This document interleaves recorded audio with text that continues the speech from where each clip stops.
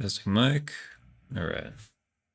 Hello, everyone. Welcome to PDCr Season 6 semifinal match between Big Dumper and Rain League's finest. Team Gambit versus Team Funzo.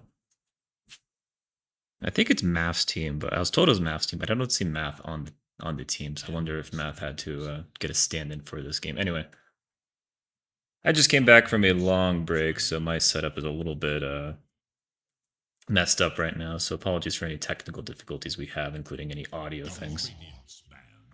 Have not done a ton of research into these teams like I normally do. What I do know is that Big Dumper was one of the better teams in this season. They only dropped one game in the regular season, and I believe they 2-0'd their series against RO to get here. So very strong team, Big Dumper. They're likely going to be the favorites going into this game, into this series. And Team Rain League's finest, Team Gambit, they pulled off a surprise upset against Kraken last week, which I believe was Winx's team. I'd have to pull up the stats, but came out of nowhere, beat Kraken, and they are now here in the semifinals. The winner of this series goes on to the grand finals of PDCr. And they'll have to play the winner of, I believe, True Strike and How to Train Your Guardian. So, exciting one. Have not been watching TI at all, so I have no idea if the picks in TI are going to be influencing these picks. But from what I see right now, Furion, Axe, Dawn, those are all really popular bands. Axe's Pugna is a pretty good support, not the most common band you'd see. And so I imagine that it's kind of a mixture of meta heroes and heroes that the players are good at for these first couple bands. Leshrac is a menace right now. Easy to get rid of the ban. I think that Lesh was getting picked a lot in TI, at least from what I heard. But a Dying Lich, annoying supports, very strong supports, get them out of the pool. Disruptor. Disruptor is very popular, I've noticed, in this league. I'm not sure if it's just the average MMR, but Disruptor is like one of those really nice supports where you can win team fights all on your own if you land that sick ultimate. It can just give like all the team fight you need to a team, which of like 4 cores or whatever, and can lock heroes down for your team to take advantage of that. Sand King picked up by Big Dumper. Let's pull up some stats. Let's see if I can tell who's playing what. Have they picked Sand King? Another issue with the stats is we had some issues with the stat recording for the ticketed games the last couple of series. So I don't think there's any data for like the last 2 series these these teams have played. So it's very difficult to know like what they've been experimenting with, playing around with. 5 seconds. So yeah, Sand King, I see Sand King. I think it's a mid or a 3. And you know what? Let me try and pull up these teams on strats. It might be a little messy. Or actually, I can just pull up a series and see.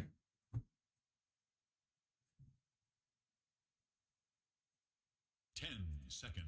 Let's see. Big Dumper. Normally, Math plays the off lane. Mild Daddy. Or no, is that safe lane? I think Math. Yeah, Math safe lane. Wild Daddy off lane. And Old Wise Sage, who's not here, plays the mid lane. So we might have a couple of stand-ins for this game.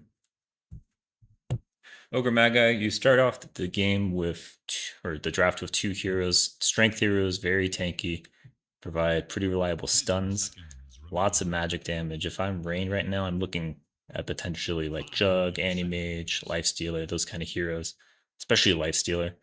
Give you that built-in BKB effect and lots of percent damage. The further bans are Morphling from Big Dumper. Not sure if there's a Morphling player on Rain, but very annoying hero when it's in the right hands. It's kind of like a Rubik where you can play the better version of your hero, and it's really annoying when you have to play against that. Sven Medusa get banned by Rain. Very, I'd say passive, but Sven can be played active, but very farm heavy heroes that Dusa and Sven. So maybe Rain are a little bit worried 10 seconds. about their late game, and so they don't want Big Dumper to play just farming heroes if they're unable to push buildings on this Rain draft. Lion gets picked up, so two squishy support heroes get picked up by Rain, followed by the Centaur. Centaur provides that little bit of front line. Good initiation hero, Stampede to get people away from the Sandstorm Epi. And also the slow from Ignite. So a lot of stuns coming out. The only non-stunning hero is Disruptor, but he has TP cancels with his Glimpse. 5 And seconds overall, like very simple, easy to execute drafts coming out on both sides. Curious to see if we go more frontline heroes with Big Dumper. You kind of want to pick heroes that can jump in and catch the line and the Disruptor. Sand King can fulfill that, but ideally you have more. Templar is a carry that goes BKB or a Blink Dagger. So she can fulfill that role of if she gets vision of the line or Disruptor, she can just blink in and nuke those heroes. Nice little thing with her as well is I think it's the shard. I believe it's the shard, but the shard gives her a silence, and that's really nice for picking off these two supports because unless they have items to try and stop the TA from blinking on her and killing her, that silence will mess them up. Silencer gets picked. That gives Big Dumper some nice counter initiation. So if they ever try to start a fight on Rain, with like the line blinking in or Centaur blinking in or Disruptor calling in a glimpse, Silencer can disrupt that and save a ally. It's also really good just to, like, if you're hitting high ground, it makes it really difficult for the opponent to attack into you because if you initiate with like your Centaur running in or whatever, the Silencer globals and you have no backup. So it feels really awful to try and fight into a team with Silencer. The hero is not very good when played from behind. That's the main weakness of the hero. So if I was Rain's captain right now, I'd be looking to try and win lanes and win the early game fights because if you're behind versus a Silencer, it sucks. And they don't have too many farming heroes right now. Centaur can be played as a farmer. Let's see what they pick here. Juggernaut? Okay. So they go with the built-in BKB hero. Versus a life stealer. Juggernaut naturally builds Manta, and so that's very nice versus the Silencer because you can purge off one of the silences. And Juggernaut is probably better versus TA. Lifestealer doesn't. Lifestealer is not that great versus burst heroes like TA. He's more versus or better versus strength heroes that just right click you to death, or he can just stand to the ground and right click you. TA just kind of burst a lifestealer before he can get any heals off. So neither side. I guess I think that we're missing a mid on both sides. Unless the Lion is getting played mid. We see Queen of Pain and Puck get banned out by Big Thumper, so they're expecting a mid to be picked by Rain. They have a lot of team fight on Rain with the Disruptor, the Stampede, the Omni. So they don't necessarily need a hero like a Puck or a Quap to kind of like add additional to that. But Puck and Quap are definitely heroes that can win lane and pressure very early on. They're not that great versus Silencer though, because the Silencer can, global them, prevent them from escaping. So interesting bans. I'd expect to see more of like a tanky hero like an Earth Spirit or something of that nature picked by Rain. I'm not sure what the mid plays for Rain, if this is a mid pick. But I'd expect to see something a little bit more tanky instead of an escape hero with that Silencer in play. Yep. They come out the Earthshaker. Earthshaker, very strong versus Silencer. Silencer can break the combo with Earthshaker just stacking all the stuns together, but Earthshaker can just one-shot the Silencer essentially once he gets enough items. and 10 seconds. just a tanky hero that can, likes to naturally build duels to get that purge versus global and last word. Overall, good pick. I like Rain's draft. Big Dumper. The last bands are Slark and Slaughter. I know Wild Daddy played, it was like Slark 3 recently, which is a very unusual pick. I think Rain is trying to ban out probably threes, just based off those bans, like Slaughter and the Slark. So maybe it's like a TA1 and a Sand King mid. I'm not sure. I think they lack on Big Dumper. They're a little bit greedy on their TA and Sand King. Their team fight's a little hard before the Silencer and Ogai get items. They're pretty reliant on their Sand King to get kills, I feel. I think you want one more right-clicking hero, kind of an earlier right-clicking hero to complement the TA. Maybe not a Huskar because the Juggernaut's in the game. But something like that, like something or like a Viper. It's just hard with these early game cores. You want to pick something that has like a natural break for the Omni Slash. So like a Razor, Viper, they're strong early game cores, but they don't really have a great way to get out of the Omni. I'm not a Juggernaut picker, so I'm not exactly sure what it'd be like something like a Morphling, but Morphling's banned. Maybe a Morta 3. Let's see what it is. Ricky. Yep, Ricky's an early game core that gives you that break versus the Omni Slash. So they fill up that hole in their draft. It's still a little bit greedy. Like the T and the Ricky don't necessarily want to be like running around and getting kills that early on. Ogre is probably going to go Midas. Sand King wants to farm jungles, get his Blink Dagger before he fights. Like Big Dumper has a very greedy draft. Rain is not as greedy. They want to be fighting early too with the Centaur Earthshaker and the Lion. So I expect that Rain is going to be playing off the Blink timings. Like as soon as they get their Blink Daggers on these three heroes, these initiating heroes down here. But yeah, overall draft quality, I'd say Rain probably has the better draft just because it's not as reliant on gold. Although Big Dumper, I think that gets scarier later in the game. They have the tools necessary to deal with the Juggernaut. And in terms of the cosmetic game, I'd have to give it to Rain just because the color coordination is a little bit better. You get all that red. You have these nice 3 blue heroes up here on Big Dumper, but kind of bookended by the gold of the Ricky and the Sand King. Let me check my Twitch real quick. We seem good. Okay.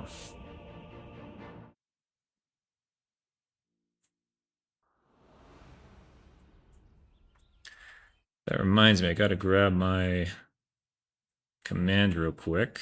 Here, let me lock onto this guy for a second while I get my command to get the fancy cam.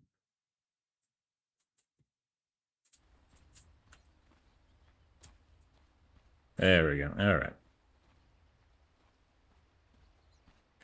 All right, starting off, we have. I'm just gonna call it by the captain's name, and I need to put my zoom on as well. There we go. All right, so Team Gambit on the side of Dire is going to be smoking up. They're looking for a in on the side of Radiant's jungle. Radiant has put heroes basically at all the entrances to their jungle, and smoke is going to break on the TA. They're going to have no idea that this TA is here. Oh, wait a minute. Spoke too soon. They know exactly where this TA is. They dropped a sentry. And they are going to get that TA first pick. I wonder if that's a play that this player normally makes, because that's kind of a ballsy move to to go for that sentry. Like, I don't think I would go for that as a support. I forgot to look at my replays. Yeah, that's probably something that this player does a lot. 10 players compete. And so nice job by Team Gambit to Glory. sniff that out, and excellent call to place that sentry there. All right, let's do a introduction for the teams. Looks like we're gonna be having a Ricky 3 played by Wild Daddy, and one of these supports is going offlane with them. Vex playing Silencer support, who's gonna be the 4, and Panda playing that Ogre 5 support. They're gonna find a Disruptor behind the tower. If Disruptor had Glimpse, he actually could have brought the Ogre back to the top lane, but has queued up that Thunderstrike. Finishing out Radiant's roster is LT Nesse on the position 1 TA. And in the mid lane, we have Funzo on the Sand King.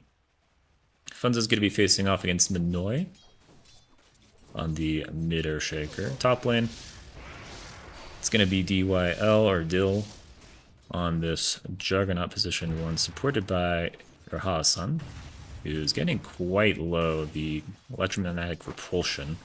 Say that 3 times fast. Keeping him alive for the time being, but very low resources. This Jug is just going to get right-clicked by the Silencer now. And in the bottom lane, we have Old Ramen playing the Centaur, supported by a Gambit on that Lion. TA getting very low. We have a lot of low heroes here, so I'm trying to keep it on the mini-map, seeing where the fighting is. In terms of how I expect the lanes to go, TA Ogre is a pretty scary lane once the TA gets some levels. Right now they're level 1, so it's a little bit harder. TA actually 1 hit from death, and doing their best to try and draw attention, but Panda's also going to get pretty low. So Radiant are kind of losing this bottom lane here. They're playing off against a Centaur Lion, which is just another solid lane, scary lane, lots of stuns, lots of magic bursts. So this lane could go either way. It's probably Dire favored slightly, just because of the simplicity factor. In the mid lane, Sand King versus Earthshaker.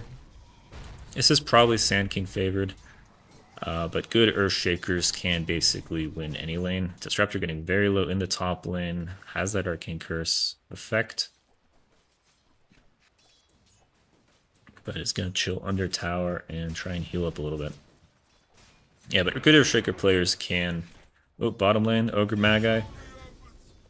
Looks like tried to contest the pull and gets caught out. That will be second blood? Yeah, the TA was the first blood. Disruptor getting so low, actually gets caught out by the last word of Silencer. Just that poke makes this hero so strong in lane. You get such great DPS between the Arcane Curse and the Silence extending the Arcane Curse. This hero gets really powerful at level 3 when you get that level 2 point into Arcane Curse. Top lane, Wild Daddy likes to play these off-meta 3s, like Ricky now. Last one I saw was Slark. I definitely filled a hole in their roster, their draft, that they needed to fill, and you know, you're just gonna be playing with basically like a 3 who's in the mid lane with the Sand King, and then you have 2 cores on the side lane. So pretty greedy draft, but they have the tools to make up for their, you know, unusual draft.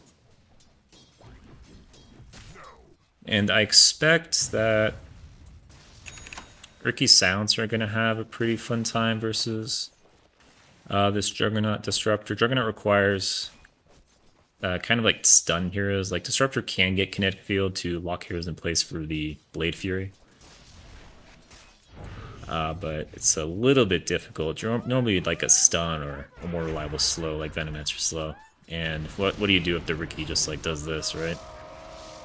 Jug is forced to use his Blade Fury to purge off that last word.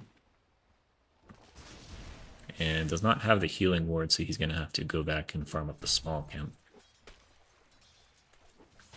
Lanes look fairly even for the most part. Earthshaker is actually doing a pretty good job in this mid lane, out CSing the Sand King, although taking a lot of damage for it. And bottom lane, Centaur is outlast hitting the TA, as was expected. Disruptor actually goes down. Looks like they dive the tower for it. Sorry for missing that. I expect this is going to be the killing up here just because I know Wild Daddy's a super aggressive player. Mid lane, Earthshaker getting pretty low, but playing under the tower.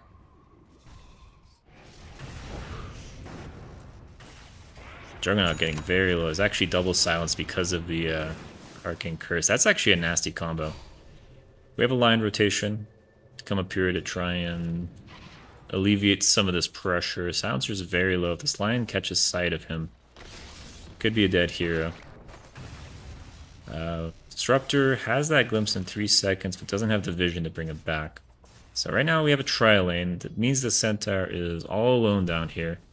And they should be bullying him out of lane, but Centaur is pretty good at just maintaining lane presence, even without that support.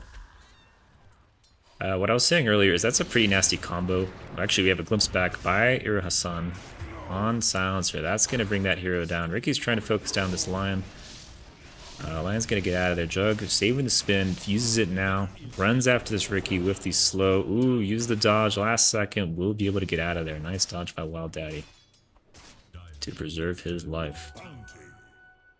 Echo Slam is available, so I want to keep an eye on mid in case we have some kind of Echo Slam play.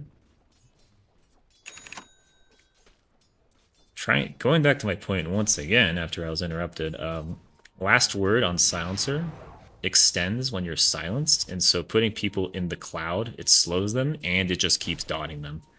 And Smokescreen is a 6-second silence, so it does a ton of damage. That is a nasty combo. And they were probably feeling it. That's why they've kept the Lion up there to kind of prevent this annoying combo from doing too much damage. And so the Centaur is just down here solo laning versus the TA as the Ogre goes and scouts out the triangle stacks, but there are none.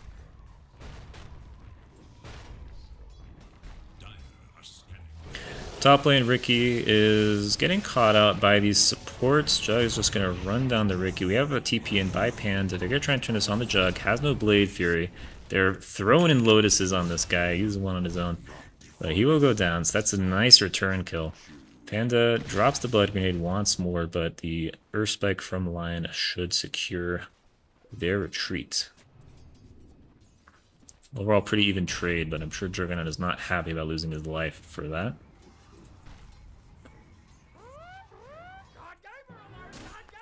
TA is likely going to keep struggling down here, so I'd expect that this last hit discrepancy is going to mount the longer that this 1v1 is maintained. As we still have the tri-lane top, Ricky's actually rotating mid. Sand King tried to go for the stun on Manoy. The power rune is top, so Earthshaker guessed wrong. Ricky is right here waiting for Manoy, drops the silence, runs out of vision. 3-man Echo's gonna pick off the Ricky, goes for the right click, nice double kill, kills the mid Sand King. And is he gonna be able to get this arcane? Gotta be a little bit careful. Grabs it, gets stunned up, but only has the stun, no ignite. If he waited for a little bit of mana, would have had enough to cast the ignite, but I don't think they were killing this Earthshaker. Excellent play by the bit on Team Gambit there.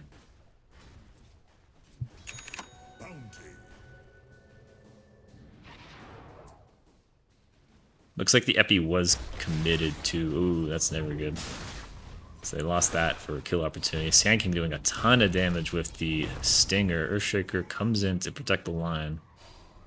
Brings down Sand King to half HP, but loses a ton of HP on his own because of that Stinger Splash. Centaur and Earthshaker are mounting their last hit lead. Centaur with 14 denies. That is pretty big at 9 minutes. TA is definitely going to have to supplement her income from the jungle. Earthspike committed mid along with the fissure. Sand King queues in. Has no epi, but he's got backup front as Panda runs in on that ogre. And Ignite is ticking down. Manoy goes down to 20 hit points, but does survive. Meanwhile, Lion maintaining lane presence. Keeps Funzo at bay. Funzo very low. Lion wants that 6. Lion does get 6. That's a dead Sand King right there. Top lane, the Juggernaut is just farming away. Dill very happy with this. Ricky and Silencer gone. T8 still farming up, not so happy though, as the Power Rune spawns top once again. Lion guessed incorrectly. Although Manoy wants this, is going to be running at it. Ogre forced to take it, so no bottle refill for that Sand King. We have heroes just kind of staring at each other in the mid lane, as is tradition in in PDCr. Silencer has come in, has that global silence, yet to use it. Airshaker has the Echo Slam. And Lion has just picked up 6, so these two heroes on the side of Team Gambit really want to use their ultimates. That's a little bit difficult with the presence of the Silencer.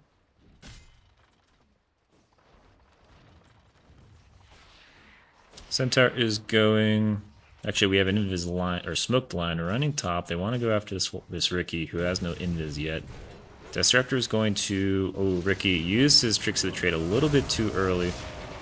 Is not going to be able to dodge. Gambit uses that Finger of Death to finish off that kill. Funzo did come top, has Epi, but the fun is already over as his friend has died and Dire have retreated.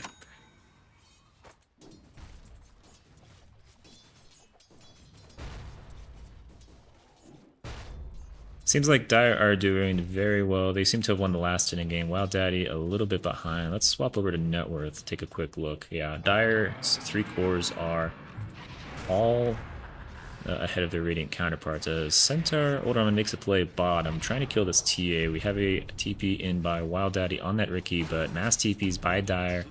Gambit and Har on the supports. They're going to turn this around, maybe? The Centaur goes down. We have Epi being channeled, but the Har Silence just going to run away, glimpse the Sand King back. That's a blown Epi. But the damage is already done as Centaur did go down.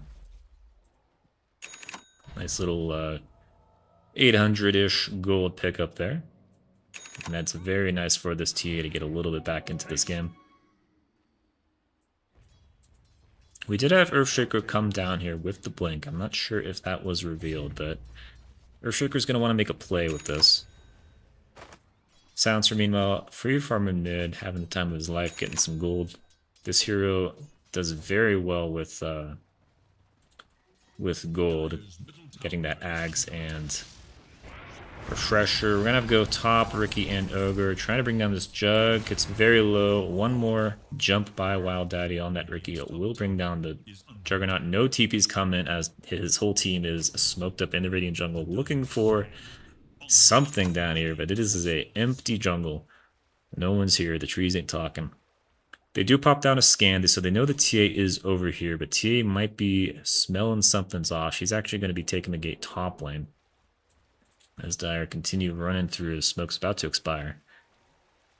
So a lot of time wasted on these Dire cores here. It gives the TA and Ricky a little bit of time to catch up and even out that gold.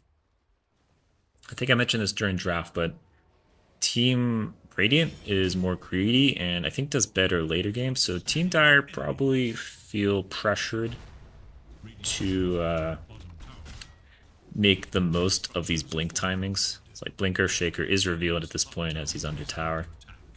Lion working towards his, still a ways off. Old Ramen gonna have blink next, has the gold for it if he wants to use it. We have another smoke out, this time by Radiant.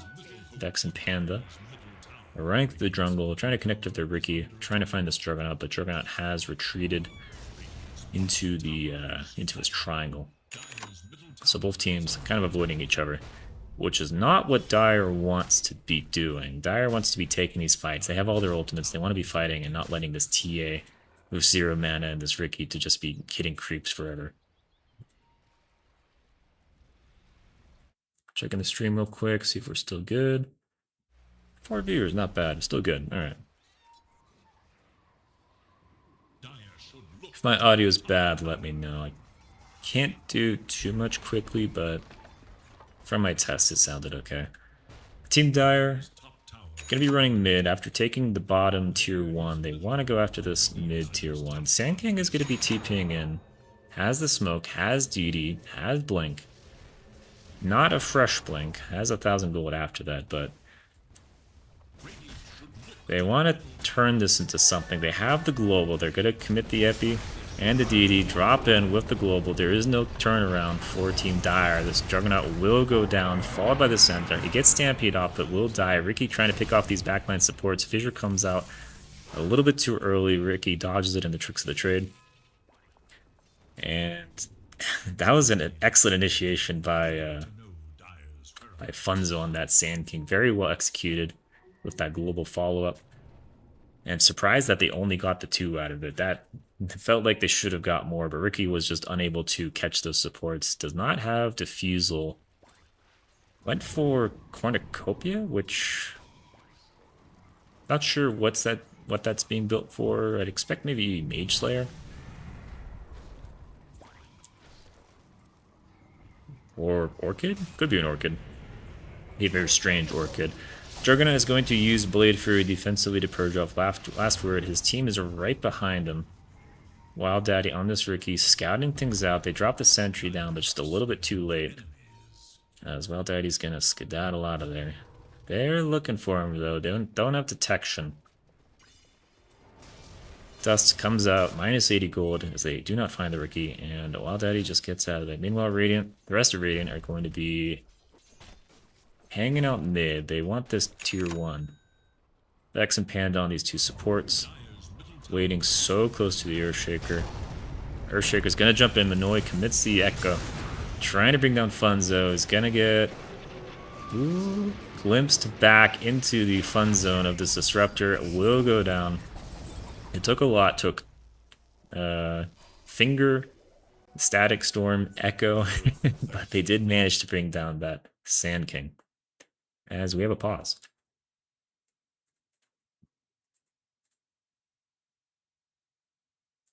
10 seconds on Global, 30 seconds on Sand King. Sand King does not have Epi, but will have it once he's alive. You could make a play for this mid tower. I don't think that Radiant are going to contest this. It's just a little bit awkward because you committed so many ultimates for the kill. We do not have a reason for the pause, so we're just chilling here.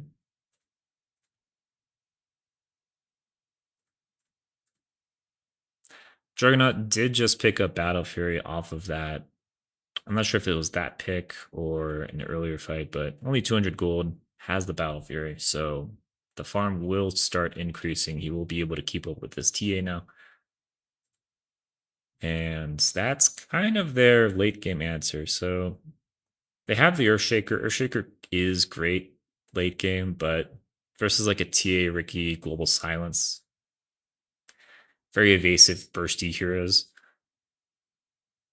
Well, Silencer is neither of those, but Silencer just gives you like disruptions. Like Earthshaker, if you disrupt the Earthshaker, you're able to like stun him for just a little bit. This TA and this Ricky can burst down the Earthshaker, so he's not that super reliable. Juggernaut, meanwhile, is probably going to need to go BKB this game because of the Ricky Cloud. Ricky is great versus the Juggernaut. You just drop that smoke cloud and you have a hero to keep him inside of it. In this case, like Arcane Curse is decent, the Sand King stun, the Ogre stun is decent. You do all that, you prevent him from casting any of his spells, and he's not very tanky. Do have an unpause. Let's see if this Team Dire wants to go for the tower push. They drop the Fissure. It's just this Silence. He's playing very aggro. Incredibly aggro. Lion goes for the stun, gets it, but they're scared. There's nobody in Radiant around here. So Silencer feels like he got away with a very lucky move there. Top lane Ogre has that backpack, Gloves of Haste. Love to see it. Going for that Midas next. We'll have it probably in the next couple of minutes if he keeps farming. Ricky is going Battle Fury, so Ricky feels like they have the early game advantage, or they came out of the early game enough to be able to support this Battle Fury. And yeah, I mean, it's good. Like, Team Dire doesn't really have the best push. Ooh, I think the Silencer might be in trouble. They just played a little bit aggressive here. They can bring down the Silencer. I don't know why this Earthshaker isn't just jumping on him. You have your support's backup behind you. I guess you don't see any of Radiant's heroes except the Ogre on the map. But the Silencer feels like he's getting away from murder here, just sitting this lane, getting all these creeps, keeping these 3 Dire heroes at bay. That's such good time efficiency there. But yeah, like Dire doesn't really have pushing heroes. Like their best pushing heroes, you know, Juggernaut with the healing ward and the right clicks, and Centaur with the retaliate. But you know, it's not like amazing push. It's not like a lone druid or a Pugna or whatever. So they're not going to be able to crack high ground in any short amount of time. So that gives Ricky a lot of time to just build up Battle Fury, cut waves. You know, like if they're pushing mid lane, you can just go mid, kill the wave super quickly with your Tricks of the Trade and this Battle Fury, and kind of just stall the game out. Because if this game does go late, it is very difficult for Team Dire. I say very difficult. Like the team itself is simple to execute, but if this Ricky and TA and Sand King are allowed to get items, it just becomes very difficult for this Juggernaut to do anything.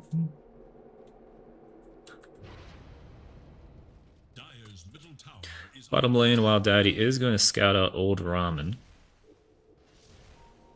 But that's all it is. It's just a scout out, as these 2 Dire supports are just clustered together. They're running around together. You can kind of see the effect of them not really farming as they are falling behind their Radiant counterparts. That's definitely giving the boost up for the overall net worth favoring Radiant. These supports are just farming up. Ogre's going to have that Hand of Midas very soon. It has Blink queued up as well. That's going to be very fun to see. I think Dire are hanging down here because the Tormentor's about to come up, but Tormentor is going to spawn top because Roche is bottom. And so Radiant are actually up here on top of this. TA has the trap. They're going to de-ward it. So Dire, they want to go top. They want to contest this, but at this point, Torm's already dead. They only have the 3 heroes. They don't know what's waiting for them on the other side, so they're just going to have to give it up. It goes to the Silencer. That is an awesome shard to grab. That gives you the steal 3 on that hero. Not a super high kill game, but some of these heroes, looking at the Jug and the Centaur, really don't want to pick up mana items. And so if you kill these heroes a couple times, they're going to have severe mana issues with the stolen. And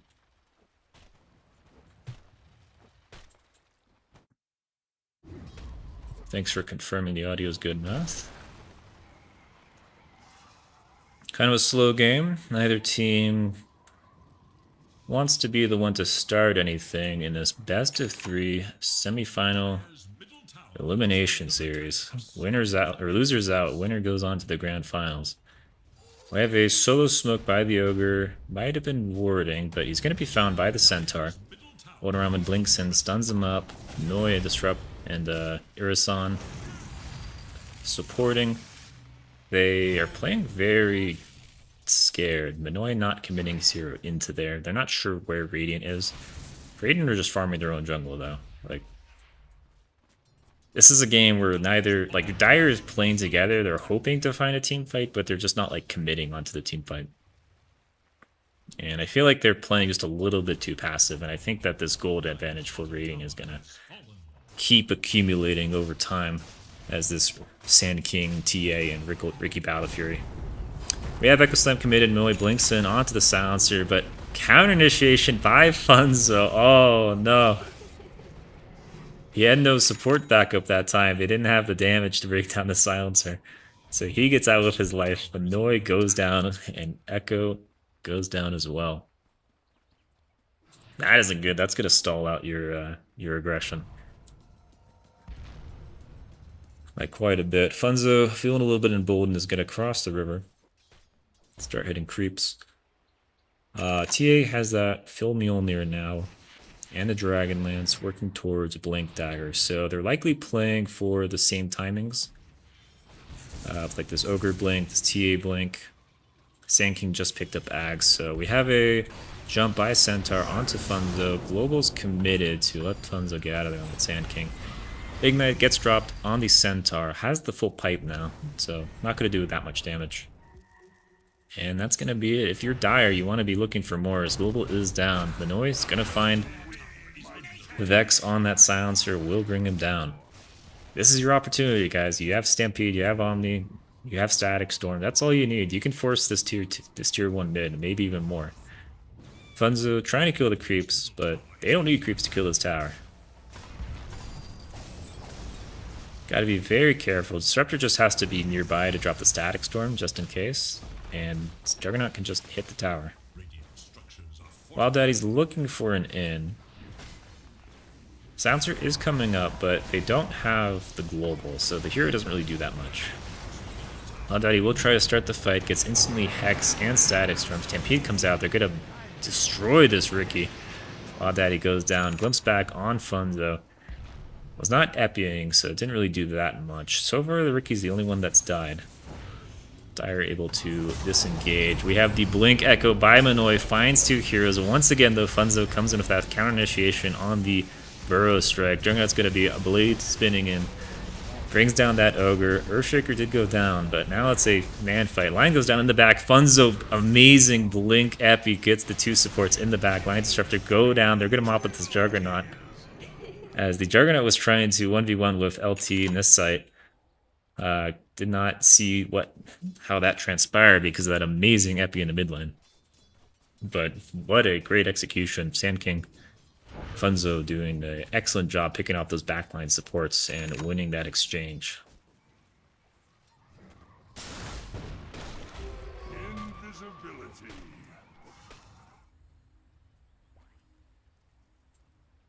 And back to farming for Team Radiant. They split up to 3 lanes and they start hitting creeps. Yeah, we don't need to rush. We don't need to play objectives because they know that they don't have to be like hitting buildings right now or getting Roshan. Like they just have to be stalling the game out for longer and longer and keep accumulating this gold lead.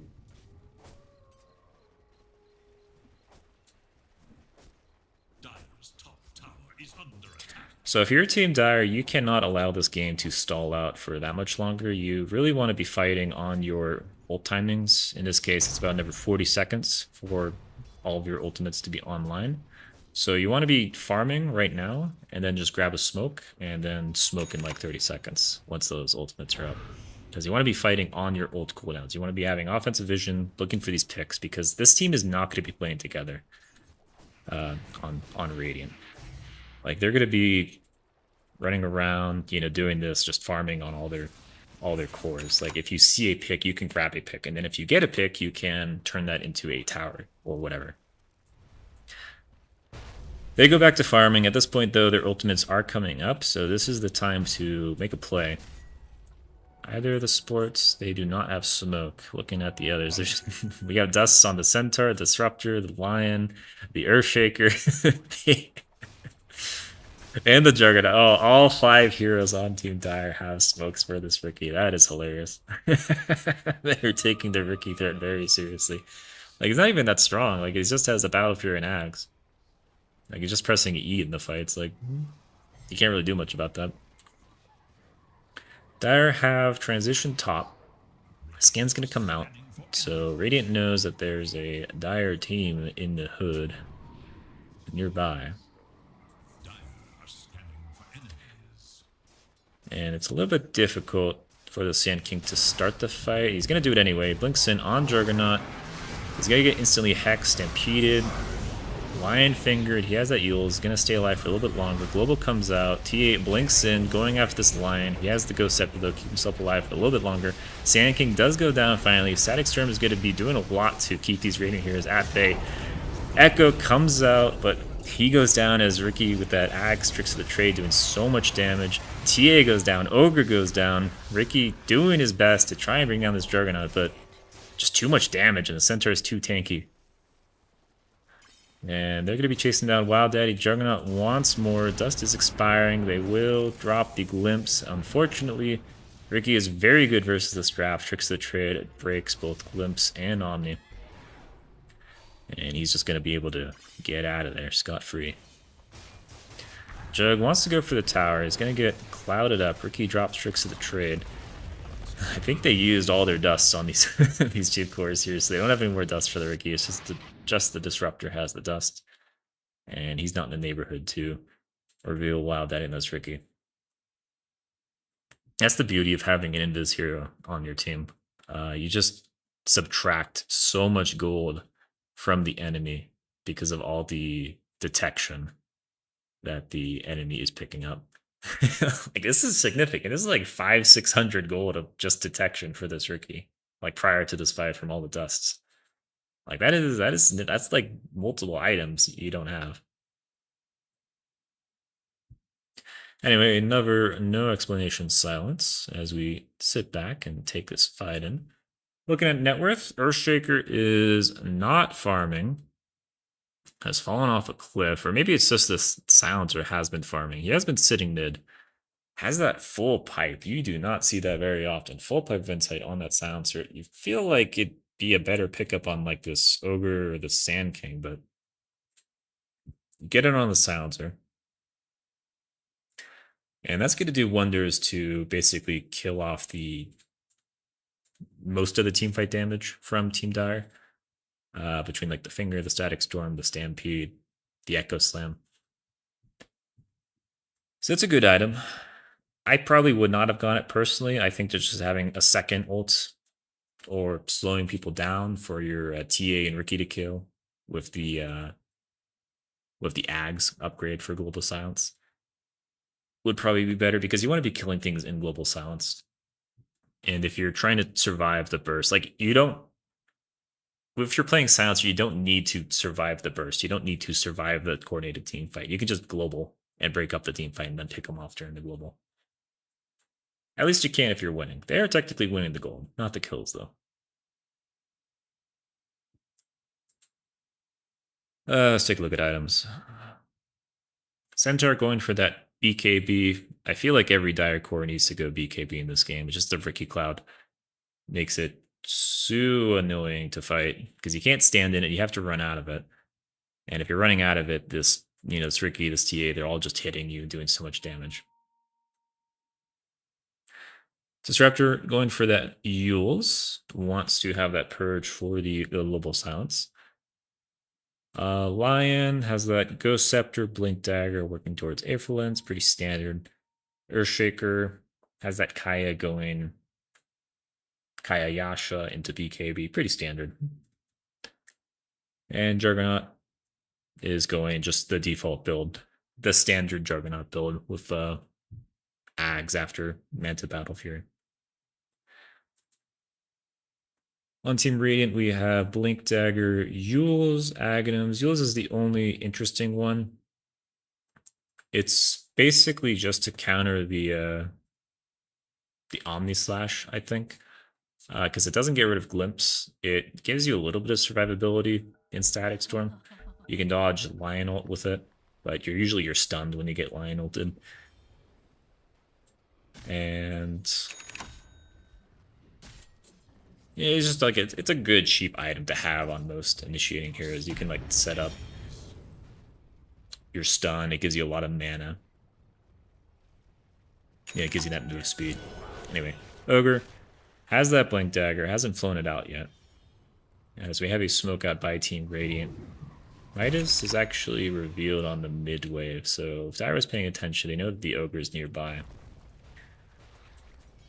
But has that Blink Dagger. Blink Rush is pretty unusual for Ogre. He's going for just standard support items after, like Glimmer Hex, so nothing too crazy.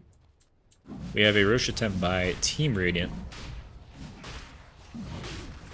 Team Funzo, they're going for this Roche. They have pretty good vision around the pit. Like, all the entrances to the right side of the pit are covered. So they'll know if Dire's coming in well ahead of time. Silencer went pipe, going towards Ags Refreshers, so just stopping for that pipe. Just, you have the gold, you may as well just grab it, give your team that little bit of boost in the early game fights, and then going back for the traditional build. Ricky, Battle Fury, Ags, working towards Gleipnir. Interesting Ricky build, I like it, very homebrew. And TA, standard build again. Has has that Hurricane Pike I expect to see on the courier coming up. Where are you at with that Aegis? They did put Aegis on the TA, and I'm curious to see if they go for more fighting or if they just start pushing buildings on this Radiant side. TA is a great tower pusher, especially with Aegis, so you can just kind of hit the buildings. Funzo is going to start a fight on Old Rom, and it's a little bit difficult to start the fight on the Centaur, though. A lot of HP. TA is just going to be hitting the building as Radiant did retreat off of that. Nice fissure block comes in on Funzo. He gets bursted down very quickly. They drop the Static Storm, but it's not necessary, as without the Sand King, it is hard for them to fight. Epi is still a significant source of their damage, especially with that Ag Scepter upgrade. And yeah, that's gonna chew off a little bit of time from this Aegis. Silencer's still positioned on the high ground. It's going to be found by Centaur. Centaur is a little bit slow to react. Lion will make up for it though, as Lion comes in with that Blink Dagger. And will bring down that Silencer. So a little bit of clunky play, a little bit of uncoordination by Team Radiant. They're going to be forced to retreat back to their side of the river. And Dire will take the opportunity to do a little bit of dewarding and farming.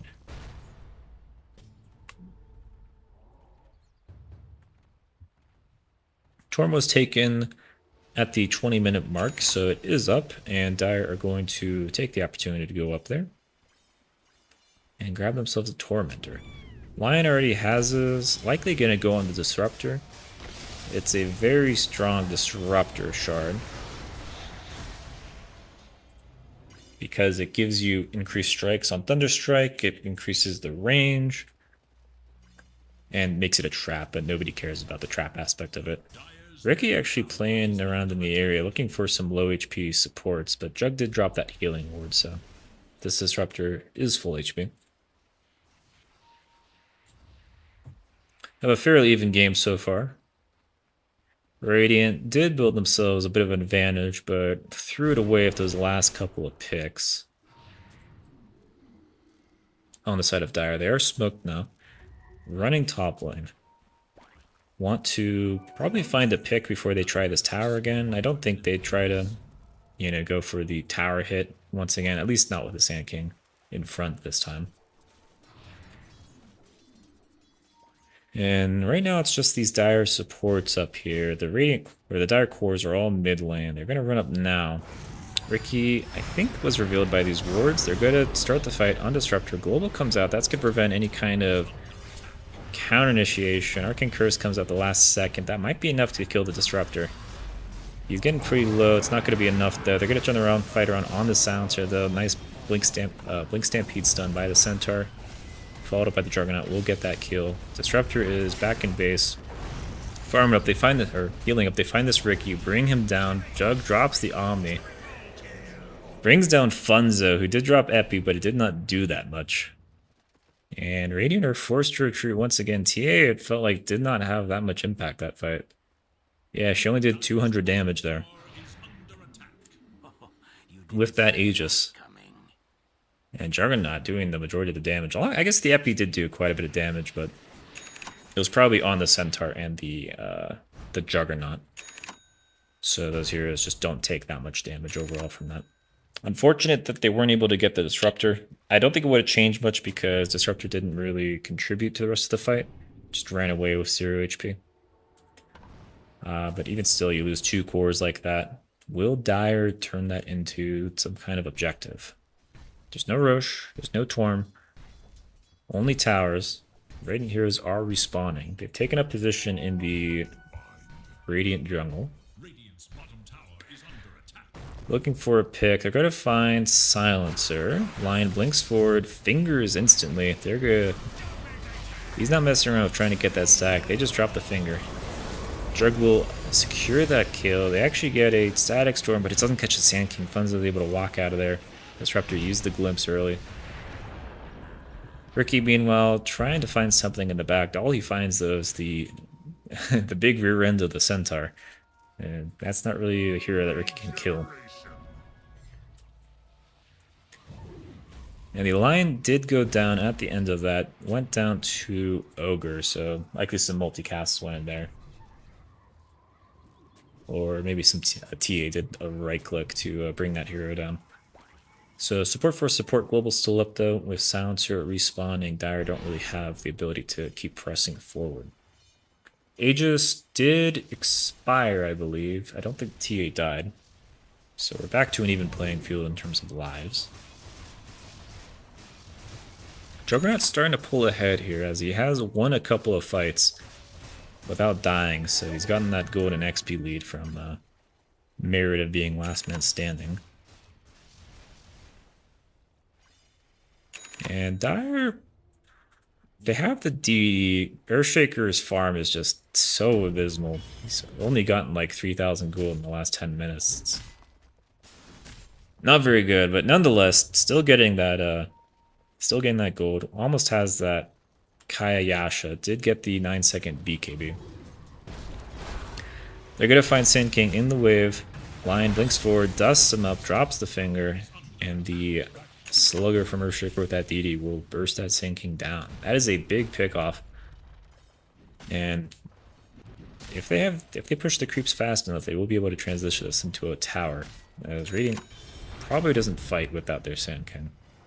Dire's top tower is under attack. Still blinks forward aggressively, trying to find anything. Meanwhile, Wild Daddy, hero ally dies, just run top, cut the wave, push the top. Being very annoying up here on this Riki, as Dire have yet to start hitting buildings. Meanwhile, Riki is just sitting here, drops the cloud on himself. Oh, that's the idea behind the Gleipnir. You get more AoE on the tricks of the trade and smoke screen.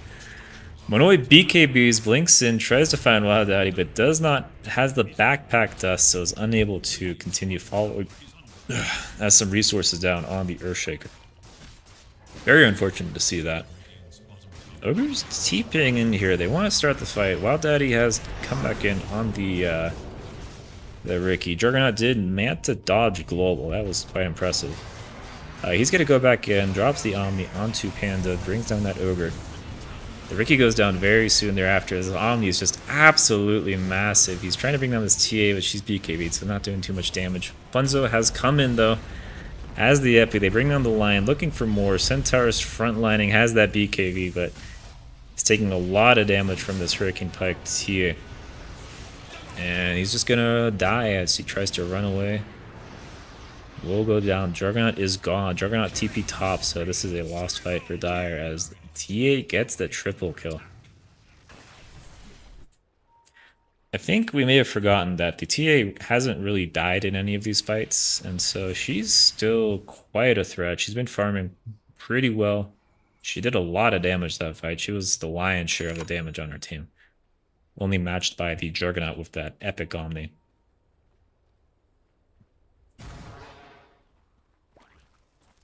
And yeah, they stopped the push. Dire does get the tier 2 off that, so not the end of the world. Gold is also not the end of the world. It's really that XP exchange. TA, Silencer, and Sand King each getting a big chunks of levels.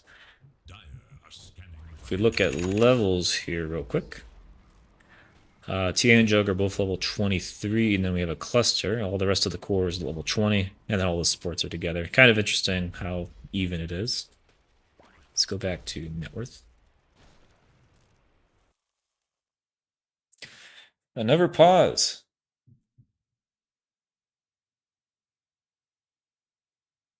Why Mjolnir on TA instead of Deso? Asks Math Magician. It's a farming item. I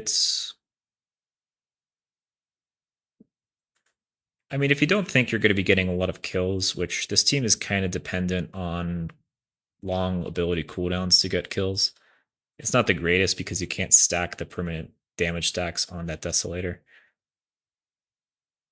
Mjolnir, it helps you push out waves because you can just drop the thing on the creep, the little static charge. It gives you a little bit of true strike if there's any sources of evasion, which I don't think there is. Eventually, Jug may go battle or butterfly at some point.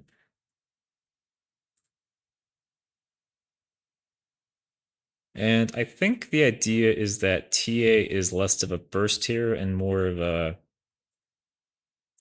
she needs to just stand there and right click as her teammates are like doing things around her. Like she's not really playing an assassin this game. She's more playing kind of like a Drow Ranger this game, where she's like backlining, hitting things while her team does stuff in front of her. Like she doesn't want to be like blink jumping, Dessa striking here. She wants to be like sitting in the back. Like Dessa's still good even with this play style, but it's also nice to have the Mjolnir proc for blink daggers, of which Team Dire has 4 blink daggers because you can get those chain lightning jumps to proc and cancel blinks.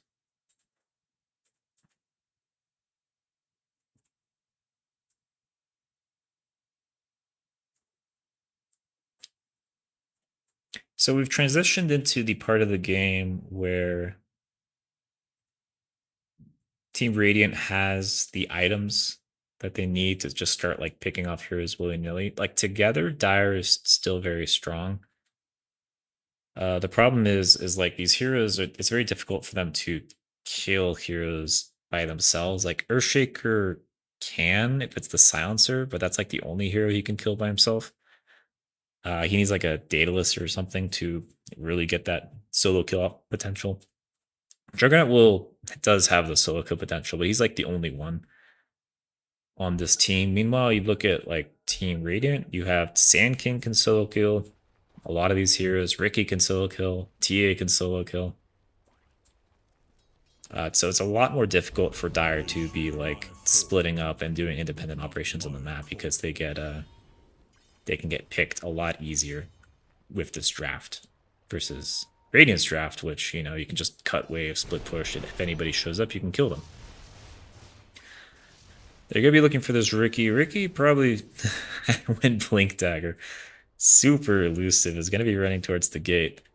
Lion smoke breaks. They know they dust. Ooh, he goes in. Can they find them? Ooh, the Earth Spike misses. Wild Daddy. Can he get away? They don't guess correctly. They think he went down. And Wild Daddy does go away. They actually have vision, or not sure if the dust was on him still, but he's just gonna go back to cutting the wave. I played against Wild Daddy, I think twice. I think I played him twice in scrims and twice in league matches, and he's a very annoying player because he does this. He just cuts waves. If you put him on a core, he makes a ton of space for the team doing shenanigans like this.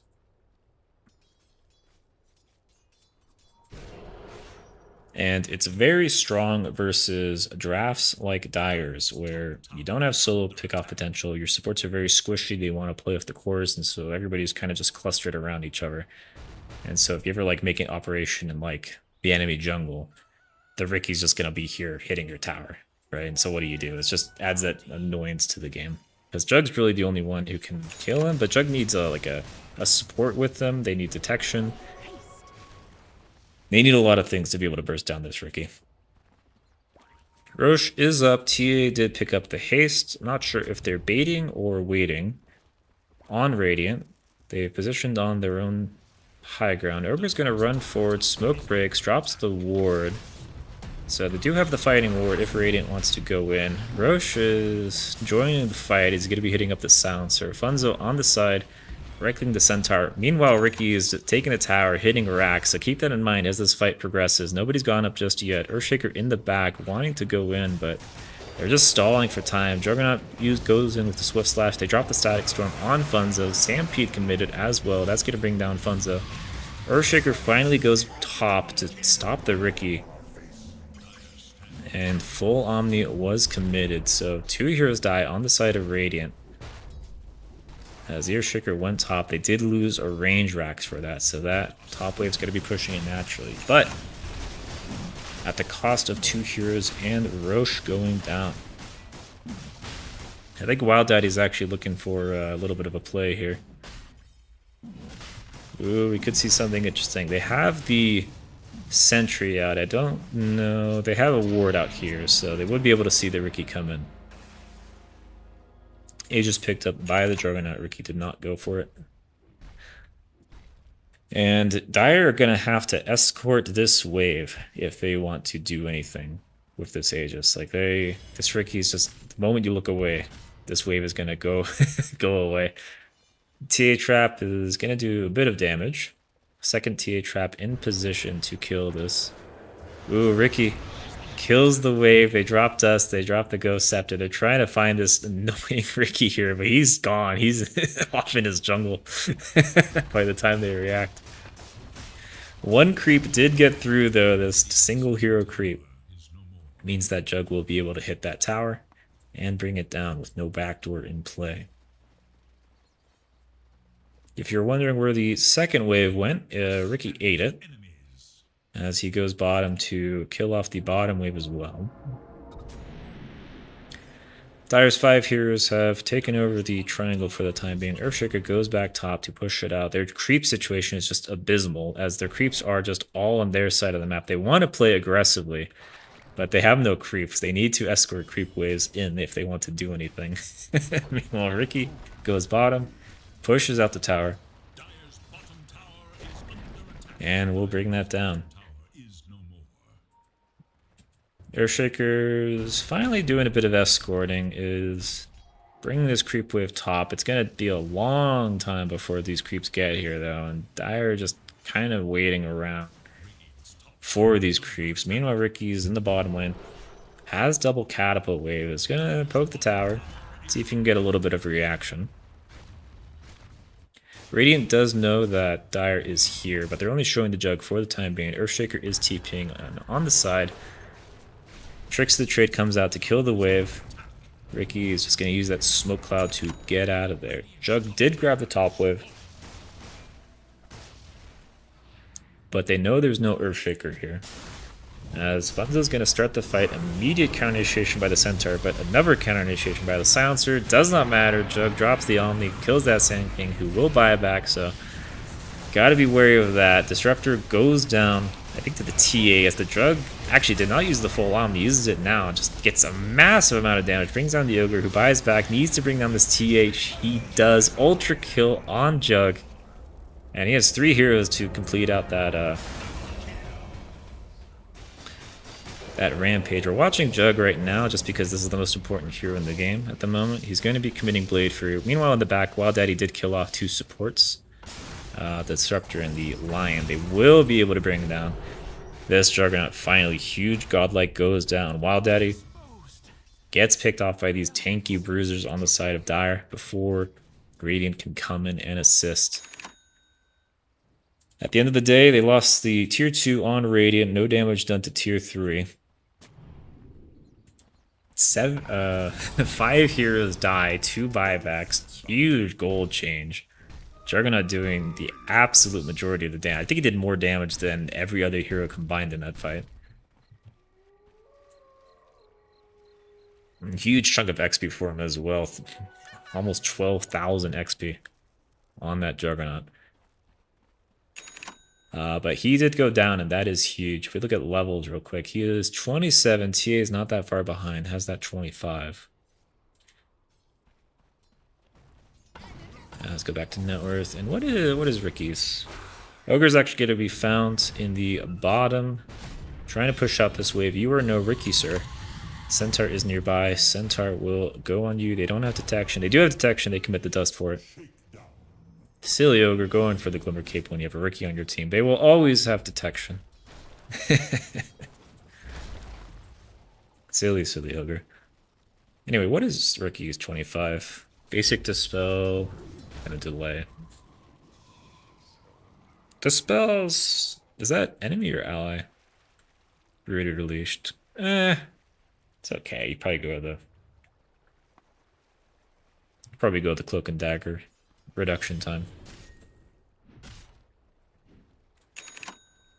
Centaur's 25 is Hoof Stomp duration or Retaliator. It's probably Hoof Stomp duration this game.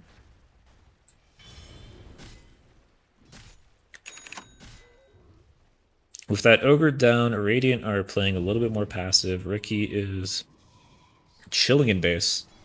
Although now the Silencer has taken over the Ricky duties as he runs top to push out this top wave safely with the Arcane Curse. And did you go AoE? You did go AoE. A fun fact to all the silencer players out there, when you pick up this 250 AoE last word, that's really good at pushing up creep waves. Because the creeps have 0 int, so you do a ton of damage to them. You just nuke basically the entire creep wave. Banner creeps and siege creeps I don't think die, but it's close. And yeah, you just pressed E on the wave, and that will kill the creeps and give you the gold versus Arcane Curse, where it's very random. It's not guaranteed to kill the creeps. Dire has retreated back to their side of the map. There is a Tormentor available if they want to go after that objective. Ricky went Swift Blink. That is very nice of Tricks of the Trade. Gives you that plus 35 agi to just do massive damage.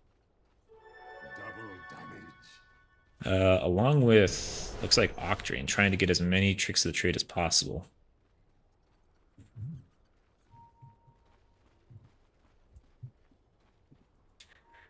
Both teams are kind of opposites, as Dire are congregating top, want to push out this top lane, meanwhile Radiant are bottom. I think that Radiant wants to avoid a fight, or maybe they want to pick off whoever comes in.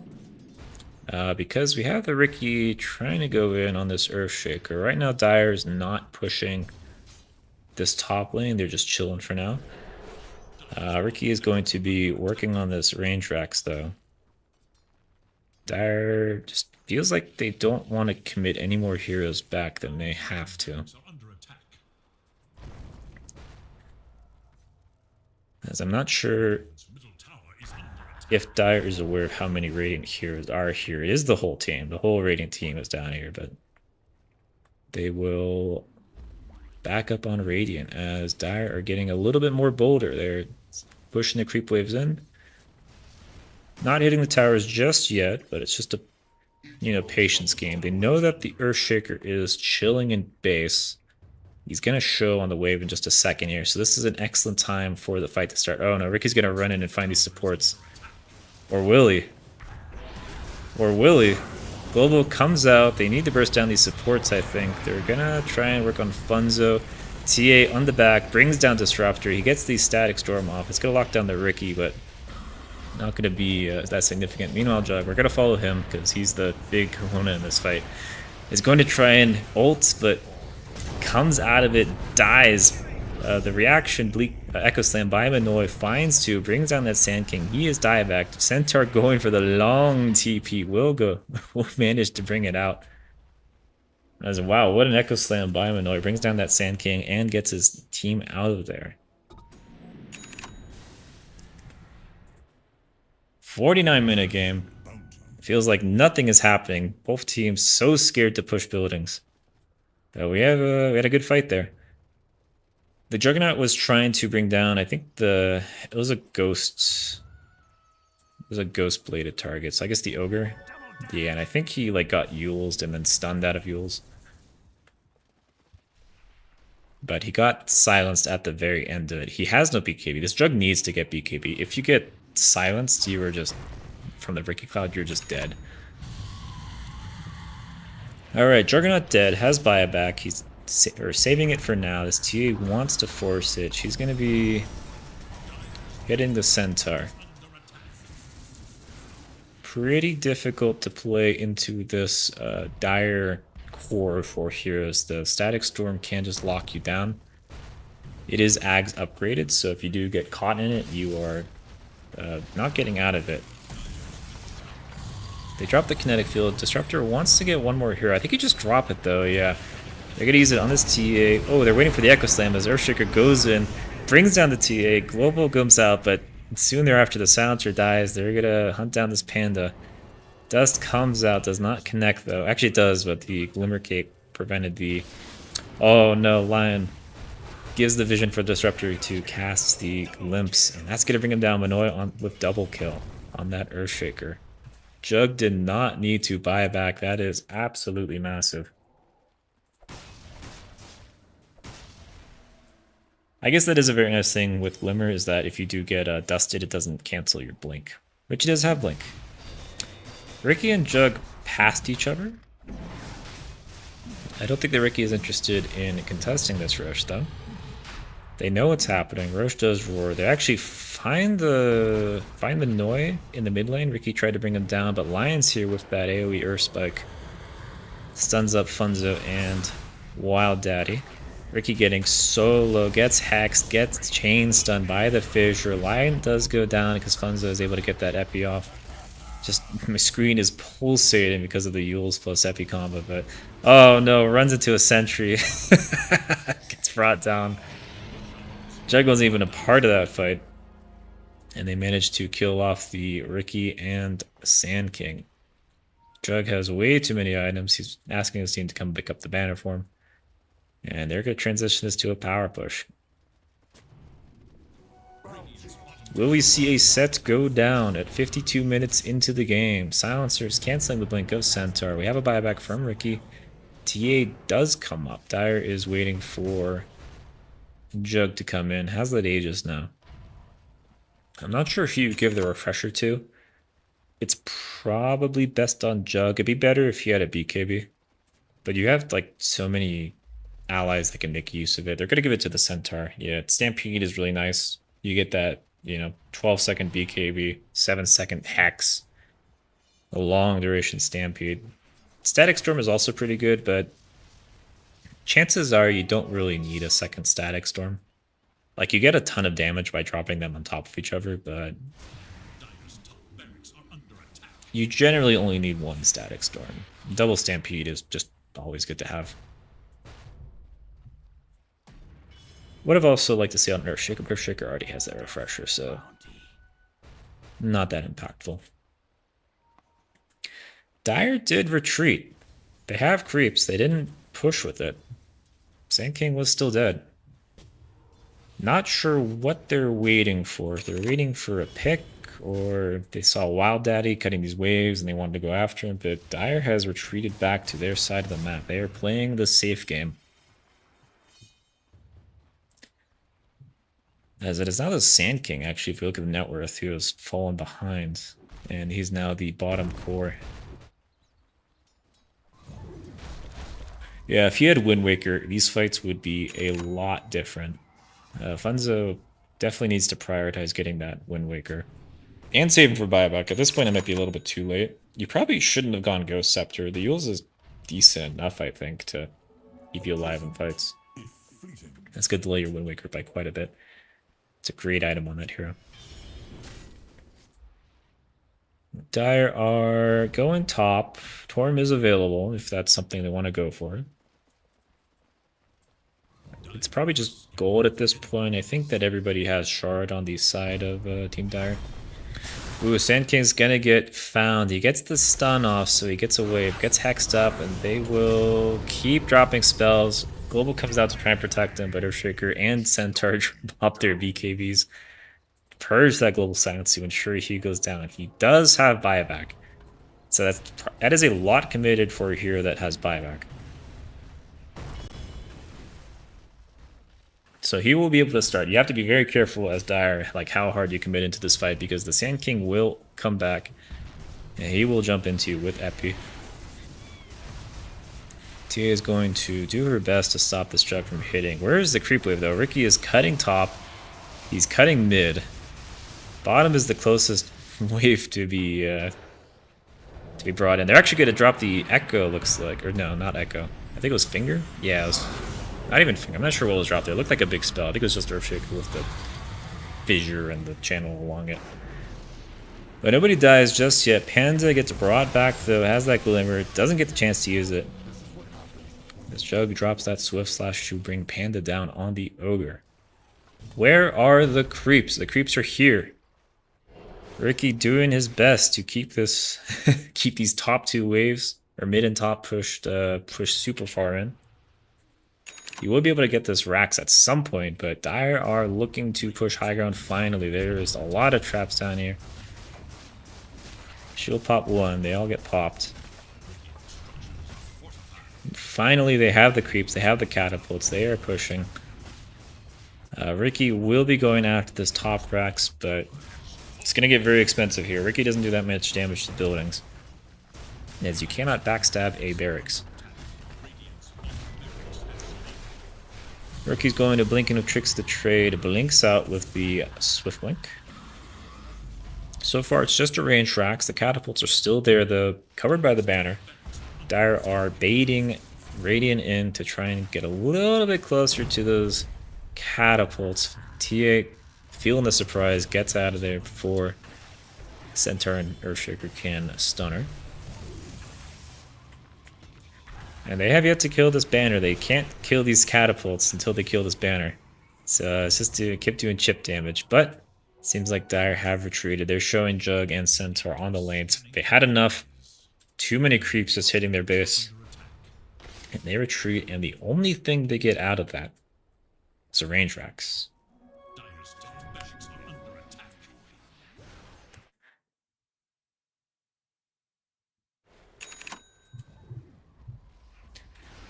You bring up good point, Mathematician. Dispel for the dust is very nice. So yeah, just getting that for the dust is probably worth it. Did go that talent. And we're back to square one. We're claiming it on 58 minutes. Both sides are just farming up, pushing lanes in. Jug has developed a monstrous lead, but after this Abyssal Blade doesn't have that much more room to expand. It is essentially itemed out, so he's plateaued. Meanwhile, these Radiant cores can still keep climbing up in terms of lethality. The Sand King especially, once he gets this Wind Waker, he's going to be doing a lot more damage in fights. And Silencer is one of, if not the best, late game support. Just because of that refresher ags, you just have amazing impact no matter the stage of the game. Just break up all the fights. You ult, they BKB, you ult again. They can't do anything during the whole duration of their BKB. It is very difficult to play into Silencer late game. And I expect that's going to start having an impact in these fights going forward. I mean, we could see the Jug. Like, Jug, if he gets his ult off, you know, Global's not going to stop that or prevent anything from happening like that. So we have another pause. This time old Ramen goes down.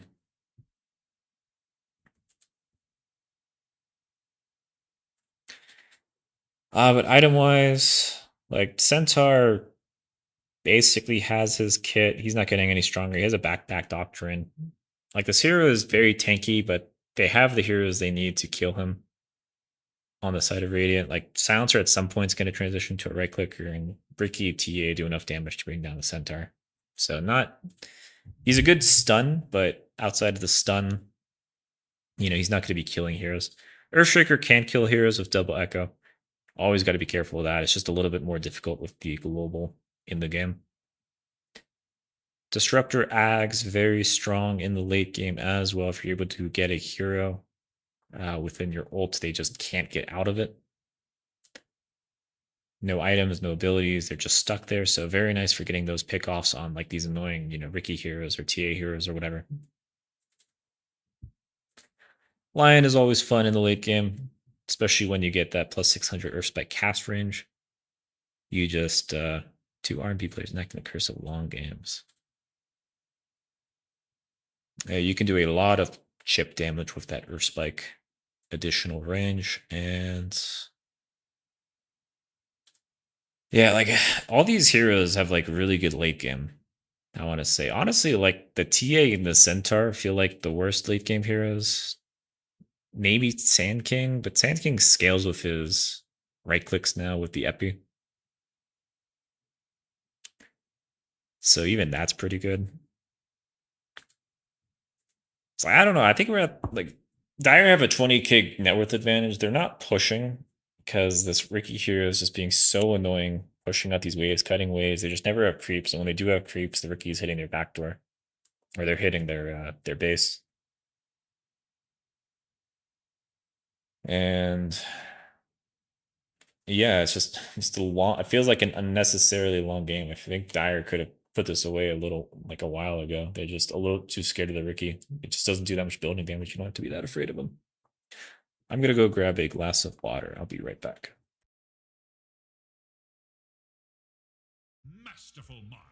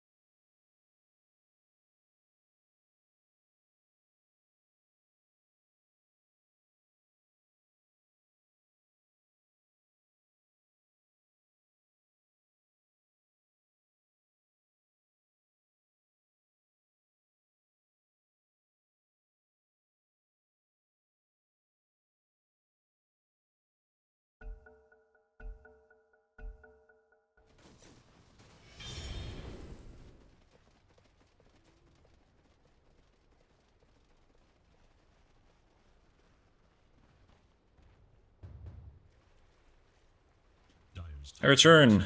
We have unpaused. Ricky has started hitting the top lane. Is going to be jumped on by Old Ram and has the Hex on that Centaur.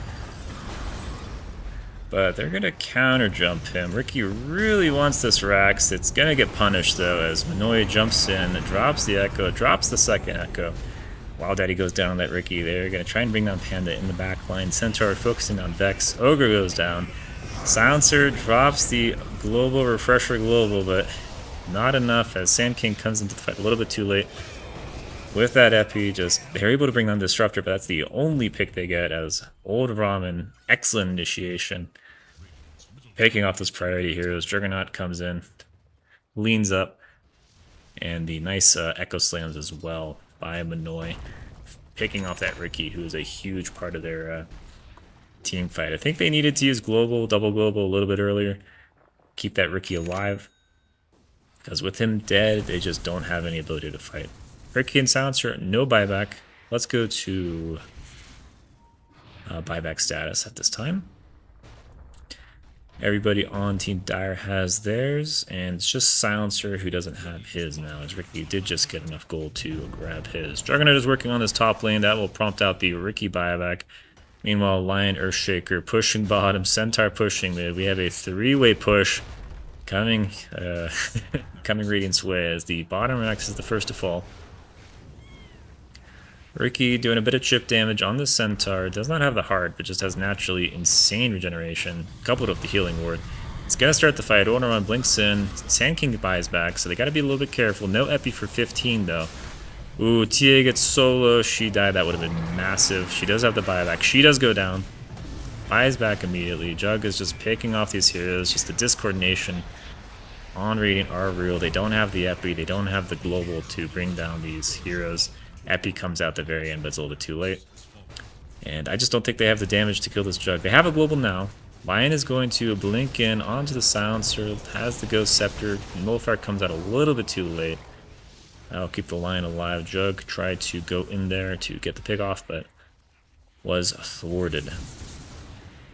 So far, 2 sets of racks have gone down. We have 3 buybacks gone on the side of Radiant. Only the Ogre has buyback at this time.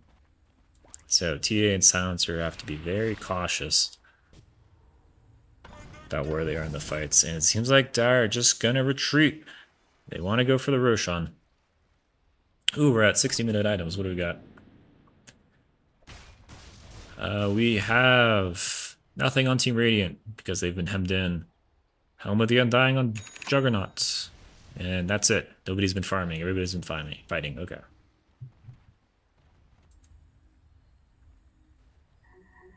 You guys can't just let them respawn. Come on, Dire. They're gonna find the Ogre. Panda gets the Glimmer off. Nice text. Is stuck. Has the blink though. Will he be able to get out of there? Kanglet comes back. Doesn't do so. Oh no. Silencer goes down. 400 gold off. Buyabacks. TA. BKB's up. But she cannot fight this Juggernaut. Echo comes out. Solo onto the Ogre. As the TA went in to try and get the line, she did in fact get the line, but she is in the Static Storm. Will going out to this Juggernaut. Nobody has buyback. Just the lone Ogre versus the Storm. Ricky is coming up along with the Epiman. And we'll see if Epiman and Ricky can change this fight. I don't think they have the damage to bring down the Juggernaut this time, though. We're going to see. Wild Daddy is up. The tier 4s are standing strong. Epiman is here. Jug is going to start the fight and bring down this Ogre. Ricky in the back, trying to split up the team. You want to get them together, though, as a huge Epi comes out, but it's just not enough damage. Still getting so low on that Juggernaut. So very low, but it's not enough. They needed just a little bit more damage. And GG is called by Funzo. That will do it for game 1. A 63-minute, 55-second thriller. Back and forth as the strength of Juggernaut and Dire Simplicity really helped them there.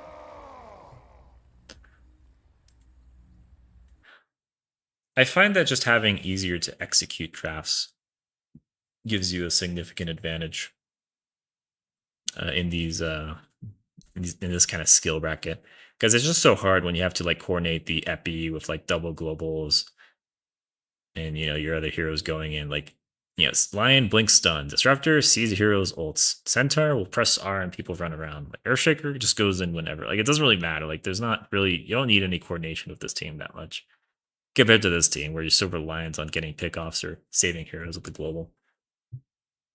But anyway, that's going to be doing it for game one. Rain with the upset. Big Dumper was, one of the best teams, if not the best team in the league. They go down game one. If they lose next game, that's elimination. We're going to take a break here as we set up game two. Stick around for that. We'll be back shortly.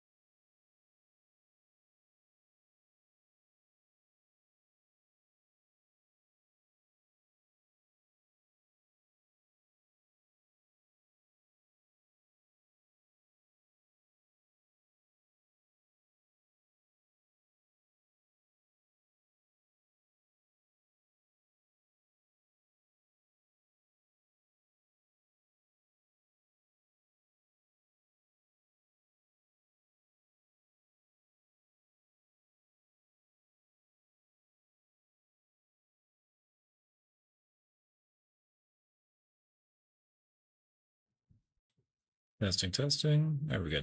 Hello, everyone. Welcome back to phase PDCr semi-finals game 2 elimination series between Big Dumper and Rain League's Finest. Team Math versus Team Gambit. Last game, Rain pulled the upset. They defeated Big Dumper in a very long 63-minute game.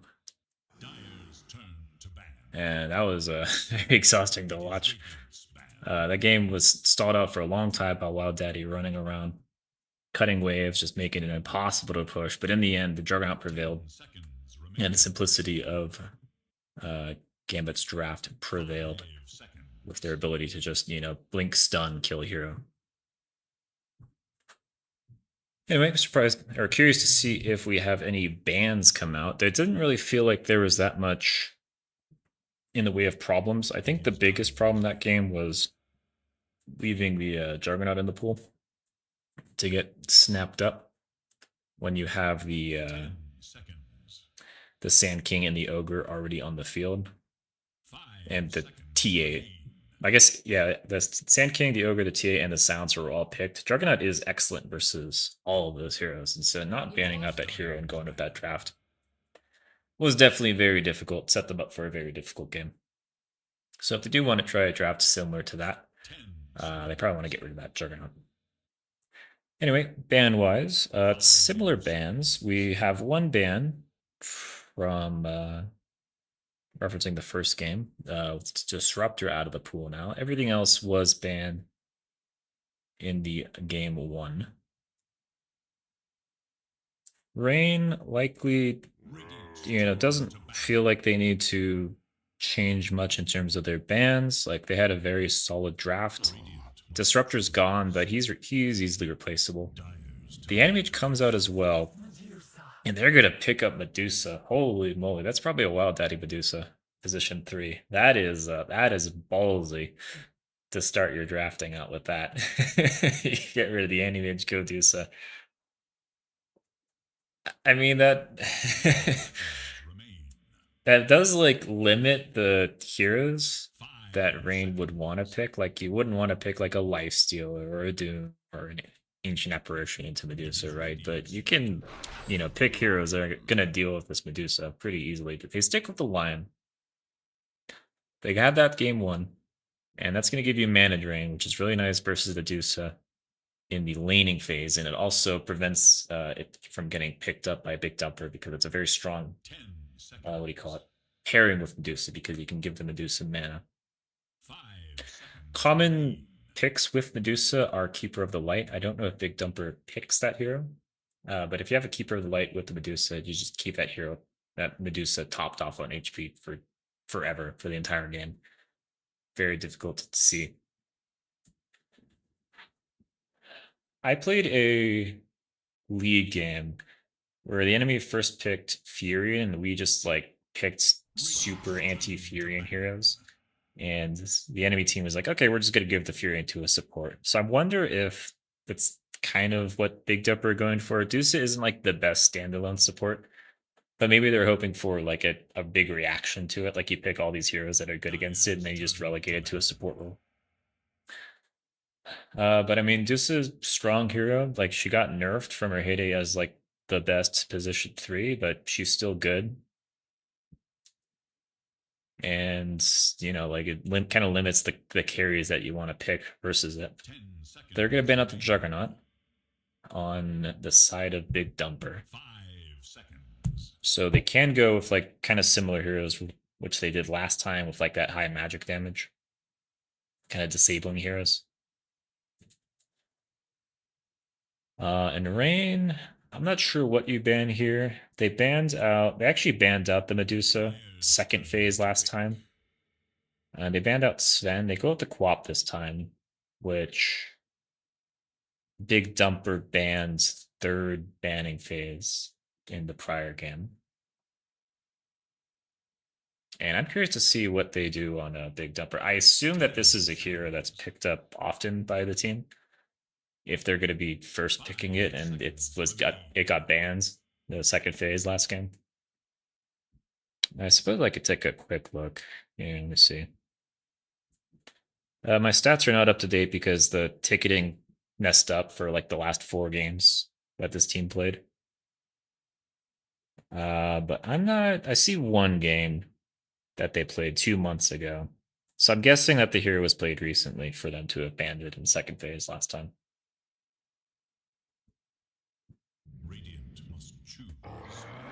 Anyway, we're going to see Centaur. So sticking with their guns, they're going to stay with the same draft so far that they did in game 1. That Lion Centaur, very strong pairing. It's hard to draft a safe lane that can deal with that adequately. 10 seconds. You don't want to put the Medusa against the Lion because the Lion's just going to drain all your mana. 5 So I wonder where they're going to put this Medusa because you probably want to move the Lion to the lane the Medusa's in. So they could flex it as like a position 5 Lion if they think this is going to be a 3 Medusa. But maybe Big Dumper, sees that coming, and so they put Wild Daddy on a position 1 or something like that. We'll see. They go with the Clockwork. 10 seconds. Clock is an excellent hero versus Medusa, so that could be a deny pick. But it gives you Clock is great with as a lane pair because you run up, you put people in the cogs. Medusa can follow up with the volley, and so it's a very easy setup. You do a lot of damage, and Medusa just likes to have like that, lockdown melee support in front of her to help her out. Pugna gets picked. That was also banned last game. It gets through. It gets picked by Big Dumper. It's really good heal versus the bursts that Rain has right now. It gives you good tower push. If this is a 3 Medusa and Medusa does go Meteor Hammer, that gives you a lot of push between those two heroes. Rain goes Windrunner. Let's see if I can find who the Windrunner player is. Heroes, have they picked it? I don't see a game where they picked it, so I'm not sure where the Windrunner is going. Could be a support, could be a mid. Sometimes it's played one. It's one of those heroes where it can be played really in any role, kind of like a Vengeful Spirit. But I wouldn't expect a core to be picked this early, so right now I'm leaning support Windrunner. We'll probably get a better idea with this 4th pick. So let me check the stream real quick. Nobody's complaining about anything, so we're probably still good. Invoker. Okay, so not sure if that's a mid Invoker. Let's see, who is the mid? It was Manoy. Let me look at Manoy real quick. Manoy plays Windrunner. Okay. 5 seconds. So I'm now thinking that's a mid Windrunner and like a support Invoker. Let me see. Who is the Old Ramen was the 3. He's the Centaur. Dill was the 1. It was a Harasan. Trying to do my research here while the draft is still going on. I don't see Invoker being picked on Harasan. Actually, he did play it once. Okay, so probably support Invoker on his Harasan. Mid Windrunner 3 Centaur. Okay, so right now Team Dire has still a pretty simple draft. They don't have any. Their only right clicker right now is Windrunner. Invoker can sort of do it. Lion can also sort of do it, but those are 2 supports, so there's not really right clicking heroes. They kind of lack damage. Windrunner has to pop off with like Diffusal or Mjolnir, Daedalus or stuff like that to really be like your damaging hero. Windrunner is going to be the designated Diffusal carrier, I expect, to try and bring down this Medusa.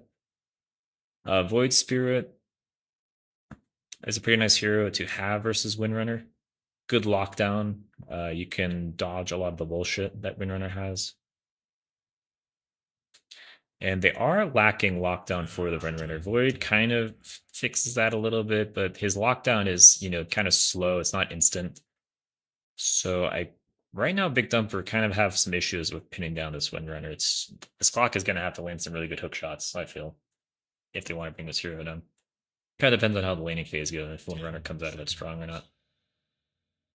but I'm expecting it to be they want to pick their one on Dire. Dumper bans the Void. That's, very simple combo with the Invoker. You get that Cataclysm with the Chronosphere. So just get that out of the pool. You don't have to deal with that.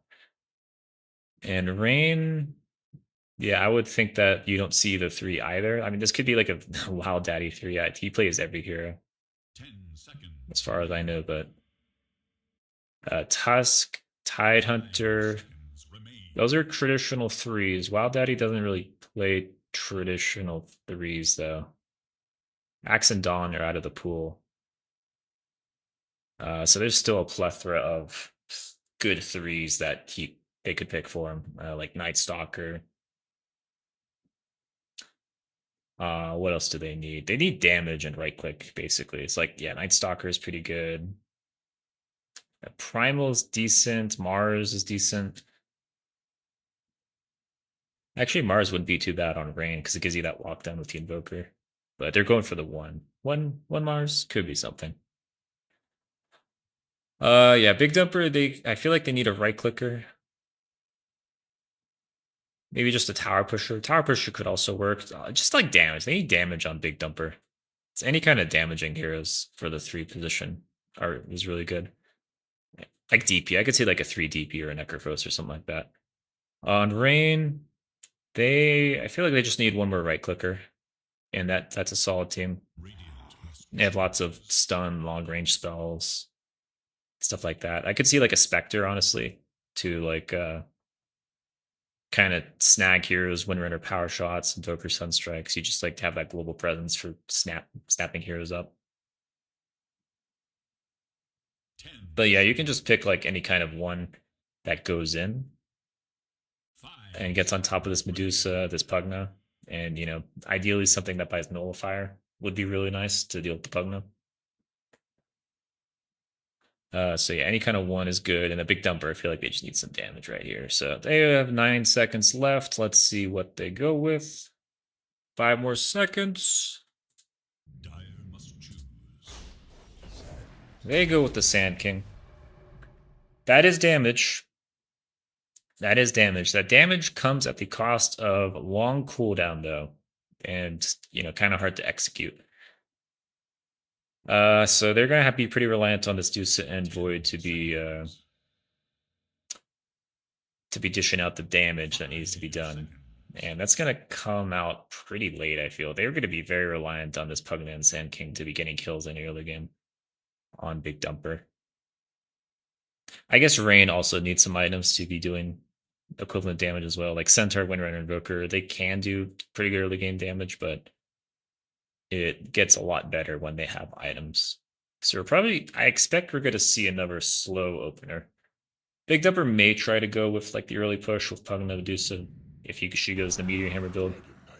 And yeah, they just go with like a DK. Just any kind of good one to go in and set up your Invoker and Windrunner in line to land good spells. So very similar drafts to last game. A Big Dumper going for the more complex build. It's actually Wild Daddy on the Sand King, so don't think this is a mid Sand King. Likely a 3 Sand King, and LT Nesite was the 1 TA. So likely going to be a pause 1 Medusa going into Lion if this is an offlane Lion. Well, Gambit was the Lion last time on that position for us. So I'm not sure if Rain supports they swap lanes or whatnot, but I guess it doesn't matter because Invoker has the EMP as well. So you have 2 heroes that drain mana. So either of those heroes versus the Medusa is just going to make her have a horrible time. This looks disastrous for Big Dumper. Like they need items to deal damage.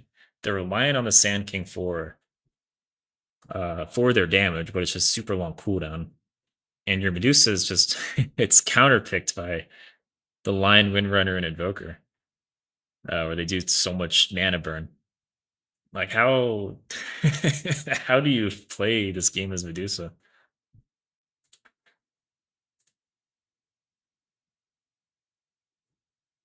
They went all in on that Medusa first pick. Let's see how it turns out. They're sticking with the core role for the hero. And as if this is position 1, probably not going the Meteor Hammer build, probably just going like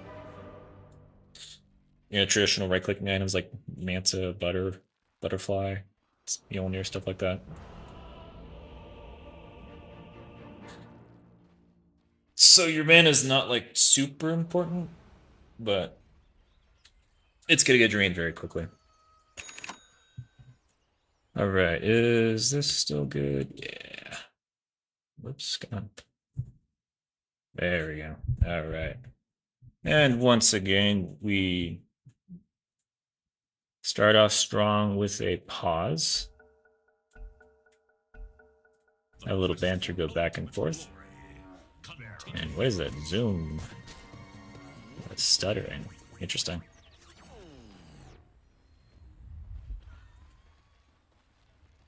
All right, so team Math, even though Math is not playing, they'll be smoking up.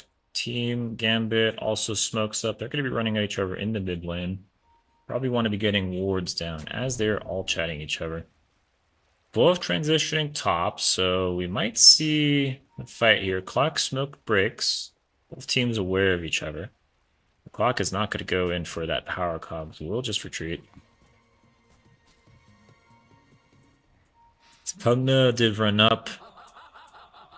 Maybe baiting that ward. Also got, or maybe a baiting. They pretended to put a ward down, but did not get the ward down. So if they see the Pugna has the ward, they know there's no ward there.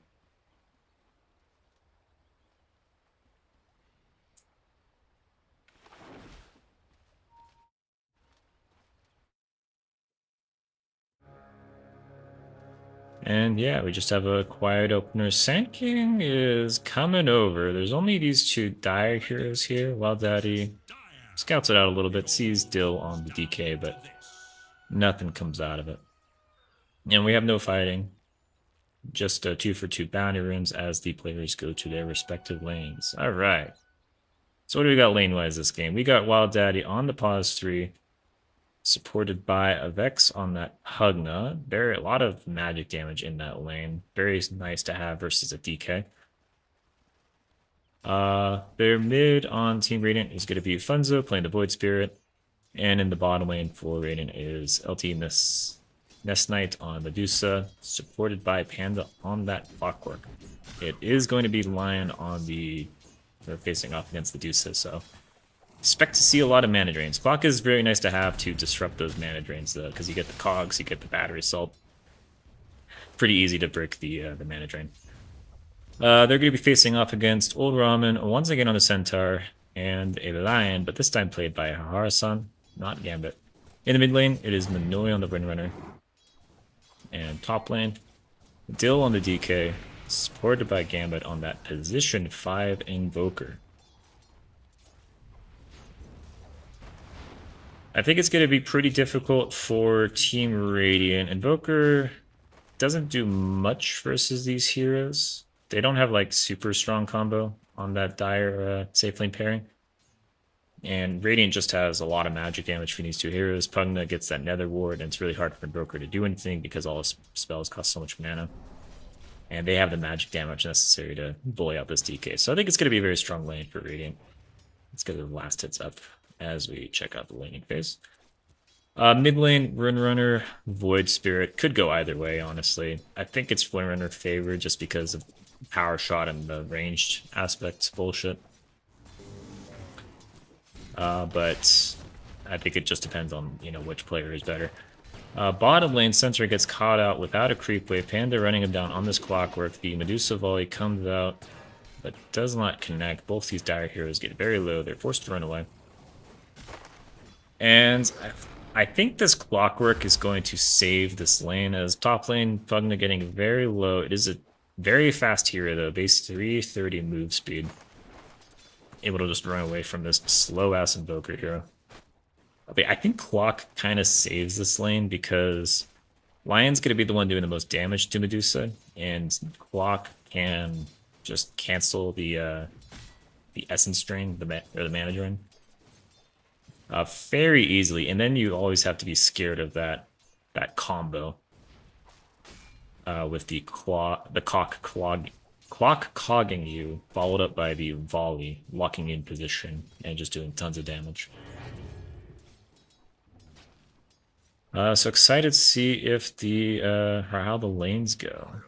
Kind of want to keep an eye on this bottom lane just because I expect this clock to be looking for these picks, especially at level 3. Clock gets really nice timings at level 3 because his 2 abilities more than double in terms of damage.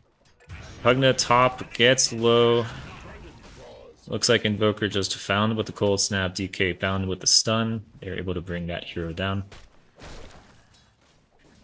And Pugna's fast, but if you get stunned, you're not able to run away.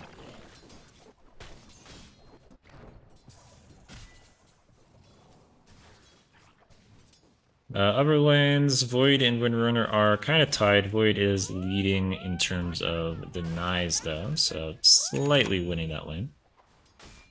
Top lane, DK, Sand King, pretty even as well. And the bottom lane, Deuce is not the highest CS in the game. In fact, she's the lowest for the cores, facing off against that Centaur, who once again is having quite a few denies.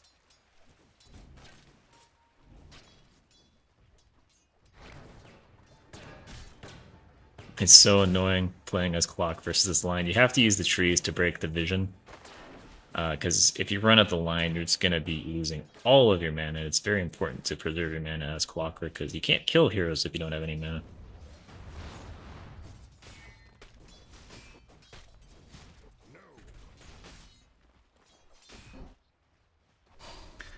Void getting a very low mid. Manoy has the power shot. Void gets the shield up, has the disseminate. Renrender's going to hide in the trees, but Void is aware of what's going on. Use the dissimulate to dodge that. Still has to be careful though. Windrunner has another power shot. She did go kill shot, so if she lands this power shot, it will be a dead Void Spirit. Once again, she's going to go back, powers it up, misses though. And we have a God Gamer alert detected as Old Ramen goes on the Medusa.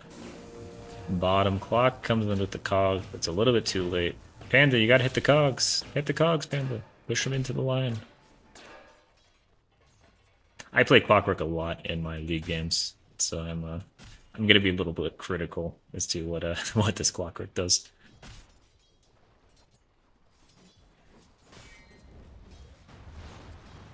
Top lane is going better than expected for Dire. Invoker is just such an annoying laning hero. I guess it's just that combination of, you just cold snap an EMP, and then what does Radiant do? They lose all their mana, they take a ton of damage. Very simple hero to execute in the laning phase.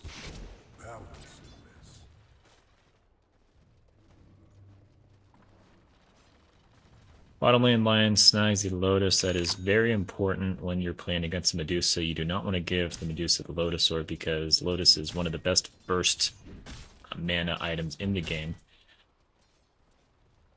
So very strong item on Medusa. DK getting very low top has queued up some region items, so we'll be flying that out shortly, but the time being a little bit too low to be really laning. Every coin helps. Mid has not really transitioned to any of the side lanes just yet, so very chill game thus far. Top lane, where's the Pugna? Pugna ran home. Okay, sorry for moving the camera so much. I'm trying to keep track of where everybody is. Clock is going to get the Cog off online, followed up by the Snake, Double Snake, Blood Grenade. The Harasant is going to be able to run away though.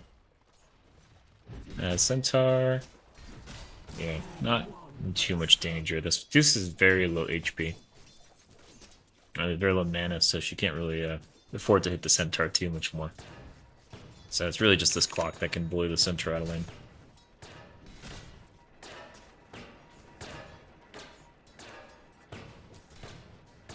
We had Wisdom Shrine spawn. Pugna got Radiance, and Lion got Dyers.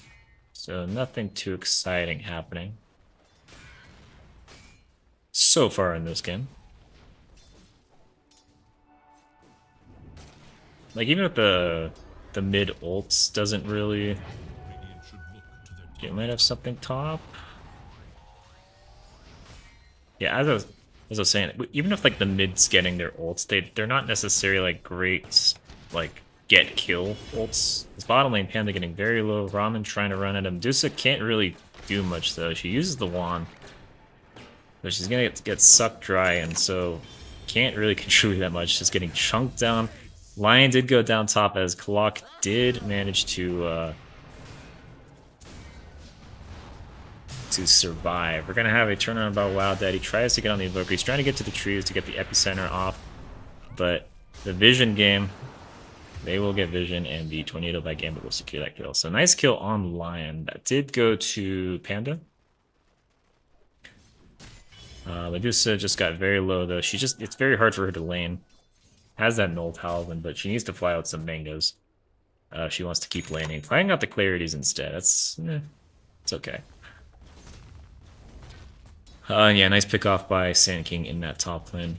Not having the best laning phase. Not as good as last game on Wild Daddy. And Wild Daddy feels like is their kind of playmaker, space maker on this team. So very important that Wild Daddy gets a good laning phase. 4 Team Radiant. We have Lion rotation mid. Although we'll be scouted just out of range of the sentry. Actually, I think that is in range. I don't think the Lion saw it though. Bottom lane, we have a Stampede as the Centaur runs away from Funzo, who came in, pops the Arcane, kills Old Ramen's Courier. What did that Courier ever do to you? Funzo will continue dropping spells onto Old Ramen. Out of mana, Ramen still has HP, still has that Vanguard. Funzo has Disseminate, has Astral Step. Astral in, drops the Hypnotize but misses. Will finally go down. It just takes a long time though. Aharsan doesn't have Finger. Might be next on the chopping block. This Funzo looking for more. Has that Urn but has no mana. And Runner's here will run immediately into the Hypnotize. Gets double Hypnotized. Has the Focus Fire. Is using it. Clock has the... Probably needed to use that way earlier. But Power Cog a little bit too late. And Manoy will pick off the Void Spirit. They're going to keep going though. Harson trying to get on the Clockwork. Clock does have a stick and Mango though. Uses the stick to get the Q off. But you need to use those Power Cogs if you want to get the Windrunner off you. But they're going to keep going. Sand King did come down here. Misses on the stun. Wild Daddy splitting difference between that Lion and Windrunner. As we have a TP in by Pugna now. It's just a... kind of a slow, drawn-out fight. Multiple heroes coming in. Dusa got a little bit low but didn't die. At the end of the day, it's just the Clock and the Centaur going down. A lot of time wasted on both sides. DK happily farming up in the top lane. I think this DK is just going to have a free game just based on draft because I don't think Medusa is going to have a game at all. I think between the EMPs and the Diffusal Windrunners, although she doesn't have it queued up, but I expect that Windrunner is going to go Diffusal at some point. And the mana drains. This Medusa is not going to have an early game if they keep applying pressure to her, and they are going to continue doing that. She does have the 16 stick, pops it now. They're going to commit Stampede for this. She's already 0 mana. Clock is TPing in. She's going to stay alive long enough, but actually the Shackle by Windrunner will cancel the TP by Clock, and we'll get that pick off as well. Seduce is all alone down here. Has no mana. Has a 6 stick. Ramen's a little bit low to be diving the tower. Meanwhile, in the mid lane, they're trying to get the return kill on Manoy. Bunzo goes invisible for a split second, is trying to get vision on Manoy, but she has that haste, so we'll be getting out of there. Medusa dragged creepily with her. As vision, Lion's going to get that Earth Spike off. She's getting very low. Centaur's coming in for the flank, gets slowed up by the mana drain. Ramen finds the stick is just doing so much to keep this hero alive. But Pugna comes in, starts sucking off old Ramen, forcing him away for the time being.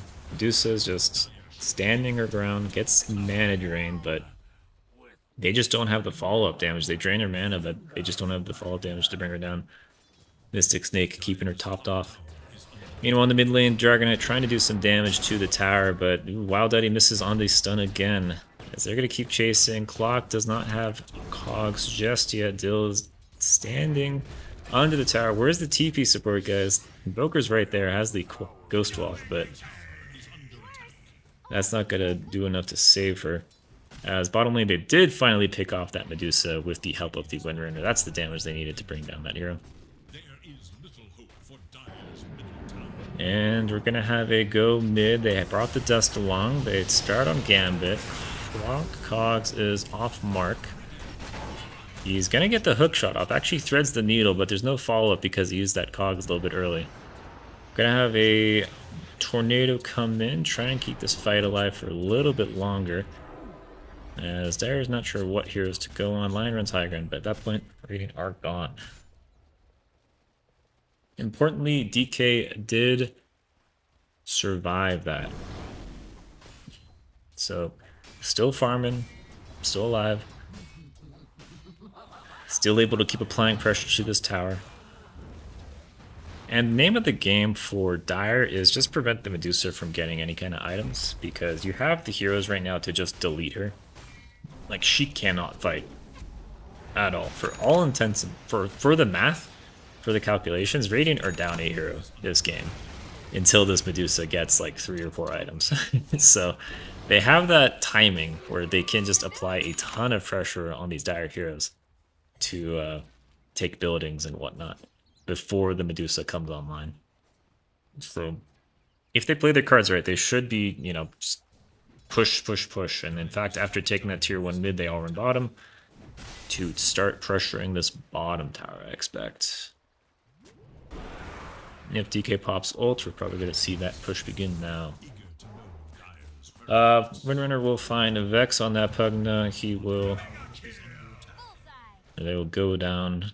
Decrep does not last long enough to keep you alive without that TP. Even if you had the TP, the shock shot will cancel that. Looks like Radiant are trying to do a little bit of poke pressure on that mid tower. Alderon TP's back. Clock misses the cogs. As Roshan actually throws the Void Spirit almost into the cogs. That would have been a sick combo by Roche, but just a little bit short. We seem to have a lot of misspells in this game. Clock with the cogs, Sand King with the Burrow Strikes, Windrunner with the power shots, and Roche with the throws. That's a good cog. Kind of isolates the team. Dire are all here. Save the DK. Windrunner is trying to find an in on one of these heroes. But Pugna's right there. Wild Daddy comes in with the lockdown they need. Hookshot comes out, but they just don't have the lockdown. Stampede will put the will emphasize that fact. They just don't have the lockdown to bring this lock this Windrunner into place and deal the damage they need. Invoker gets very low, does survive though. We'll get out of there.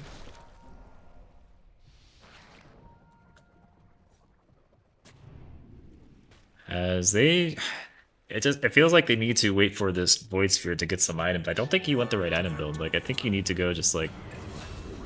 Honestly, like Desolator, Daedalus or something. Like, you need to go like early damage items to bring down this Windrunner. I guess Spirit Vessel does do quite a bit of damage. They did pick up the line. That's a big kill. DD on the Void Spirit. Invoker tries to purge that off with a tornado but misses, and this should be a dead tier 1 for Radiant. Off of that Lion kill.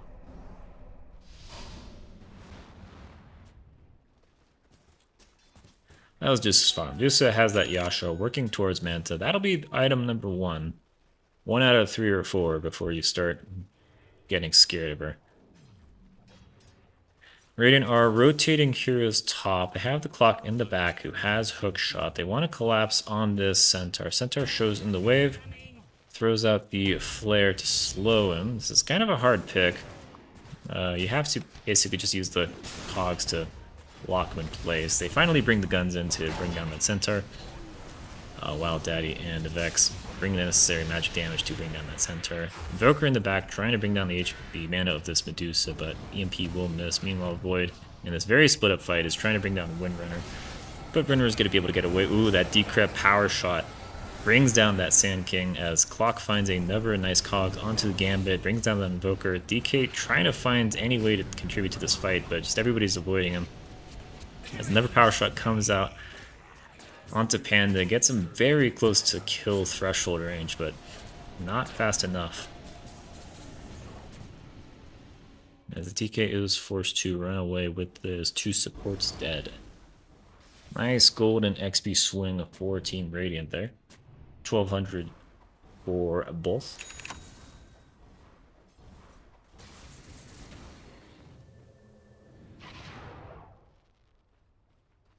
And honestly surprising to see that. I think that it was just the fact that they were able to isolate the DK and prevent him from hitting, essentially. Also the fact that like Funzo was able to get on top of the Windrunner and force her out of the fight because she was so low.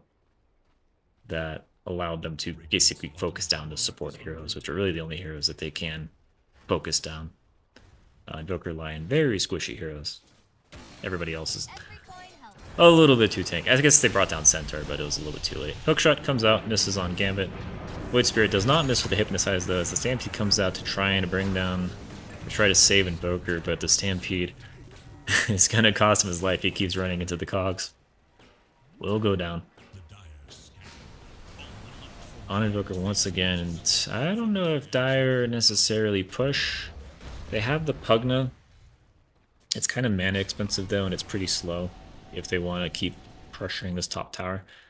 Like, they do want to do it because the Medusa, you know, is down here. She's free farming, so if you have heroes up here hitting this tower, forcing Dire to come back and defend, then that's, you know, you're improving your chances of winning that Medusa getting that gold. But Dire, Gambit playing very similar to they did last game. They're just sticking together, trying to force team fights. This Sand King, Wild Daddy, gets a little bit caught out of position. I think whipped on the Burrow Strike once again and gets Shackle Shot brought down into tower. DK finds the Pugna. Decrypt keeps him alive for a little bit longer, but does amp the damage from Finger of Death, and so that'll be a +1 charge for that line.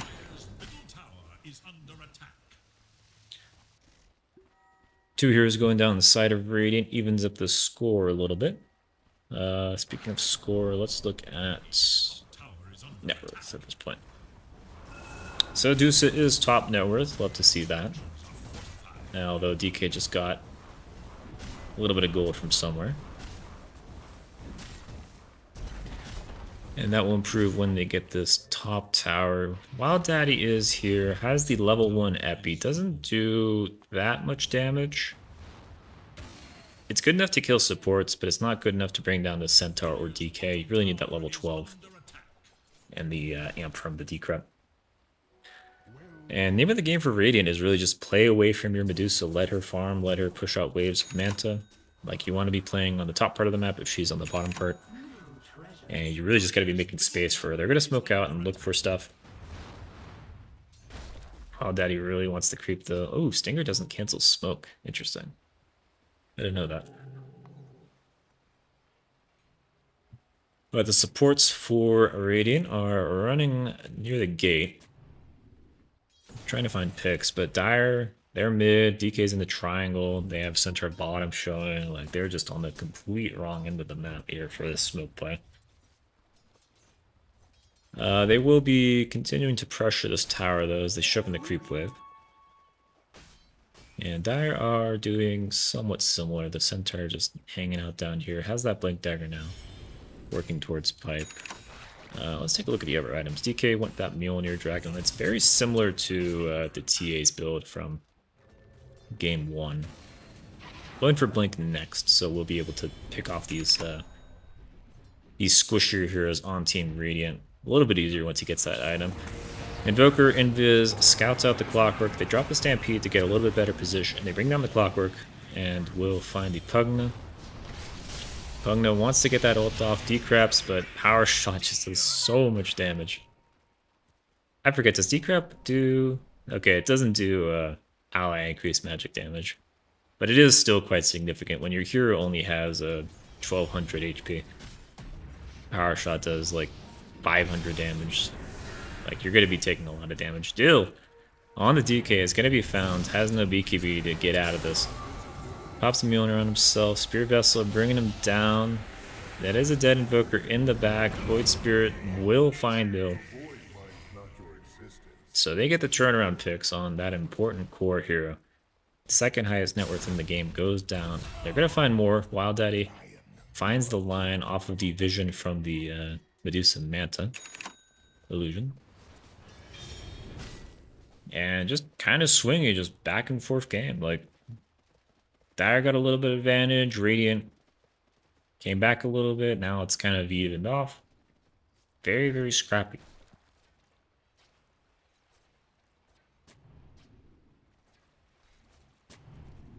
This last game, Team Dire / Team Gambit. It felt like they didn't have the better late game, but they had the jug, and the jug popped off.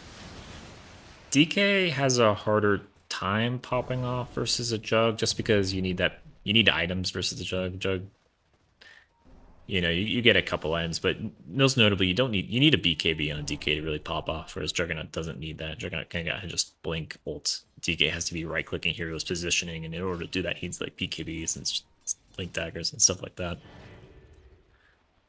So I don't expect that the DK is going to pop off as hard as the Juggernaut did last game. And in terms of late game, like Dusa is considered one of the latest game carries. But she's going into 3 pretty hard counters. Once this Windrunner picks up Diffusal, this Medusa is just gonna melt no matter the stage of the game, except like ultra late. And DK is a pretty scary bruiser. Like, if DK gets the Nullifier, he's going to be able to bring down this Clock and Pugna, no problem. Goes BKB, this Void and Sand King can't really peel that DK off of their supports. So it's going to be difficult for Radiant to deal with this DK once he gets a couple of items, I expect. And that's probably why DK's been going to feel Mjolnir, trying to farm up items before committing too hard to these fights. Radiant are going through the gates, waiting for that Tormentor to show up bottom. This feels a little awkward. Do they have the damage for this? I guess they do. Wild Daddy... I think the Mage Slayer did the most there. We actually have Void Spirit get caught out during the Rosh attempt by his team. We'll feed that dominating streak to Old Ramen. Tormentor Shard did go to Pugna. That's a very nice one. That's a core item on him. So save them quite a bit of gold. And DK's gonna pop ult off of the dead Void Spirit. They want to bring down this tier 2. Sand King, we gotta watch this hero. Epi is gonna make or break this fight. Invoker getting the vision. There's no sentry on the ground to scout out Gambit. And they're not gonna contest that tier 2 with the Void Spirit dead. I'm not sure what the play was. Void Spirit may have been going for like a pick, maybe on one of the supports, and just didn't realize that the whole team was there. But interesting that Void Spirit's going for that solo play. Maybe he was caught out of position. It was on his side of the map. Smoke by Radiant. Hookshot misses. The Clock is going to be caught out of position. Nice double Shackle Shot. They're just going to be able to nuke this Clockwork down with basically nothing committed.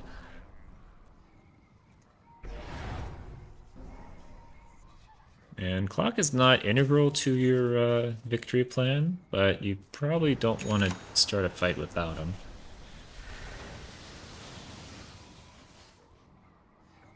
Radiant playing very safe. It's unusual to see Wild Daddy this playing this passively. Like, compared to the Ricky that Wild Daddy was playing last game, like, this is a very conservative playstyle coming out from Wild Daddy. It may be the fact that they're in elimination mode and you kind of feel like you can't make those stupid plays in an elimination game.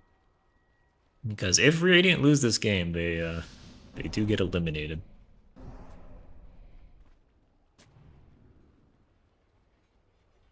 It may just be an item thing though. Like, the laning phase didn't go that well. You can see that Wild Daddy is the lowest net worth core in the game. So definitely wants to try and make up for that lost gold.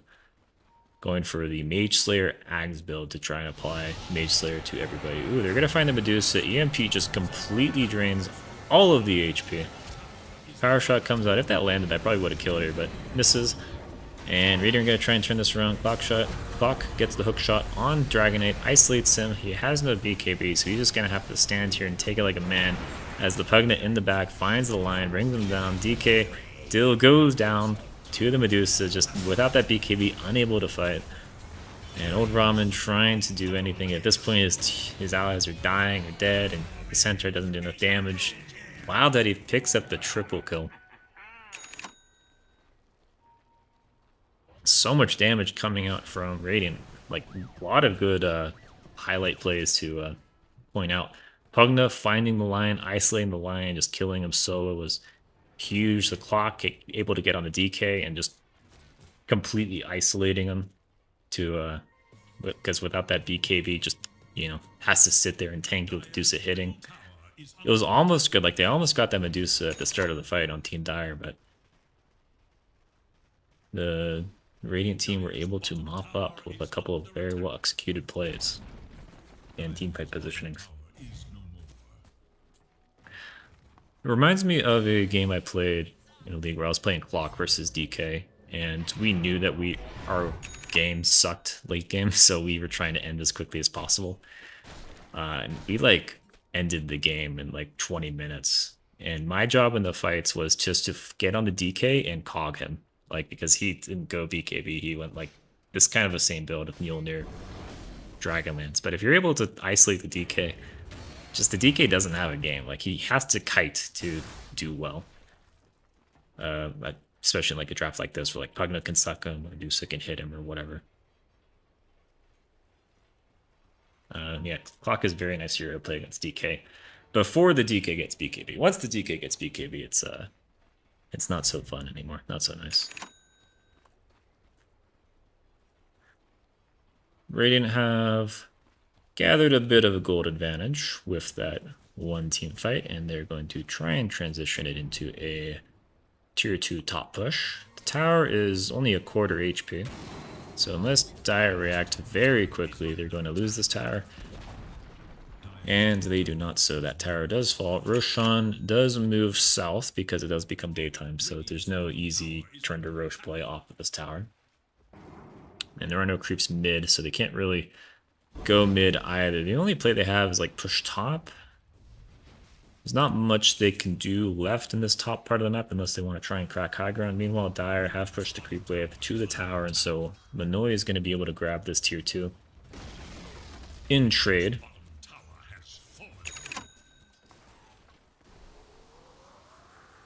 And a lot of lines being drawn on the map by the Void Spirit.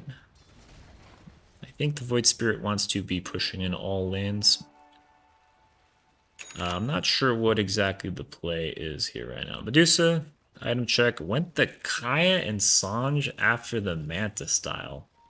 Went the triple blade build. Interesting. Along with that butterfly. So this is a pretty tanky, damaging Medusa. I like this. Very scrappy, very bruisey. They're going to push the mid tier 2. This should provoke a reaction from Team Dire. They have the Stampede. They can get in there very quickly. I think it just depends on how good this Invoker starts the fight. They're going to drop the EMP. That's going to burn the Medusa's mana a little bit. She's still at 2/3 though. And DK has that Blink Dagger, but difficult to go in with all of Radiant waiting for you to go in. And the Centaur might not realize that there's a whole Radiant team here. Decides to go the other way and not get picked off. As kind of feels like Dire missed their timing. Medusa went very cost-efficient items, I'd say, for this game. Kaya Sanj, I want to know the reasoning behind this. What does the strength do for you? What does the slow resistance and the health restore do for you? What does this item give you versus just a Kaya? Or one of the Kaya upgrades? Like a Meteor Hammer. I want to know. They're going to find Panda, drops the EMP. Clock has A little bit of mana after popping that mana boots. All of Dire have taken the high ground, but oh my goodness, Wild Daddy with that humongous 4-man epi, 3-man Burrow Strike brings down those two supports like nothing. Gets the double kill, and Dill is just forced to run away on the DK. Deuce is trying to get in position, gets force-staffed forward by the Pugna, but they don't have any more catch at this point, so DK is able to just run away. Wow, what an epicenter by Wild Daddy. Excellently done. Not sure if they had vision. I think...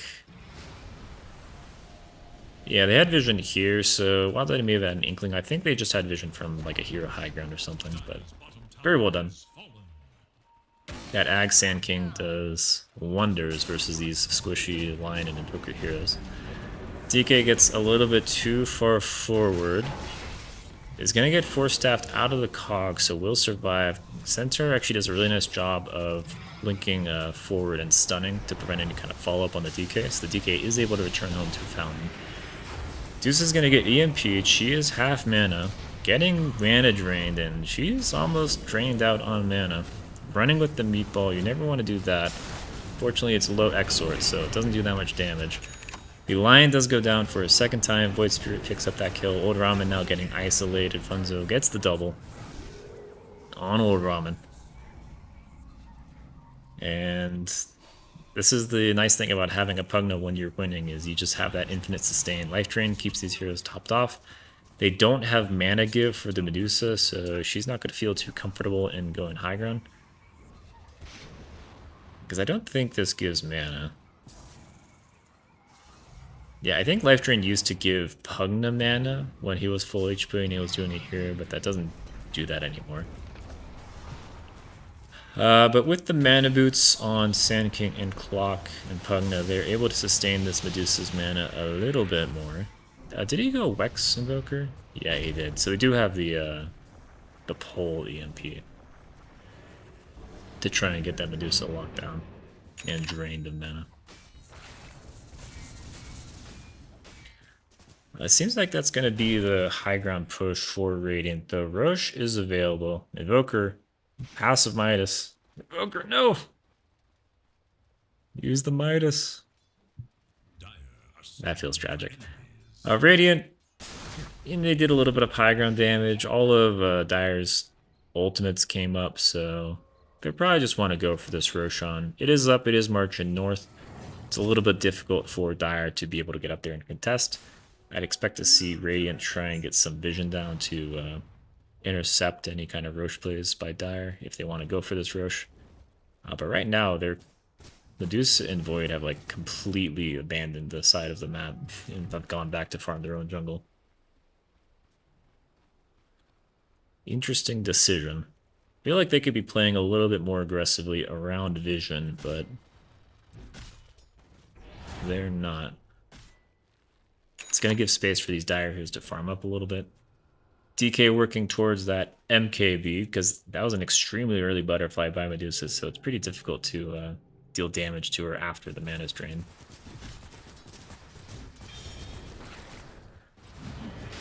Radiant will start the Roche attempt. It's going to be a little slow. They don't have great Roche kill. Pugna should probably be life draining. There he goes. That'll speed it up a little bit. It's pretty difficult for Dire to contest this.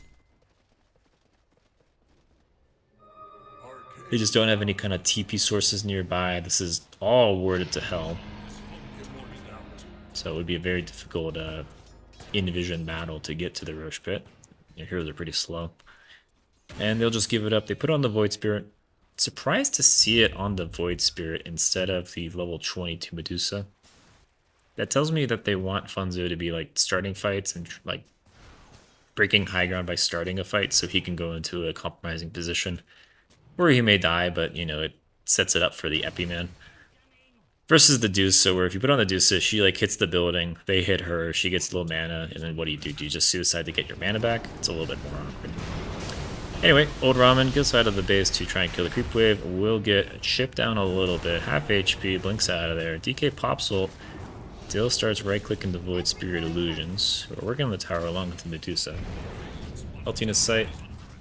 Gets disarmed after the Manta pop. Unfortunate timing.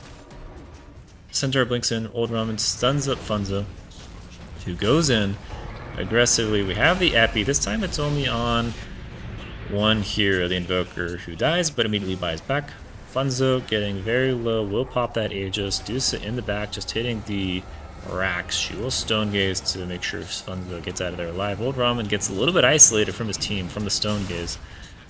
And they'll be able to turn around and get that Centaur pick. That is a huge pick. Minoi comes in, BKB on that Runner, will focus fire down that Sand King. Cost the line his life though, as the Centaur did buy back. Deuce is just kind of getting ignored as everybody's hitting each other around her. 3 heroes dead on the side of Radiant, double buyback from Dire, so it comes with a cost. They lose the range racks as well. Centaur is actually looking for more. Is Spirit Vessel, it has to be a little cautious. Void's looking for these backline supports. The Lion though blinks forwards to avoid that. They want to bring down this Medusa. Very slow hero. Windrunner's coming in now. Ults the illusion with the Finger of Death. Oh no, they managed to get the Medusa though, so it doesn't really matter. And they are going to have the stuns to bring down this Void Spirit. As they, nice after party, provoked by the Centaur, going in, finding those 2 heroes. Like, many players would have just, you know, taken out of that. You have 2 buybacks, you killed 3 of them, you saved, you know, the important racks. You don't need to go for more now. You go in for more. You go in after those full HP Medusa and Void Spirit heroes. You bring them down, and you transition that into a push of your own. So nice after party play by the Centaur. Now we'll show a little bit of a fight. Massive XP and gold swing favoring Radiant. They actually bought back on 3 heroes. Forgot about that. But we have second fight coming up, as we have Epi being channeled. 2-man Epicenter brings down the Invoker. He's dive back to Winter, got to that BKB off in time. We'll get away with a little bit of HP, and DK is forced to run away. Epi doing a lot more in this game versus last game. Has that Gem of True Sight on Sand King as well. With the Revenant's Brooch. It's a really interesting build. When the pulse starts, 3 stinger attacks are created at random locations. So I'm guessing the stinger applies your effects, and that's why he's getting all these effect items. So he's essentially like doing AoE right clicks all over the place, kind of like mini tidies all over the place. And so the Revenant Bros like converts it into magic damage, and you have the Mage Slayer kind of doing the Mage Slayer passive plus a little bit of extra DPS. Very strong build when you have this much magic damage. And Wild Daddy's been getting those sick initiations off in fight. Dire has to do a better job of positioning and making sure they don't get caught out and multi-epied in these fights. Because Epi has really been doing all the carrying for Team Radiant, I feel. Like, Void's been doing a little bit. Musa hasn't really been doing anything, but she just picked up that Daedalus working on Scott now, so she's about to be doing stuff. But, like, as of this point, it feels like Epi has been carrying the fights.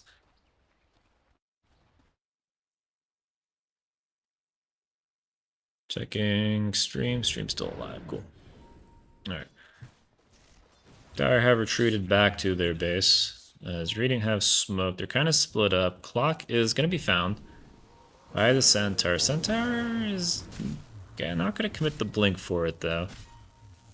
Gets cogged up.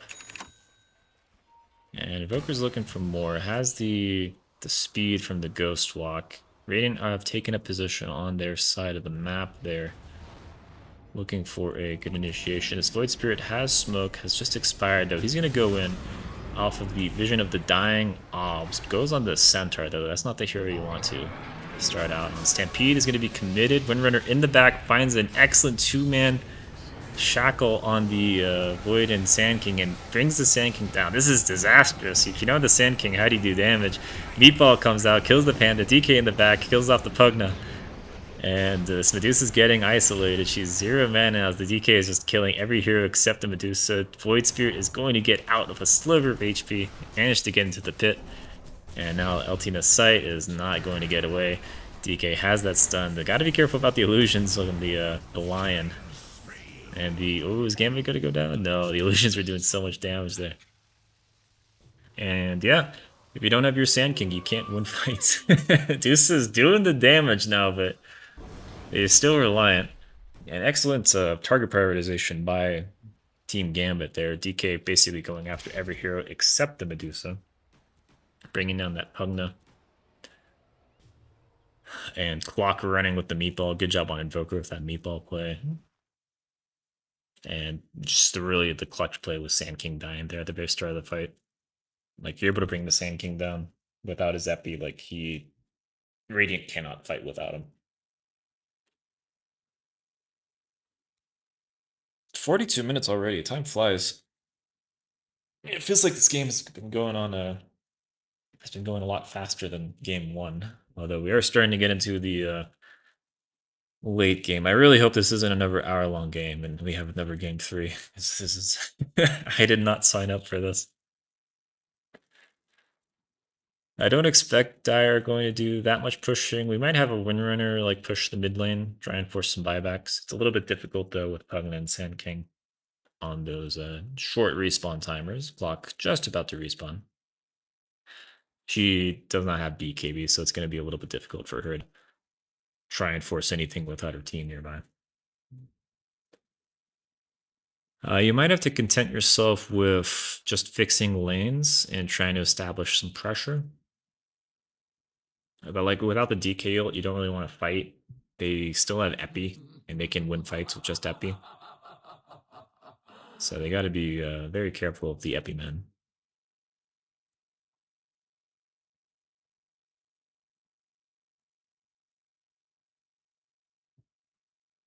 I take a sip of water. What's up?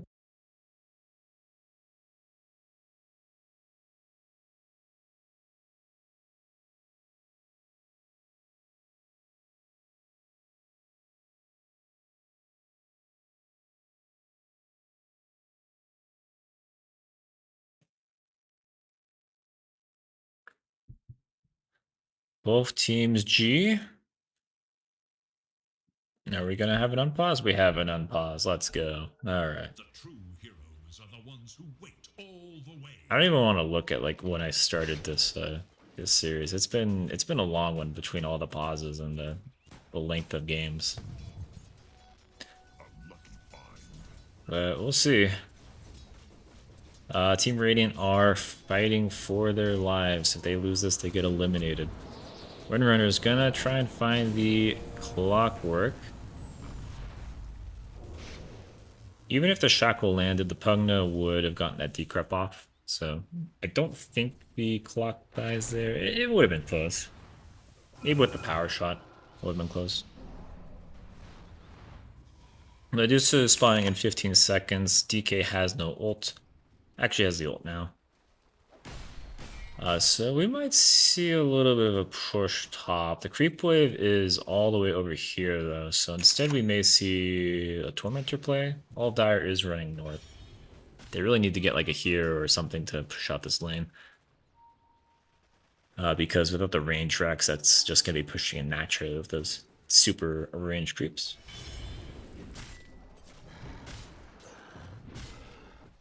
Both teams go back to their farming. Even game. Gaben thinks that Team Dire have a 60% win probability. I would agree with that, although I think most of that is just because it's the full set versus the ranged being missing. Although it could come down to draft a little bit. Clock kind of falls off a cliff late game as we do enter the late game phase. The cogs are nice, they can have impact, but you're really not going to be having like as much impact as like a global silence, for example. Boom, there we go. Especially when these BKBs start coming out. Although DK did not go BKB. That is surprising. Who has a nullifier? Does anybody have nullifier? Interesting.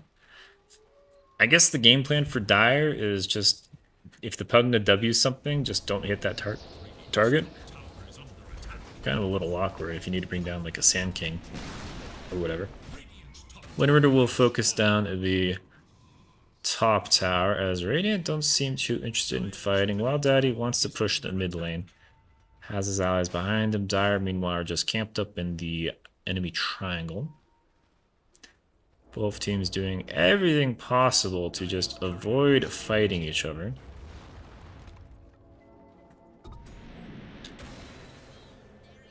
Yeah, they don't have creeps anymore mid, so this is going to get backdoored, so they are forced to retreat on Radiant. Windrunner is getting jumped on by Void, but she's able to one-run out of there. Dire are scanning for enemies.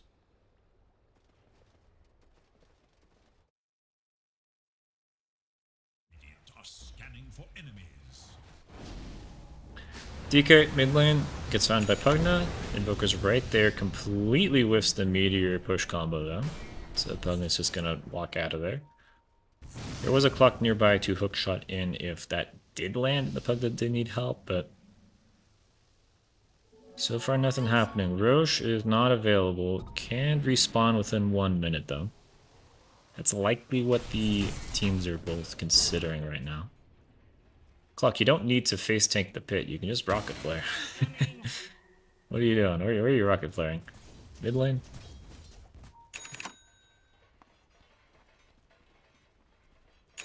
But yeah, both teams are sort of congregating in the top half of the map, so that's likely where the next fight is going to be if there is one.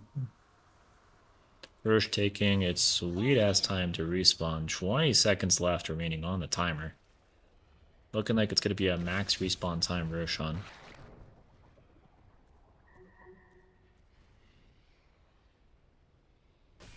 So is it actually what? Actually max? 7, 6, 5, 4, 3, 2. Actual max respawn Roche. Huh. You don't see that every day. Anyway, Dire are posturing aggressively. It seems like they want to bait a Roche fight rather than take Roche. The problem is there is a Pugna who's pushing in the mid lane. And he's going to start doing some chip damage if you're not too quick about this Roche. Windrunner will be able to take this very quickly. She pops Focus Fire on Roshan, along with the Alacrity DK. That's going to do quite a bit of damage. D is available too, so they will be able to look for a DD fight after this Roche down. They put it on DK. And Old Ramen TP's back to try and find this Pugna. Ooh, DK didn't realize that he was on top of the Pugna. Maybe just didn't want to go with that play when there's creeps hitting the base. But they are going to try and isolate this Pugna. They're going to stun him up. Decrypt keeps him alive for a little bit longer. No Noli's out, but they're just going to... They have the stuns to wait him out. And that will bring him down. DD on Windrunner doing quite a bit of damage.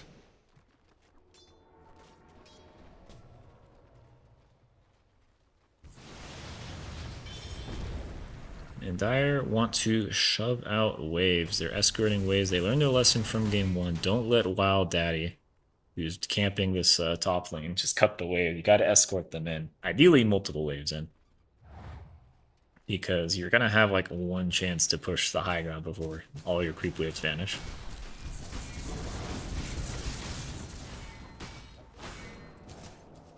Clock is playing a little dangerous. Ramen is going to find him. Yules them up. Doing the Yules dance. And they're just going to bring down that Clockwork. Has buyback. But that sucks to have happen when your ally's dead and you didn't want to take the fight anyway. Should probably go to buyback status at this time. We have buyback on Clock. The fight is probably going to start here. Tornado comes out, puts this Medusa up in the air. I don't think they knew which one was real. They were focusing down an illusion. The real Medusa is able to get away, albeit with half her HP or mana missing. And DK tries to start hitting base. There is a massive creep wave top hitting the top racks. And in fact, they actually just lost their top racks, so that's the cost that Dire's paid. Windrunner went down. Godlike goes down on the Void Spirit of all heroes. Solo killed the Windrunner. That is huge. The clock did die. Funzo feeling pretty bold. Didn't even use BKB. How the hell did Windrunner die in that top lane?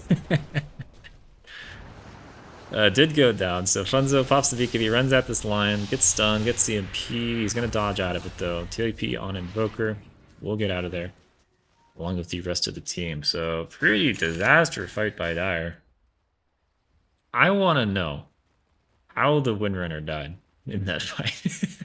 How did Void kill the Windrunner with these items? What? But anyway, they lose 2. Clock did die after buybacking, I believe. Yeah, he buybacked. And Radiant are gonna dive pretty deep. Funzo goes in, has the regen rune, but he just gets deleted because he is manaless, and without mana you cannot astral step away. Pugna, Dusa, seeing that, are going to, ooh, did not get vision in time to pop the Yules, just barely. But yeah, that's a Game of Thrones moment right there. Feeling very bold. You kill the Windrunner, she's dead. Maybe she doesn't have buyback. Guys, let's push high ground. You dive under the tier 2, you get stunned, you get EMP'd, you get mana drained. You have no mana and no means to regenerate mana other than this, but that's not going to help.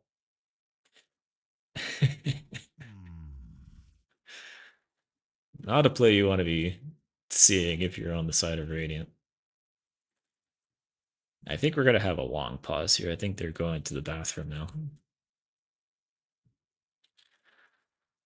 But yeah, that was a definite throw moment. I think they could have just hit the racks, gotten a set. There's no towers defending these racks. Like, could have just played for that. I mean, they did have like double buyback. They had Aegis, so like it was going to be a difficult fight anyway. And honestly, like if they had hard committed to a fight, odds were that they were going to lose multiple heroes. I guess they have the epi. Anything can happen with the epicenter. But with him dying so quickly, that gives his team the chance to run away on the Medusa and the Pugna, TP home, and get out of dodge. So it's just the Void that goes down at the cost of 2 buybacks on Team Gambit. Or is it Team Gambit? Am I getting them mixed up? No, yeah, Team Gambit.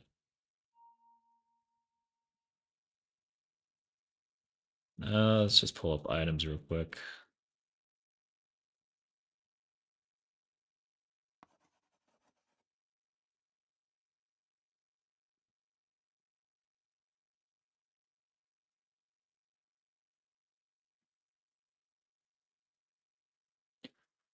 Don't see anything incredibly unusual. I haven't seen Revenant's Brush Sand King, but I expect because of the synergy, that's kind of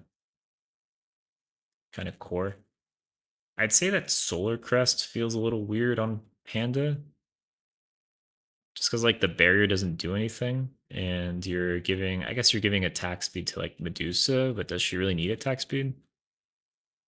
I feel like you could have gone like an Orchid this game, or a Pipe, or something like a little bit more impactful than a Solar Crest. Lotus is good though. I like the Lotus with this much single target.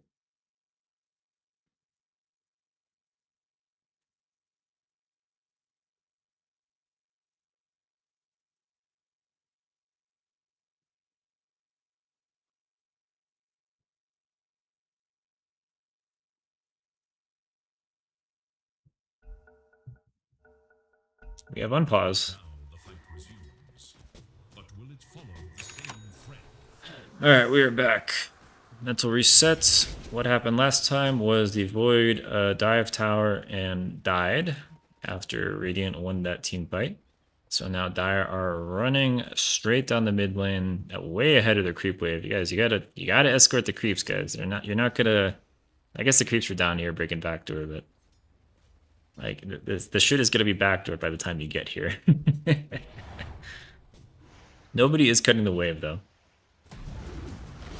As Wild Daddy is going to get stunned by the Centaur. He's going to counter stun. Actually, the Deuce is doing so much damage to the Centaur. Holy moly. He's going to need a little bit of help, guys. I guess not. The Scotty effect coming out and slowing down that Centaur, making it very difficult for him to run away. DK is going to try hitting with Nether Ward. It gets decrypt though. As Windrunner goes top, we have a split push. These are the only two racks, sets of racks available. DK with Alacrity. How do you deal with this? This is how you're supposed to break a high ground. Void Spirit, pay attention as DK just sits out front. Rest of the team sits behind. You don't really want to be going into a 30-second Aegis DK with Alacrity. So they're just going to give up that racks. We have the immediate counter smoke out. Void is respawning, TP's in. Radiant want to try and make something happen. They know they're on the back foot here. With the amount of racks remaining in this game. As we hit the 53-minute mark, we are having another hour-long game, aren't we? I can feel it. Oh, I can feel it. Dire has a run home. They are defending base. Radiant trying to find anything with their smoke play. They're splitting up now. Sand King goes mid, clears out that wave. Deuce in the bottom lane. Pushing out the bottom wave.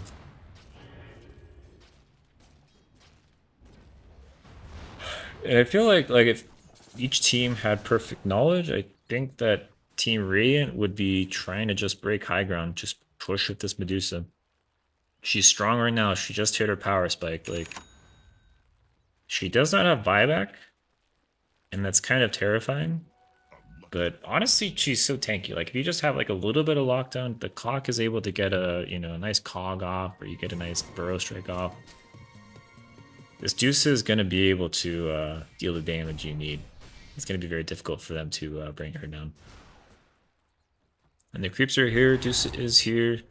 She'll send the illusions up, but she herself is not going to go up. Centaur comes up to defend versus this mass Manta wave. Deafening Blast comes in to try and push these illusions away. There are creeps mid. They're getting pushed out by the flare. Void Spirit actually is TPing, and so he will be defending that. Has to be a little bit careful though because the Windrunner's nearby. Annoy. Very scary. Stampede comes out. They're going to find the Medusa. She's isolated. Stuns up. Clock cogs are not really helpful as they're just going to suck this Medusa dry. She pops the Stone Gaze. Defusal as well. My voice is going. We have the Epi solo in the back. Kills the Windrunner. Die back on the Windrunner. Gambit getting very low to the Medusa. He will go down at the expense of Clock's life. This Medusa has no mana though. They just need to do a little bit of damage. DK is here. Can the DK kill the Medusa? It's just him versus the world. He will be able to bring her down. She has no buyback. That is so huge. The Void's here that has the X. Why is Dire not buybacking and helping their DK? Guys, you could win the fight. You just need a buyback. DK is just soloing the game at this point. Guys, what are you doing? You have to buy back anyway to defend base. Invoker, Centaur. What is this? I apologize if I peeked. I got a little excited there. I don't know what my mic settings are, but holy moly, guys. If the DK dies, you have to buy back anyway. Like, he's gonna start hitting your base. Now you look like fools. There you go. You had like 30 seconds to buy back there. Anyway. It's just an Invoker. They're not too scared. No, they're a little bit scared. Void's gonna actually jump in. Has the Hex. That's gonna prompt out the Centaur buyback. Gambit goes down. Dieback Invoker. It's gonna be very difficult for them to kill the Centaur here. I don't think they're gonna be able to do that. They probably should have just bought back on the Centaur. I think Radiant just pushed 2 waves if they do that though. Wild Daddy's actually staying down here.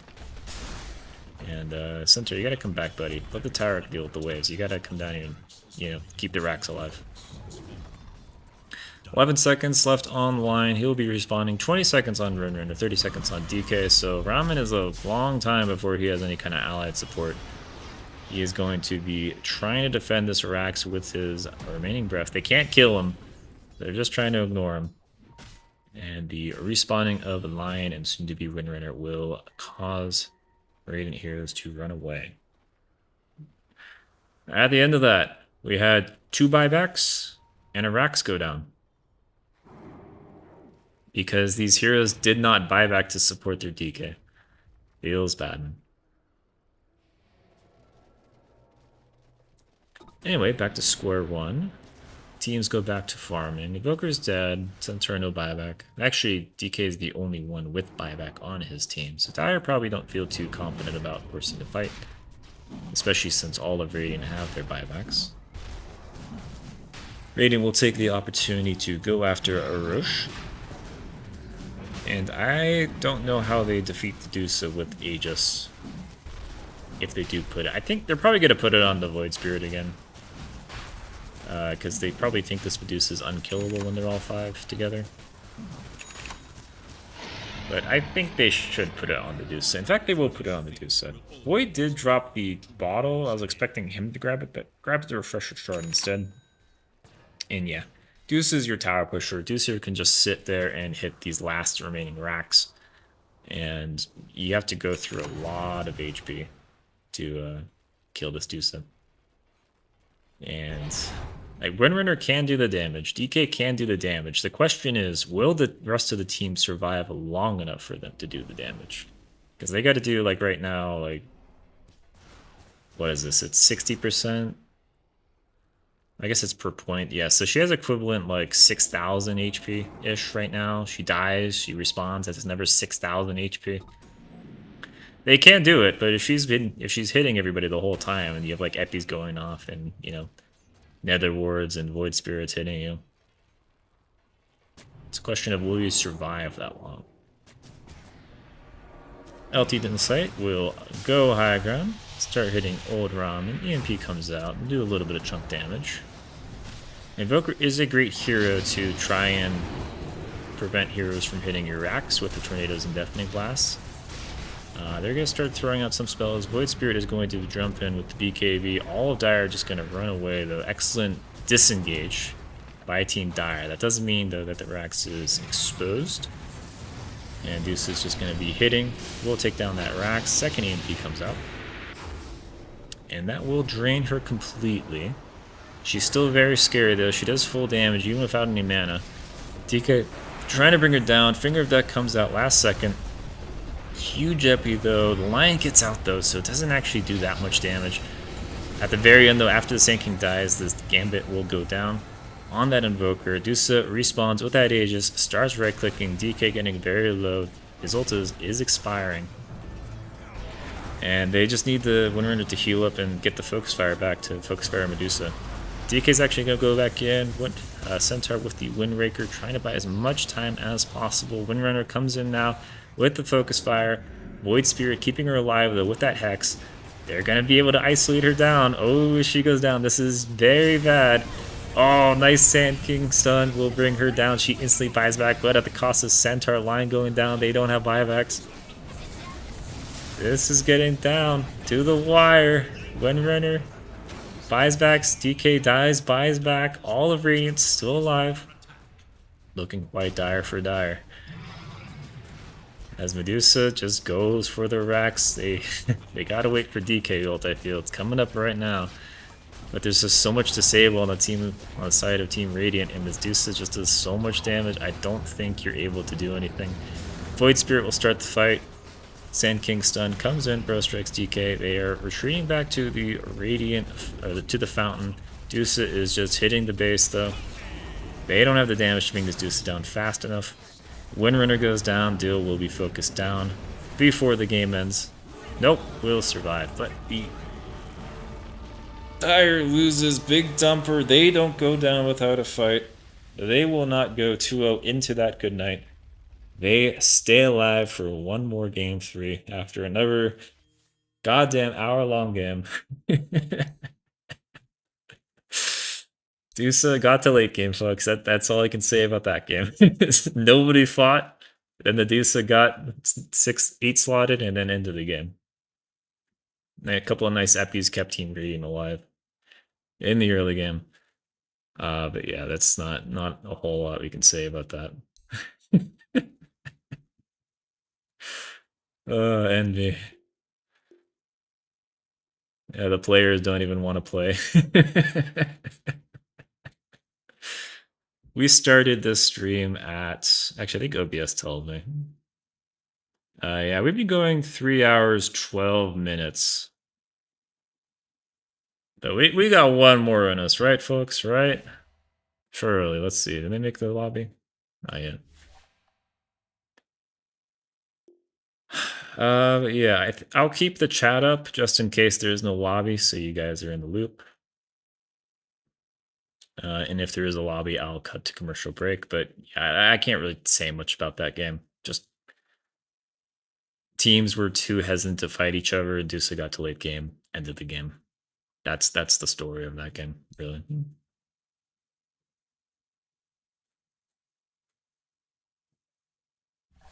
Are we having a game 3? Not yet.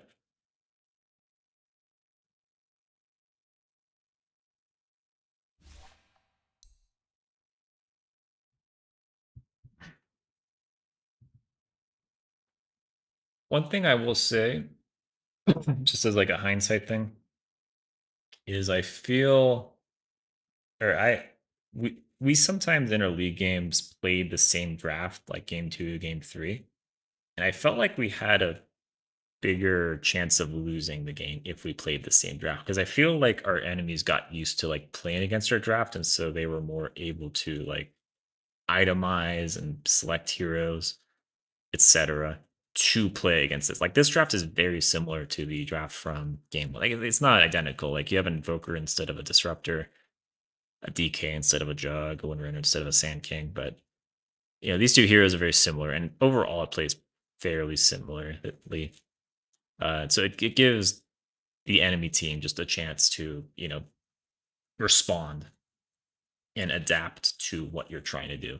So if I was a player on Rain's team, I would be saying, guys, we need to just like change our draft up. Like we can't ever initiate or be the centaur or slash lion. We need like a different kind of ways to start fights, etc. To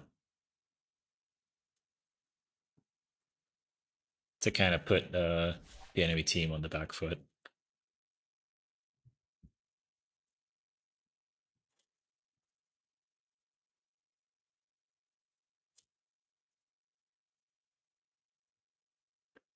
Maybe put a thing in the Twitch chat so people know what happened.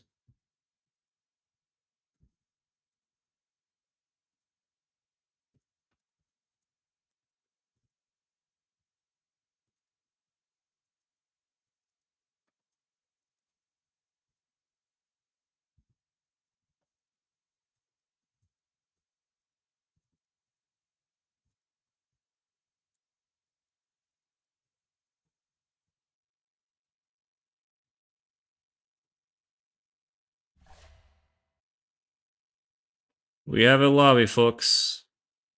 All right. I'm going to go to commercial break just so nothing is revealed about the lobbies and all that whatnot.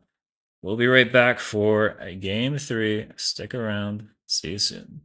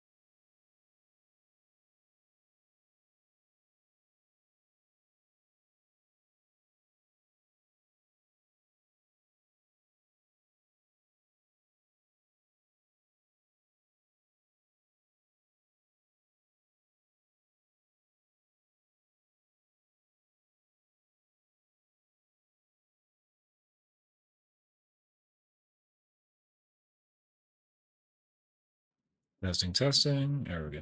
10 seconds. Hello, everybody. Welcome back to PDCr semifinals, best of three, game three between Big Dumper and Rain League's finest Maths team versus Gambit's team.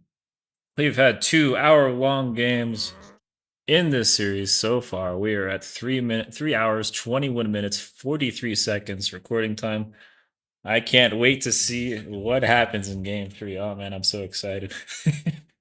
Can you hear the excitement in my voice? Bands. Okay.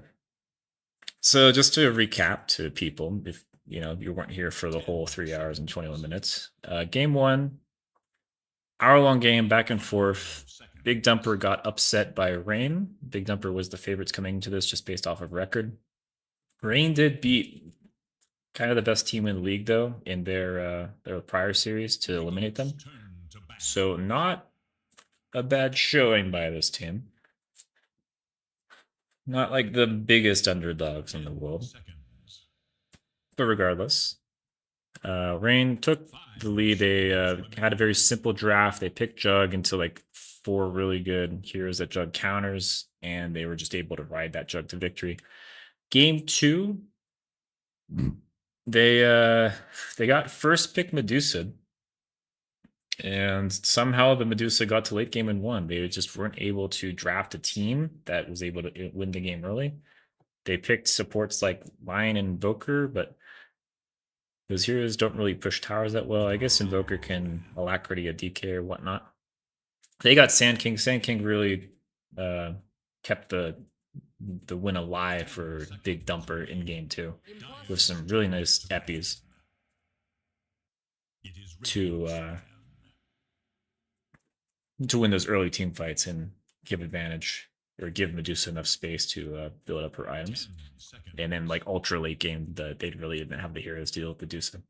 Anyway, bans this game. Let me pull up the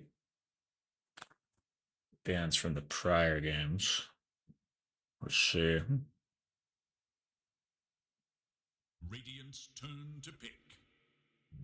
All right, so differences from the first series: Axe, Furion, Pugna, those were all bans. Leshrac, Lich, Dawn were all banned. The only hero that gets through is Undying for this set of bans in place of Medusa. And game 2,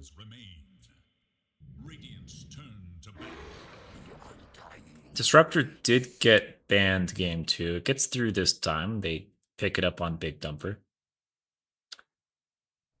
But overall, very similar bans. Animage did get banned game 2, but that's because the Deuce got picked. And so draft or ban wise, this very similar ban phase and pick phase to game 1 of the series. Big Dumper, they grabbed that Disruptor. It is Dyer's ban. Which was picked by Rain in game 1. So we get to see, I expect it's going to be Vex or Panda on that Disruptor to see how well they do with that hero.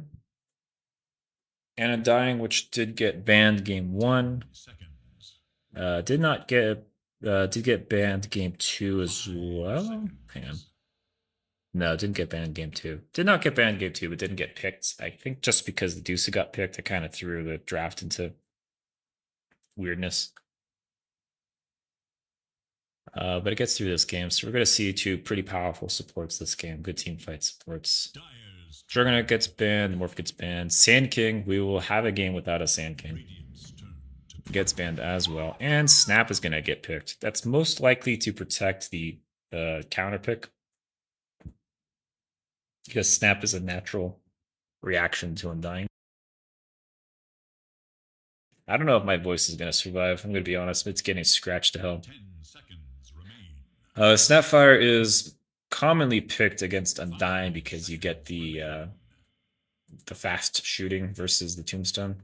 You basically just kill it instantly. Very nice thing to have, although I think many people overrate it.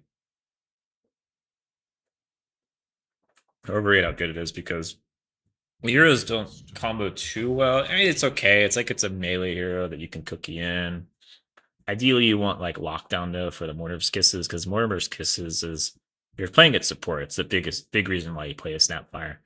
Just does a ton of damage, one of the highest damaging ults in the game, along with like CM ult. 10 But if you're able to lock down seconds heroes with like a Chronosphere or whatever, you can 5 do a ton of seconds focus fire remaining. damage. Marcy gets picked up by a big dumper.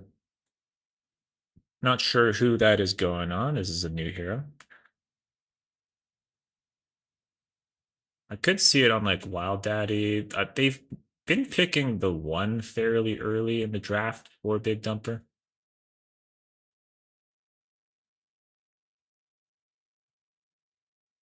So this could be like a one Marcy. What I'm curious to see if they go with something like an IO.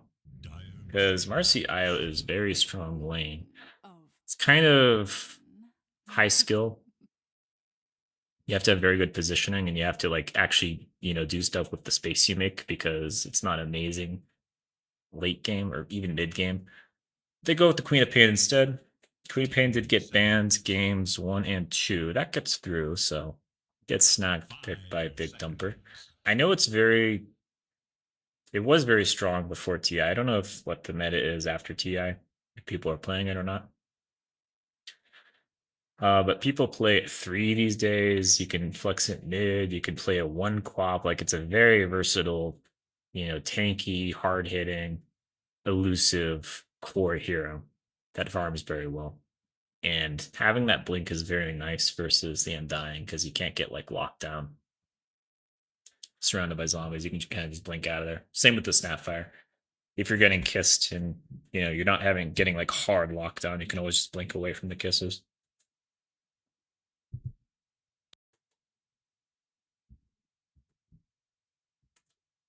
Check in stream. Nobody's complaining, so we're probably good. To pick. Admiral Conker. Kanka comes out.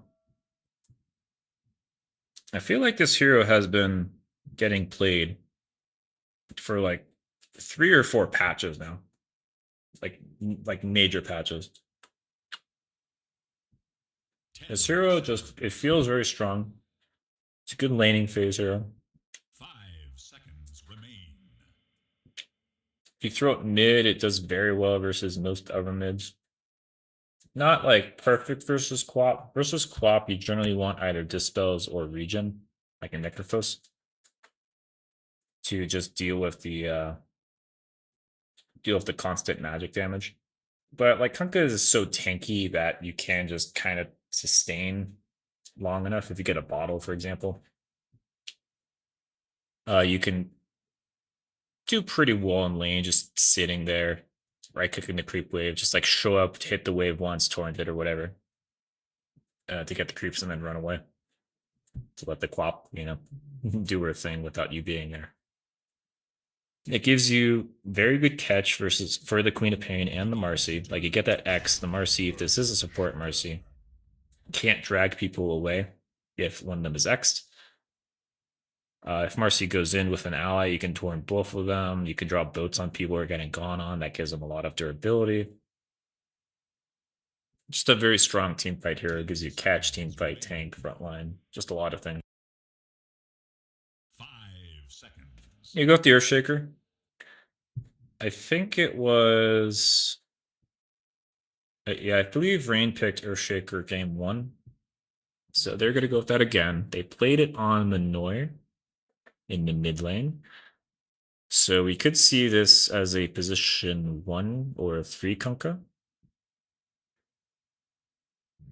Right now I'm thinking it's 3, and you put it with the Snapfire, and you pick a range carry with the Undying, like a Drow or something. Maybe not against Bloodseeker. Drow is nice because you get that silence versus Marcy Queen of Pain, especially the Queen of Pain. Gives you like really good kill potential versus the Queen of Pain until she gets Dispels. Although it doesn't take very long for the Queen of Pain to farm her Dispel, like a Yule or whatnot. They go with the Bloodseeker 4th pick. That feels like a Wild Daddy hero. I'm not sure what their lanes are. Very new. One thing I will say about Big Dumper is they do like to shift up their drafts quite a bit from game to game. That is a nice feature to have Because if you just play the same thing over and over and over again, teams eventually are going to figure out how to beat you. Big Dumper bans out the DK. That's an okay hero with Undying. If this is like a Queen of Pain 3 or Marcy 3, yeah, it's a good DK game. Good to lane against those heroes. Rain, meanwhile, they'll ban out Ursa. That kind of tells me that, well, Ursa's good versus Undying because of the attack speed, but it kind of tells me that they're planning on picking a tanky hero. Something that is going to be chipped down by the Ursa's Fury swipes. They go with the Necrophos. So they ban out 2 anti-tank heroes on Rain. So I wonder, is this gonna be like a Huskar last pick?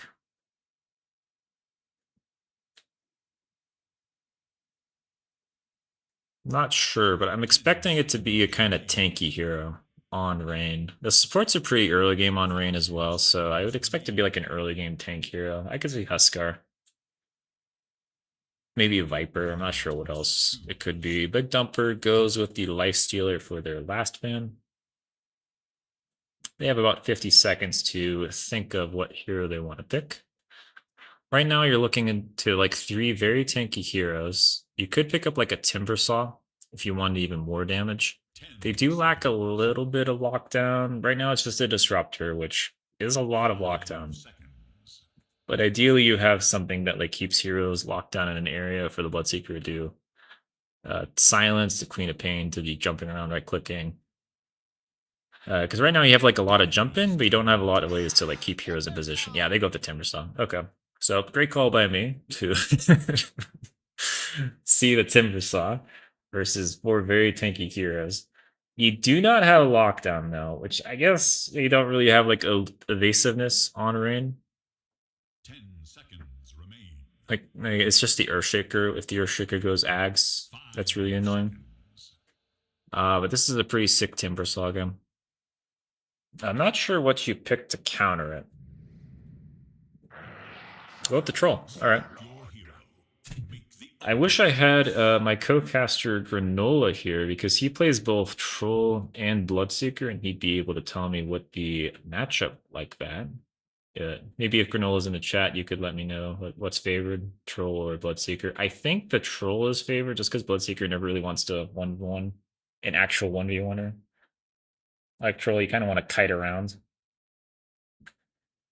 But Troll can lock down the Timbersaw very effectively. It's okay in lane, not the greatest. It's okay.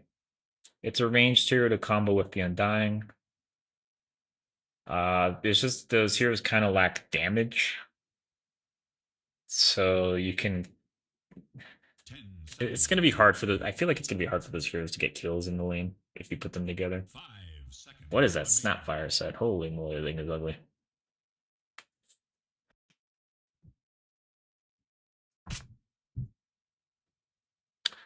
But yeah, the name of the game is can Big Dumper evade this troll?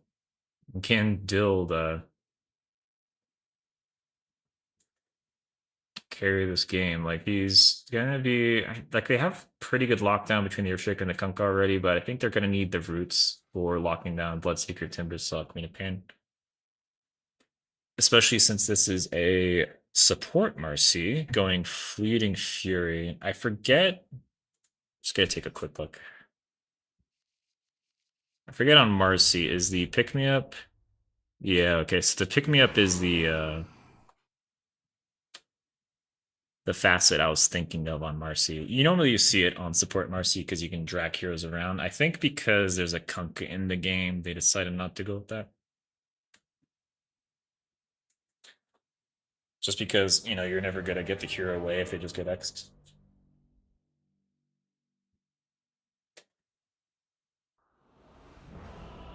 But yeah, those are your drafts in this game 3 best of 3 elimination game between Big Dumper and Rain. Team Math versus Team Gambit. Hopefully I have this still bound. I do. We are so back, baby. We start the game with a pause. It cannot get any more exciting than this.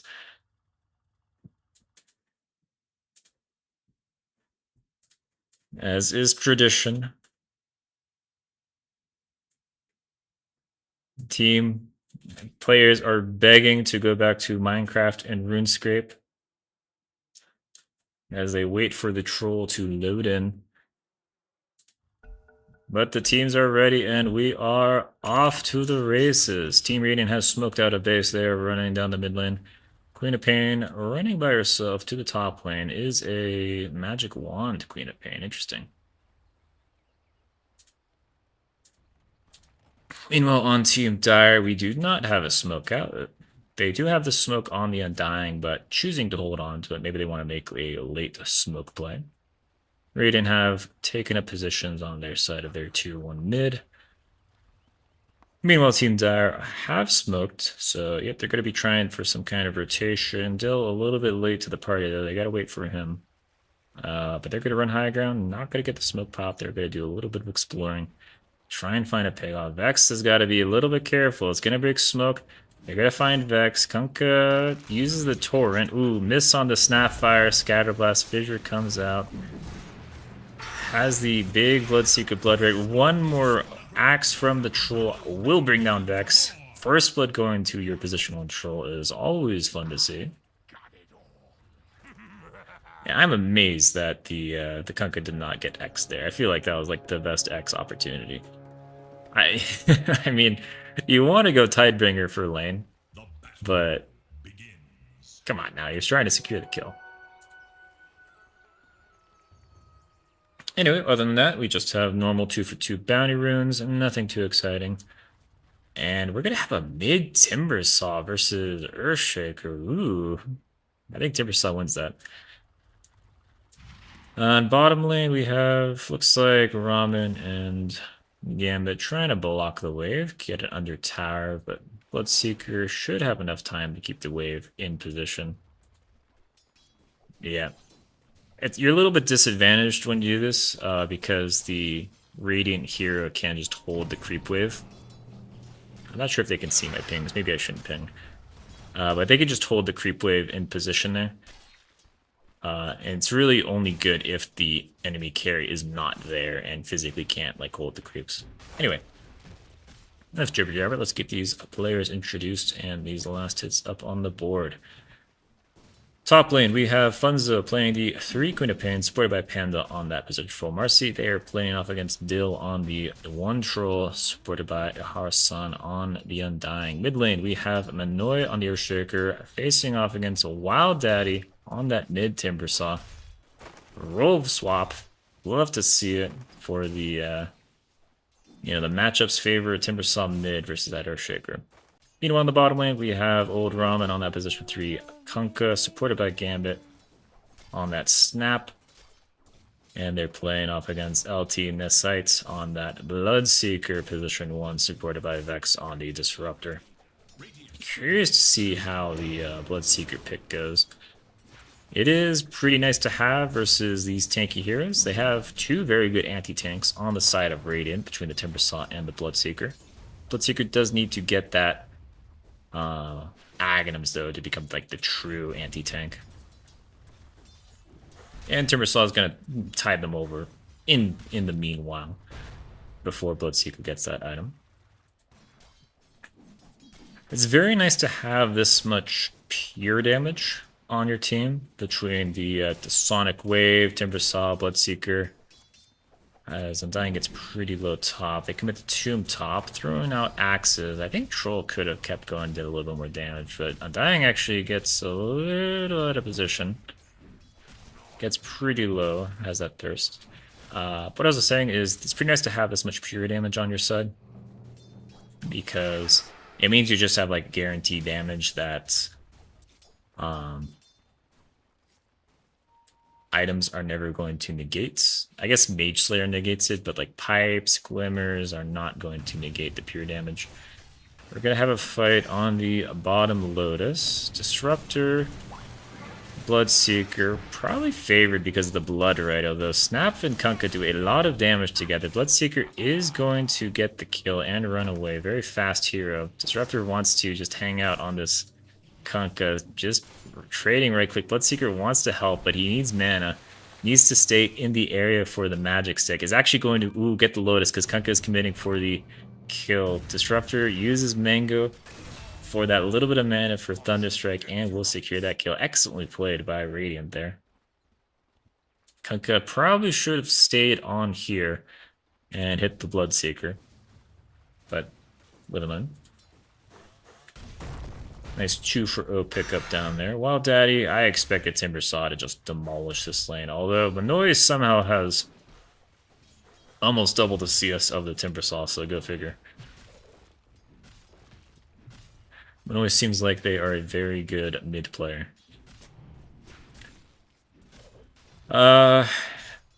Disruptor getting very low will go down to Gambit. I guess he just never really got his HP back. Maybe in the suicide kind of play, but oh, you know what it was? He was trolling. He was trolling the fucking tower to try and get the glimpse back, and the snap was having none of it. It may have actually happened. He may have brought him back. Like, I think Kunkka took a while to get back there.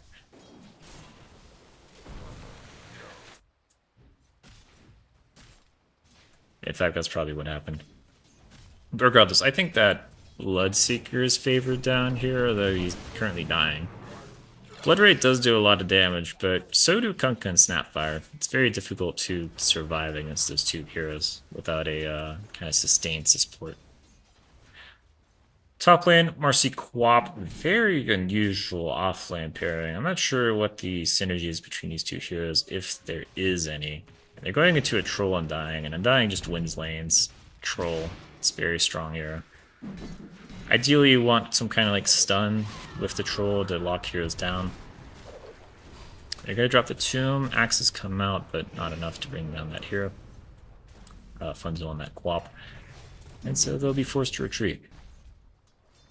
I expect, yeah, the Undying and the Troll to have fun in that lane.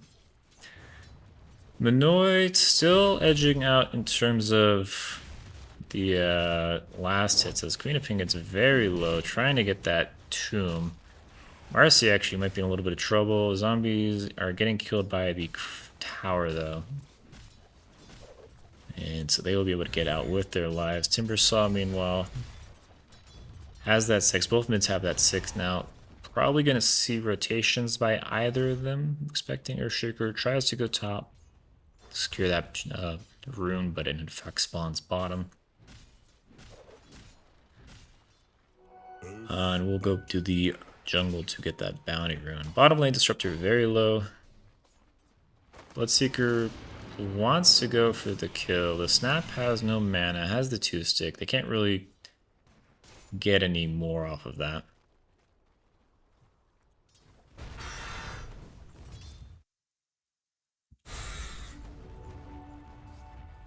And we have... I want to watch the mid wave because I have a feeling this Timber's going to get a kill pretty soon here, but the side lanes are like so aggro that's difficult to pull off of them. Although for the time being, it seems like both sides have retreated. Marcy is going for the Wisdom Shrine, so leaving the Quap 2 solo lane against these two dire safe laners up here. And bottom lane, Bloodseeker can sustain versus Kunkka if he's allowed to hit creeps. He also flew out a salve for him. Ramen is going to get pulled back. They really need to combo the Glimpse with the Blood Rite because the Glimpse does give you a lot of setup time for that Blood Rite, and then you can like force heroes into the silence and massive damage. To get easy pickoffs. It's kind of difficult on the Kunkka just because Kunkka is very tanky hero, but you can easily get a Snapfire kill if you do that. We have Marcy rotate bottom through the gate, and they will attempt to kill the Kunkka. The Cookie comes out though. Nice torrent play by old Ramen. He's going to run into the creep wave. Getting pretty low. Disruptor does not have any kind of spells to bring him back. Well played by Ramen to survive there. Meanwhile, midway we have a non-echo. I always get weirded out by that animation. But no Echo just yet. Wild Daddy is trying to get the kill on Manoy. Manoy did pick up that illusion rune, so we'll be able to heal up for quite a bit. Looks like Undying did try to go for the tower dive on Funzo. I'm not sure what the play there was, but it did go down. Yeah, not sure how the Undying got in that position. It seems very strange. Mid lane, we have the two Radiant supports.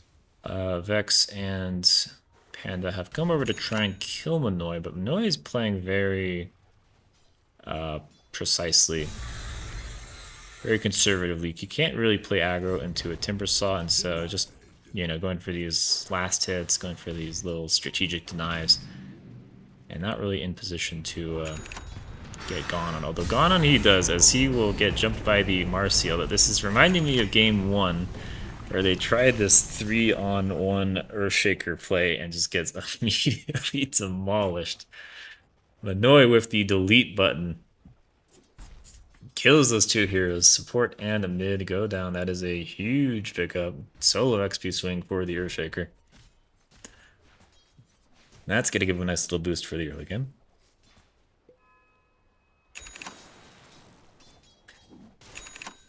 And it doesn't seem like there's too much excitement happening in the other lanes. Bloodseeker is gonna get X'd up. Old Ramen kind of got a little confused by the cookie, I feel, that had to worry about his positioning a little bit. And does not really follow up with anything on that X. Gets ruptured, dies. They're gonna look for more as Wild Daddy has TP'd in after respawning. And what is Dill doing down here? Do they rotate? The Quap Bolt misses everybody. Funzo a little bit off the mark, as Dill's going to come back in with that Troll ult, looking for more, although Disruptor is actually going to save his life with that glimpse. I think if the Troll had kept running into the Timber Saw, that Troll was a goner. Nice chain by a Wild Daddy, goes in on the Undying with that Twisted Chakra and finishing off Ihara-san. And yeah, I want to know what the heck the Troll was doing down there. Like, why was that some kind of gate rotation, trying to get a pick off on the Bloodseeker?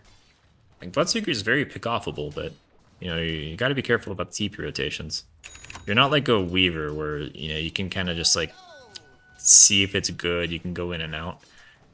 You know, you have really good abilities to get a pick, to flip the scales really game. Like, Troll is very much a hard commit hero. Like, if you're going in for the gank, you are going in for the gank, and you can't really get out. Manoy gets a little bit too far forward, will run away, gets brought down by these two Radiant supports. No TP support for him incoming. Just a little bit too far away from that tower.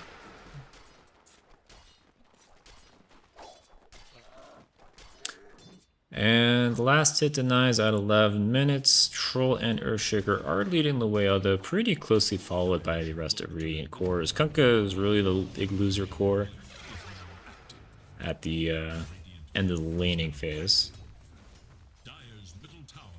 But I expect the hero is going to start farming pretty rapidly, as Kunkkas generally do that.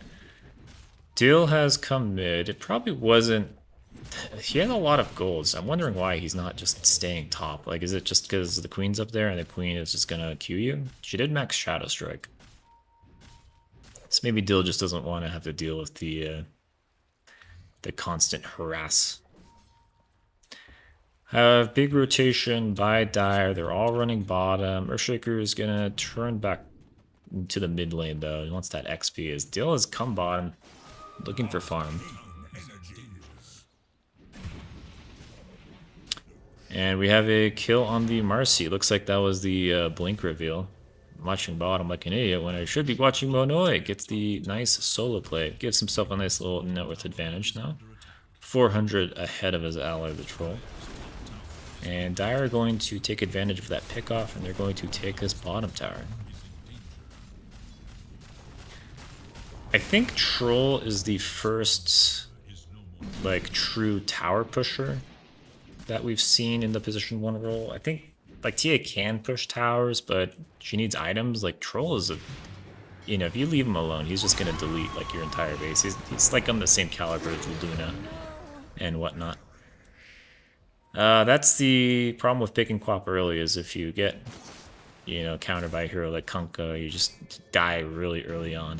Early silences, X's, they're going to be able to bring this Quap down before she can do much. And it's now Quap who has taken the lowest position in the core net worth category. Noi blinks forward, fissure block, nice scatter blast by the Snapfire. If she's accurate with the Glob, she will be able to get that pick, although it looks like she's not. Disruptor drops the Static Storm, is going to find 2 in the follow-up Blood Ray. This is going to do a massive amount of damage. We have the Rupture out on the Troll. Troll has to stand still, will go down to the Chakram. Ran up when he should have ran down. Unable to get that ult off because of the silence. Humongous Echo Slam, triple kill Manoi. Okay. If we ever fight this team, I think we gotta ban this Earthshaker hero. This guy is doing the cleanup operations. Very strong Earthshaker player, gets the ultra kill in the early game. That's a nice way to start the game. Instantly catapults to almost 2,000 gold ahead of his next closest core.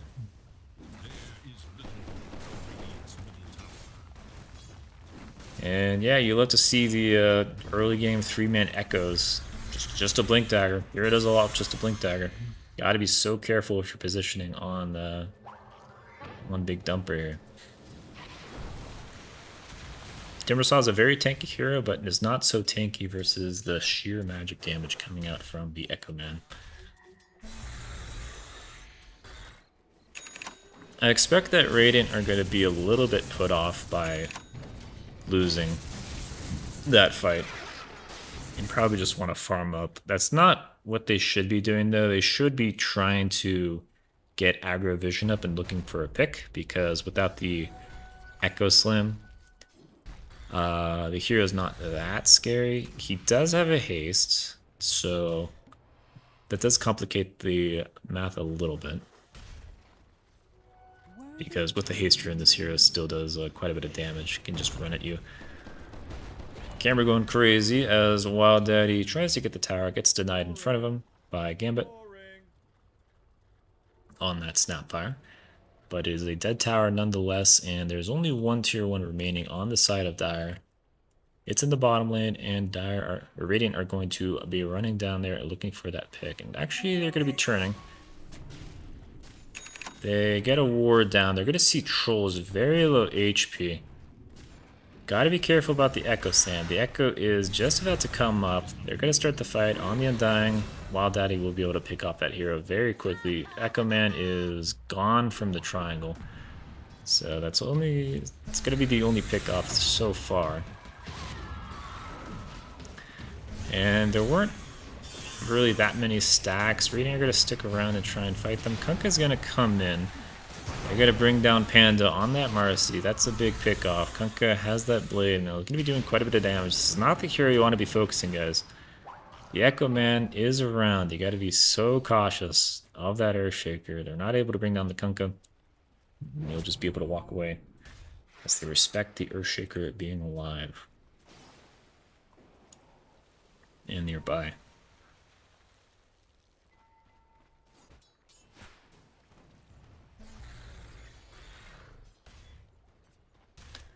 Dire have taken over their triangle once again. Make it safe for Dill to free farm. Bloodseeker has just been passive farming this whole time. I had noticed this on the side of Team Radiant. It's not going to be super important unless Math is out again for next week if Big Dumper do progress to Grand Finals. But if this player does play as a stand-in once again, they definitely like to play the passive farm in the early game. And so a team with good early game momentum can take advantage of that with like a support CK or whatnot. Like, this is a very strong early game team as Quap blinks into the trees. Don't worry, no one saw that Quap. But Dire could definitely be taking way more advantage of this, and if he's trying to like force fights away from towers so the Bloodseeker can't TP in, and like taking advantage of the fact that Bloodseeker really doesn't want to be fighting.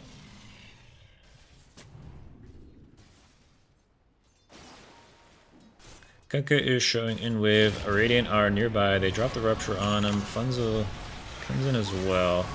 They're gonna drop a lot of spells for this Kunkka, but the hero is just so tanky. Static Storm at the very end just to secure it, but at this point your Bloodseeker's dead, your Disruptor goes down. They want to go after this Quap, but she's able to get out of there. And another nice pickup for Team Dire. They are definitely accruing a lot of gold and XP on this Earthshaker.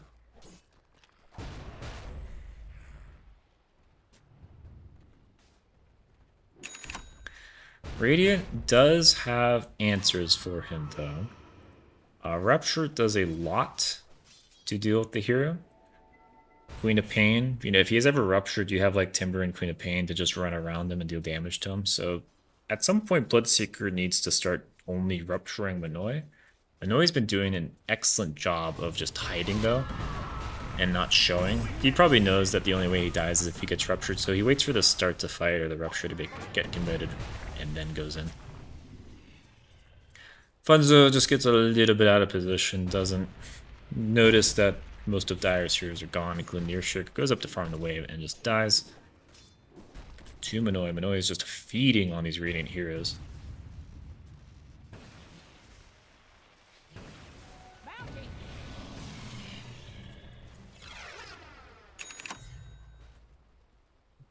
And interesting, I think, was Vex the one who played the Ogre in, what was it? Was it game 1? I think it was game 1. So going Blink first on Disruptor, that is interesting. I think the idea is like you're kind of the initiation for your team. You are the fight starter, and also if you just get like a really good ult off, you can pick off this troll and this Earthshaker super quickly. So I kind of dig it. Most people go like the support item, like the Glimmer or the Ghost Scepter or whatnot. Being able to get that really nice Static Storm off can be game winning. Kind of a little bit of a scuffed fight on both sides. Radiant trying to force something, but all of Dire are here. If they commit the Tombstone, and we'll bring down the Disruptor. Nothing really used on the side of Radiant though, so once this Disruptor's up, they'll be able to come back up to this top lane and defend, no problem. Earthshaker is showing. If the Bloodseeker can get over here and a Rupture, that's a great way to start a fight. Wild Daddy is in position, waiting. Quap's gonna blink and on Minoy. He's gonna cancel his blink. This is huge. He's gonna drop the solo echo. Static Storm comes out. The cookie comes out a little bit too late, unable to get over that defense. Kinetic field keeps him in place. Lockdown. Earthshaker goes down. That is a huge amount of gold going to Bloodseeker, along with the Snapfire going to him as well. And Wild Daggy picks up that Undying kill. That is a massive net worth swing. Holy moly. 1100 gold going to Bloodseeker. As we now have a completely different game with that infusion of gold into the position 1 on Team Radiant. They take the Tormentor right afterwards, so nice objective focus from Team Radiant. They get rebounds, being able to be cast on enemies, which is pretty big. Marcy's such a weird support to me because, like, this is the build for support Marcy. You go phase boots and then into BKB. It's like the difference between supports and cores is the right-click aspect of it. So why are you building a right-click items for this hero? It doesn't really sound like a support to me. Anyway. Let's take a look at items real quick while there's a lull in the combat. Queen of Pain has that Blade Mill, while Daddy has the Kaya and Sanj. Bloodseeker going for that BKB after Mjolnir. Troll has that Battle Fury, wants to be farming up with that, and yeah, just like Ogre axes on Kunkka. He's going, it's either Axe or BKB. He has both queued up. Probably the Axe first. And Earthshaker is also going BKB.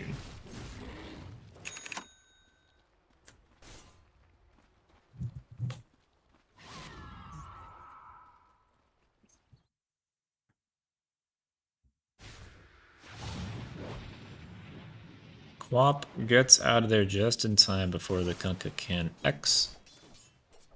Very close to dying there. She had no allies nearby to assist.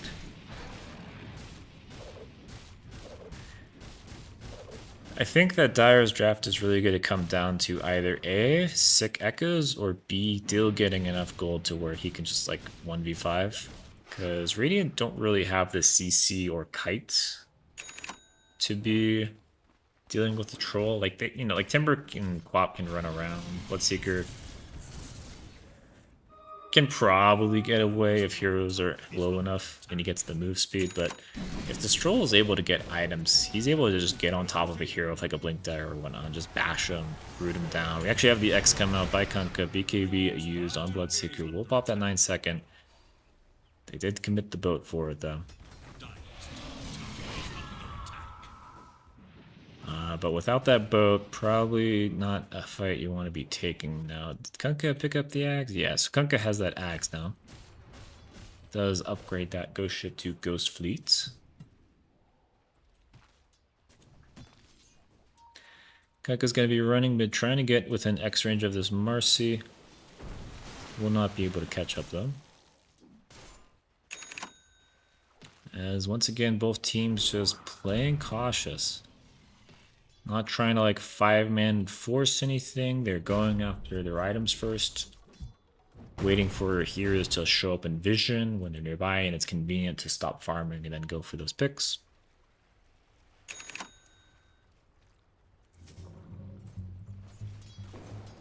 And I have a feeling that we have another slow boiler for game 3. Just have a feeling, guys, just based off of how the teams are playing, based off of the drafts. Like, the troll is like the only push hero in this game. I guess Marcy pushes a little bit. It's not that great though, but unless troll just has like a fantastic game, which, you know, he has gold. Like if he wins a fight, he's gonna get catapulted. But until that point, you know, he's not gonna be hitting buildings.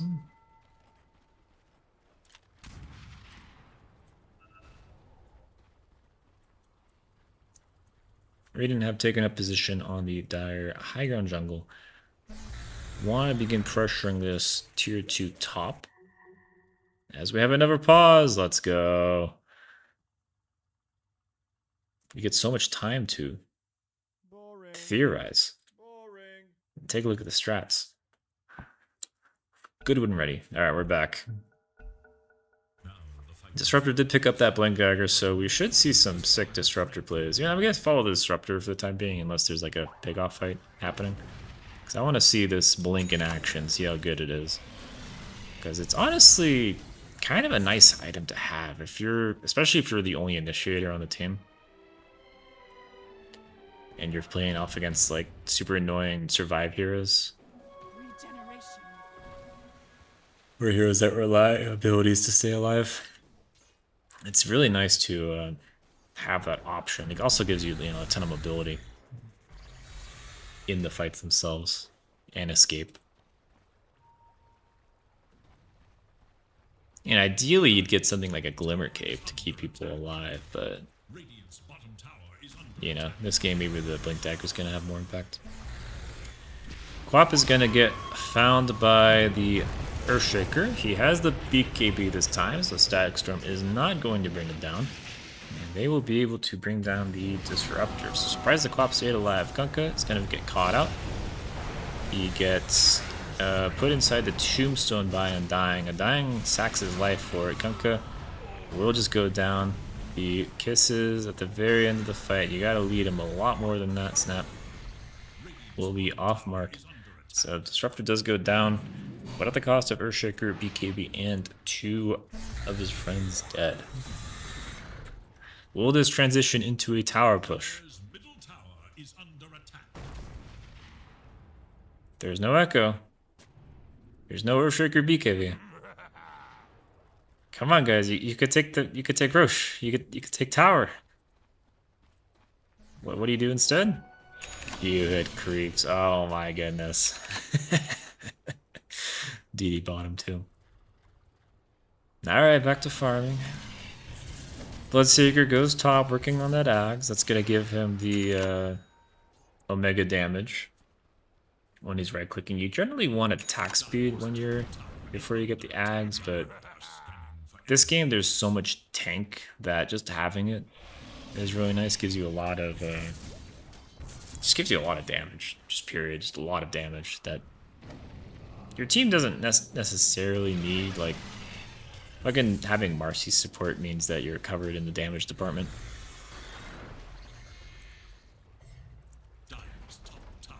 But it does like help you when farming as well. Like the percent damage does deal damage to creeps as well, so it's pretty nice versus ancients too. Which Bloodseeker kind of struggles against because he doesn't have that much base damage. Anyway, Dire is doing everything they can to avoid a fight. They are running mid and playing around the enemy mid tier 2. As Radiant take this top tower. Smoke comes out from Disruptor. Maybe we'll see a wraparound mid.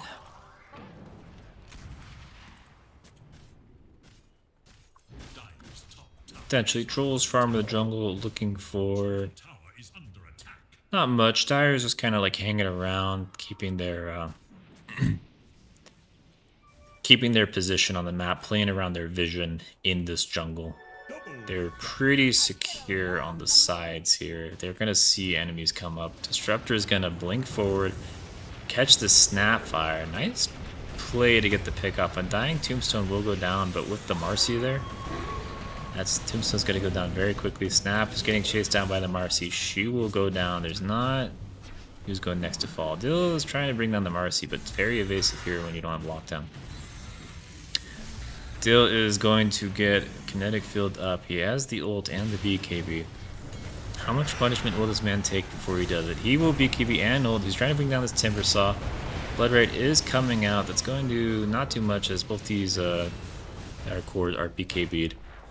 Undying did eventually die, but he's going to come right back with that innate annoy, focusing down the supports in the back as you should. Bloodseeker now going to get isolated, just doesn't have what it takes to face off against an actual right-clicking carry. Like, Troll is one of the best soloists in the game. And Bloodseeker does do a lot of damage with the Ags, but until you have like a billion attack speed, you're not going to be able to fight the Troll. Even then, it's going to be very difficult to fight the Troll. So you got to kill the team, and then you got to kill Troll with the team if you want to win these fights as Bloodseeker. So that's exactly what the Troll needed. He needed to stay alive in a fight, get that gold, get that XP, get catapulted to the next item. And the beauty of having Troll on the team is you get to do this. You get to take objectives very quickly. We do have a fight top. Looks like they found Snap on Team Radiant here. We'll bring down that hero, but it's gonna come at the cost of Roche as they are not in position to come contest this.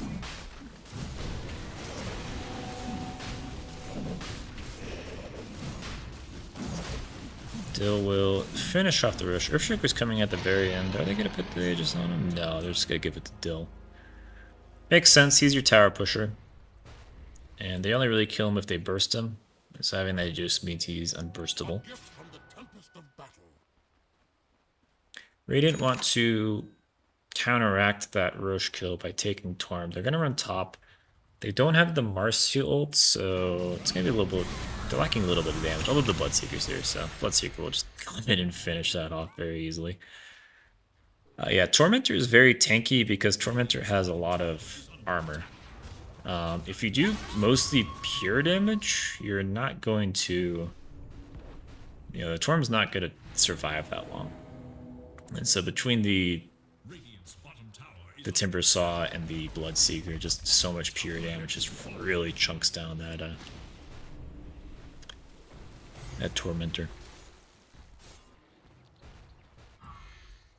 Both teams continuing to do everything they can to evade each other, although Kunkka is running mid, wants to find this Quap. She does have allies nearby though, so if this Kunkka does start the fight, this is going to be really awkward. Trying to get that X, he's just out of range though. And both teams successfully continue to evade each other. Take another peek at items real quick. Anything interesting happen? Basher on Troll.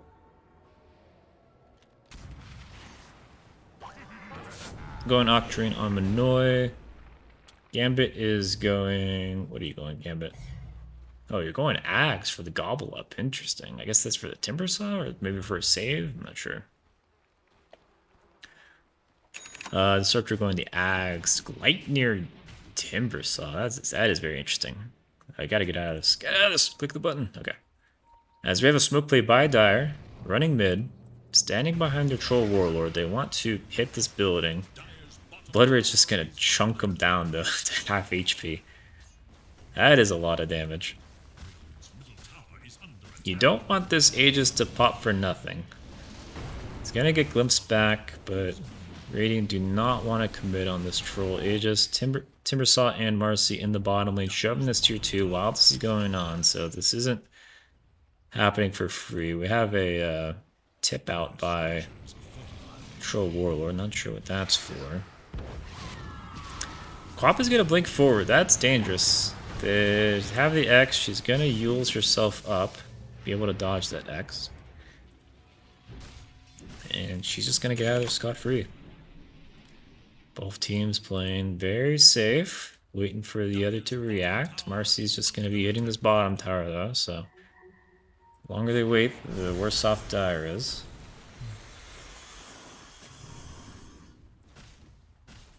Troll finally gets some quality time right-clicking this tower, but not without getting blood rated and chakra first.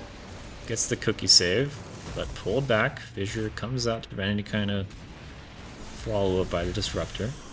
Marcy is coming in from behind as the Troll did pop Aegis. Might see a fight here. Marcy still waiting. No, she TP'd back to base, so no wraparound shenanigans by the Marcy. And now the Aegis is gone for basically free because it was a tower, not even a tower for a tower because the fucking Mercy took the bottom tower. So pretty disaster play by Dire, all things considered. They lose the tower, they don't take the tower, they lose the Aegis for nothing.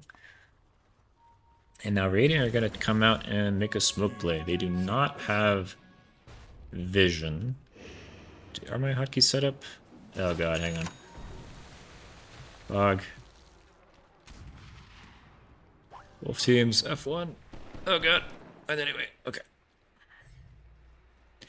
Yeah, so we have our fog. Dire really has no vision. Radiant also has no vision except in that top bit of the map. They're going to be running into this Troll though. Scan comes out, they find him, he gets rooted. Troll's going to have to BKB ult very quickly. And the Quap is going to be found. She uses up. This Troll is going to stop being so scary here in a second. He is ruptured, can't move. Where the heck is his team? Can't go anywhere. Troll is gonna go down. Just Dire's reaction is just way too late. And now they're gonna get blood rated on the Undying. Guardian Greaves comes out there to purge the silence. Undying really does not want to commit any resources to this fight with the Troll dead. It is a lost cause. Marcy actually BKB'd there at the end. Probably unnecessary. But at the end of that, it is a 2-for-0 huge gold swing going the way of Radiant. They got that BKB on Troll as well. Which is very important to get that BKB timing down as low as possible. Alright, Radiant, what do you do now?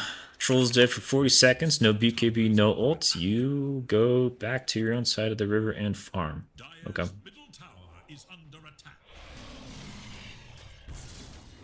But not everybody. The Troll, for the Timber, he's like, fuck that shit. I am pushing mid lane. I am getting this objective with the Troll dead. They wouldn't dare fight us. I don't care that my Queen of Pain is showing top. My Bloodseeker isn't showing, so I can do this for free.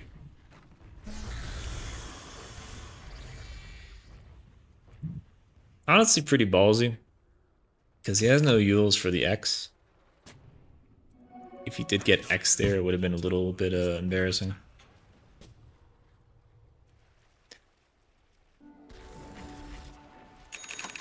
But no X forthcoming means Timber is able to get out of there, and Dire are left holding the bag behind their tier 2, wondering what to do. Probably checking inventories, looking for smokes, but there are no smokes incoming. They're there. Courier comes out. Snapfire gets those smokes, but Radiant at this point have grouped up a little bit in the top part of the map. Kind of feels like Radiant are going to start this fight before Dire has the opportunity to smoke. But it's not the case right now. Radiant holding back. 3 smokes on Snapfire, not using them.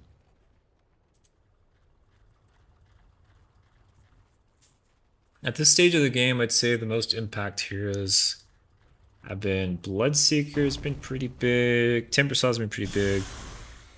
And on Dire, it's been like Earthshaker. There's been some nice boats. And here's that need to be having a higher impact. I feel like Snapfire has been missing these Mortimer's kisses so much. I haven't really seen a good kisses at all this game. Marcy, haven't seen her like prioritizing down here. She's basically just there to kill Tomb, let's be honest.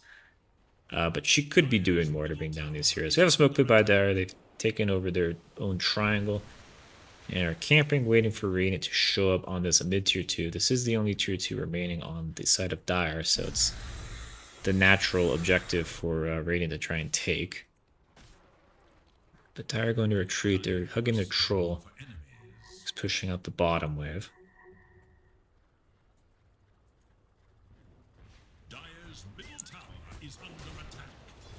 And will we have a fight start? Timbersaw will throw some spells on the Earthshaker. That is a very important hero for you to bring down. Static Storm is used, forcing Earthshaker to use that BKB. Actually got it off before the Static Storm because Disruptor has that Ag, so very nice reaction time. Tombstone is down. They're starting to lock down Wild Daddy. Troll is not in this fight. He's still hitting creep, so still waiting a little bit for that Troll to show up. Cookie out on the zombie, keeping Wild Daddy locked down, and Dying is a little bit out of position. He gets eaten up by that Timbersaw, but Troll's here. Troll has the ult, has the VKB, trying to use it, but the cookies, the kisses come out. Finally, Troll does his full combo, gets that bash. Bash Lord brings down the Timbersaw. Finally, a hero dies other than the Undying. Queen ult, nice on 2. Just difficult for them to get on top of these heroes. They're lacking blink daggers on the side of Team Dire. It's just that Earthshaker, really. That could be the reasoning behind the Ags on the Snapfire, because you want to get your heroes in where nobody has a blink dagger. Roche is not going to be uncontested, as the Bloodseeker has shown up. Roche War kind of turbocharged him. Got these heroes down very low. Bloodseeker is going to be looking. He ruptures the Earthshaker, who TP's back, so this fight is over for Dire. Earthshaker canceled TP? Not sure what happened there. Should not have canceled TP if that was the choice he made. And that's 3 heroes dead on the side of Dire. That is no buyback. Earthshaker dead. Radiant will transition that into a Roche take. Bloodseeker doing a lot of damage. I don't know if the Ags works on Roshan. Didn't seem like it was doing percent damage, but still pretty quick Roshan. And that gave Bloodseeker basically the rest of his butterfly in that fight. Yeah, come on guys, Earthshaker's dead. No buyback. Last tier 2, you have the Aegis on the Bloodseeker. Hit the building. What's the worst that can happen? Just hit the building. There you go, you got that overshield. He's hitting the building, folks. Timbersaw is back in. Has TP'd in. The kisses actually doing something this time. They're doing quite a bit of damage to the Marcy and the Bloodseeker. Bloodseeker is getting very low, almost dies. They're actually going to turn Static Storm onto the Troll. Oh no, that is tragic. Troll dies, unable to get his BKB off. Because that Axe Disruptor has the buyback, holding it for now, likely waiting for his Earthshaker to come up. And yeah, they're just waiting. I think that they're waiting for the fight to develop before the Earthshaker goes, or before the Earthshaker starts.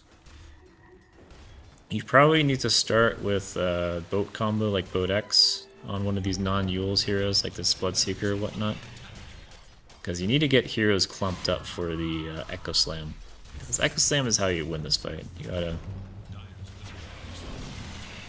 gotta rely on that. They'll do a little mini combo on the Bloodseeker, just throw him up. Wild Daddy wants the game to end, wants this night to be over, and just hitting the tier 4s. I don't think his team is on the same page though. He's just all alone as his Bloodseeker hits the barracks. They will finish off that set. Funzo blinks forwards, queues up Old Ramen on that Kunkka. She will be able to get the Yules off before she gets X back, so quite safe. They're actually able to hold on to the Troll buyback. They only give up one set of racks, and Radiant will retreat. Their Bloodseeker and Timber Saw a little bit low on resources. Very disciplined by Dire to not overextend, try and force something, try and, do a shitty fight and get their Troll to buy back and then lose the game off it. No, trying to stay focused on this. And yeah, Radiant are going to go top and take the Tormentor off that. So very still objective focused. Oh my goodness mercy. Woo! That wasn't close. Goes to Timber Saw, gets that Flamethrower, pretty core item on that hero, so good to pick up, saves you a bit of gold. And we have a pause. Boring. Boring. Feels no hells, no heaven. Good, man. I concur if I'm dying there. Item-wise, Troll has finished off that Abyssal, has Diffusal. Kunkka hasn't really changed much item-wise. Earthshaker did pick up that Octron. And on the side of Radiant, we have not a lot of change on Bloodseeker. It does have that full butterfly on Courier, though, so saving for buyback. Very smart play by Altina Sight, or Lieutenant Nest Knight, I guess you'd say. Standard builds on Disruptor. Timbersaw has the Octane.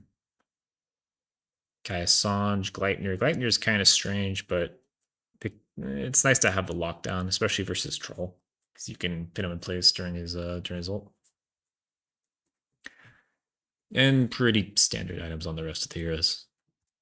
What kind of juicy chat did I miss? Let's see. Please rage quit. Wild Daddy has gone mode try hard, bro.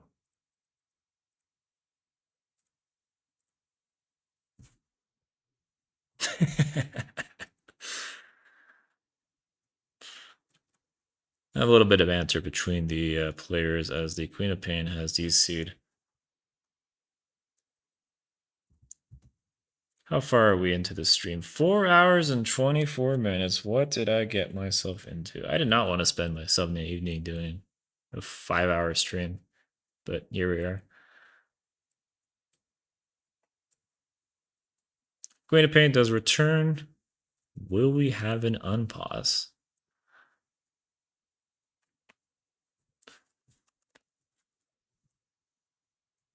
Doesn't seem like it.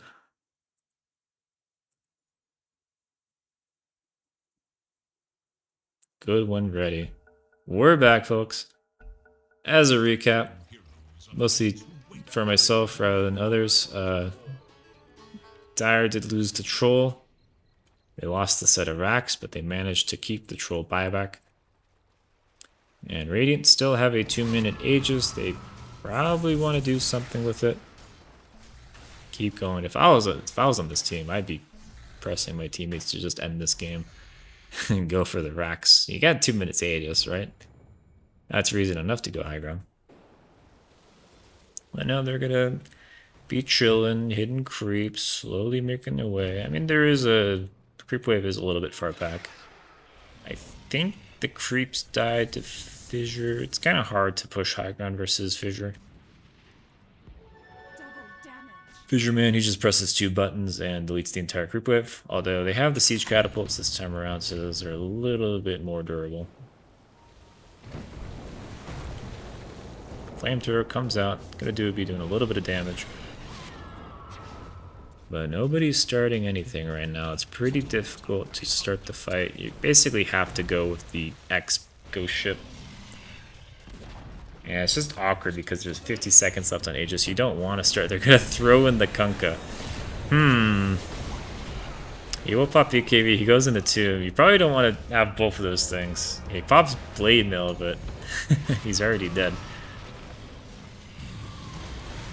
The Bloodseeker's already dead, so it does no damage. Quapple onto 3 does quite a bit of damage. Troll doing a lot of damage to the Queen of Pain. His ult is going. BKB down though, so he's just trying to hit heroes, but at this point he's just going to get isolated. And lots of damage being done. Will survive. Echo in the back, brings down the Disruptor and the Queen of Pain. Wild Daddy so low. Marcy movement speed off that jump will get Wild Daddy away though. The throw out by Undying is a little bit too far. Fisherman comes in, save the day, get that Panda hero. And Ranger Axe does fall, but Dire win that fight. Nobody dies on their side. Huge gold swing and an XP swing. Earthshaker doing all the damage in the world. And that's gonna put a cramp in the win probability. What does Dire do off of this great advantage that they have? Will they wait 2 minutes and 30 seconds for Roche?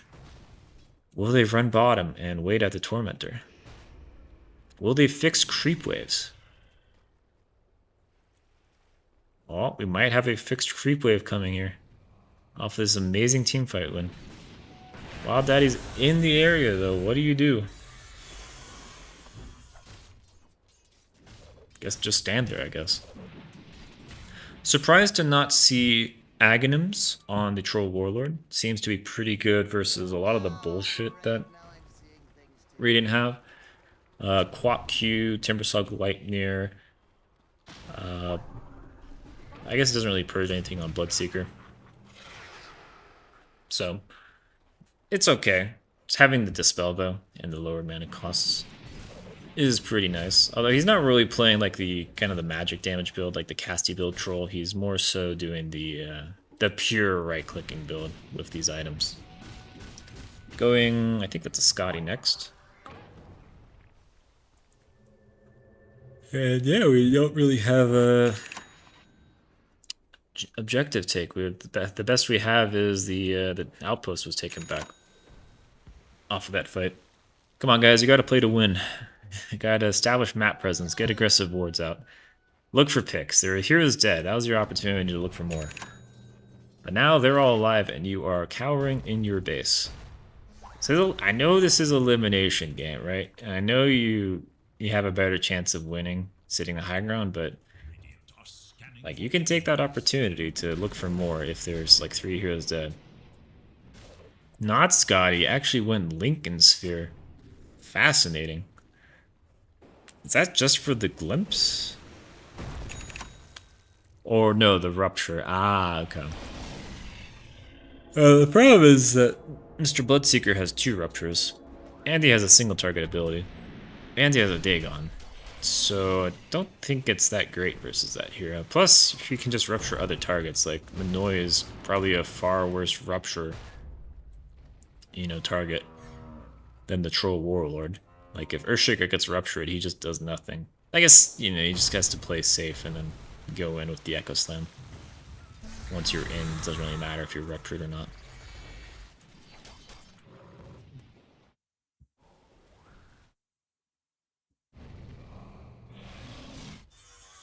Gambit doesn't know Funzo is an enemy of the state. Yeah, true. Funzo, I think, has added by themselves like 20 minutes to this series. Just of all the DCs. But what can you do? We're at 50 minutes, guys. I'm feeling it. I'm feeling the 60-minute game. I know there's not a lot of building left, but I'm feeling the 60-minute game coming up. Dire just sitting in their base. It's not, the worst idea. Like you have an amazing team fight. The problem is that you can't lock anybody down. So you have to wait for them to go into your base. See, they're all in position for your amazing team fight. Mercy's gonna get out of there scot-free. Tries to pop ult and BKB for the Rax. Rax is quite low. Wild Eddie can probably just, walk up with the flamethrower. Finish it off. But herein lies the problem, is how do you start the fight? Well, it seems like Radiant are going to do that job for him. They dropped the Static Storm. That is a completely with Static Storm. However, that did secure the Rax. But Dire can now come out and fight. However, will Dire come out and fight? The answer is maybe. They're going to find Timbersaw. Dill will get on top of him with the Troll Warlord. Starts bashing. Bashlord locks down the Timbersaw long enough for the Mortis Kisses to do the damage necessary to bring down Wild Daddy on that Timbersaw. They're looking for more. Disruptor has that blank Force Staff though. It's in the river, very difficult to run away. And Roche could be up, guys. You could go get an objective. Do you want to go Roche? Or would you rather fix slaves and farm? Not trying to be, aggro or anything, but if you want to win the game, you eventually have to push buildings. Like, you can win fights. Just get aggro wards up. Look for picks. Like, you have really good pick heroes. Like Earthshaker, Blink. You have the Snap Hags. You can throw heroes on top of whatever you find. You can make it work. You don't have to wait for Roche. Speaking of, Roche is available in the bottom lane. It has that Refresher Shard. Roche is just full of goodies. In that bottom Roche bit. Timbersaw dead for 30 seconds. You can do something, guys. You can go bottom. You can take Roche. You can get a ward up. You can, I don't know, hit the building a couple times. Maybe get this tier 2. Like, what is it? What's the play? Play is take the Watcher. Okay. Let's take the Outpost. Got it. Let's kill the hard camp. I'm following you. Okay. Let's run to the secret shop. And it's Snap throws you into the pit, but you blink out. Okay. Let's hit the creep wave. Got it. They're cooking, guys. I swear they're cooking. Just gotta let them cook a little bit longer. Wild Daddy has had enough of this game. He will try and start the fight. Run at this Kunkka, no matter what it takes. Nothing will stop him. Keep going in. Queen of Pain pops the BKB, pops the old Bloodseeker, isolates the Earthshaker, kills him. Will instantly buy back. It's gonna take him a second to get back to the fight, though. Your Undying also did die, but has that ability to bring him back very quickly. Snap goes down, no buyback. Kunkka will go down, no buyback as well. Bloodseeker unstoppable with that double cut. I didn't even see where the troll went. I think the troll just skedaddled out of there, yeah. Didn't trance, didn't BKB. Just left his teammates to die. And that's 2 heroes they are missing for the next fight. Radiant are going to be running into the Roche pit. Trying to pop this goodie bag. They only got 20 seconds to kill the Roche before it starts running top. But they should have enough damage. Well, unless you guys leave. Do we have enough damage? Let's find out. Yeah, they have enough damage. Okay. They're going to put it on the Bloodseeker, the Aegis that is. And they're going to leave the Refresher Shard in the pit, as you do.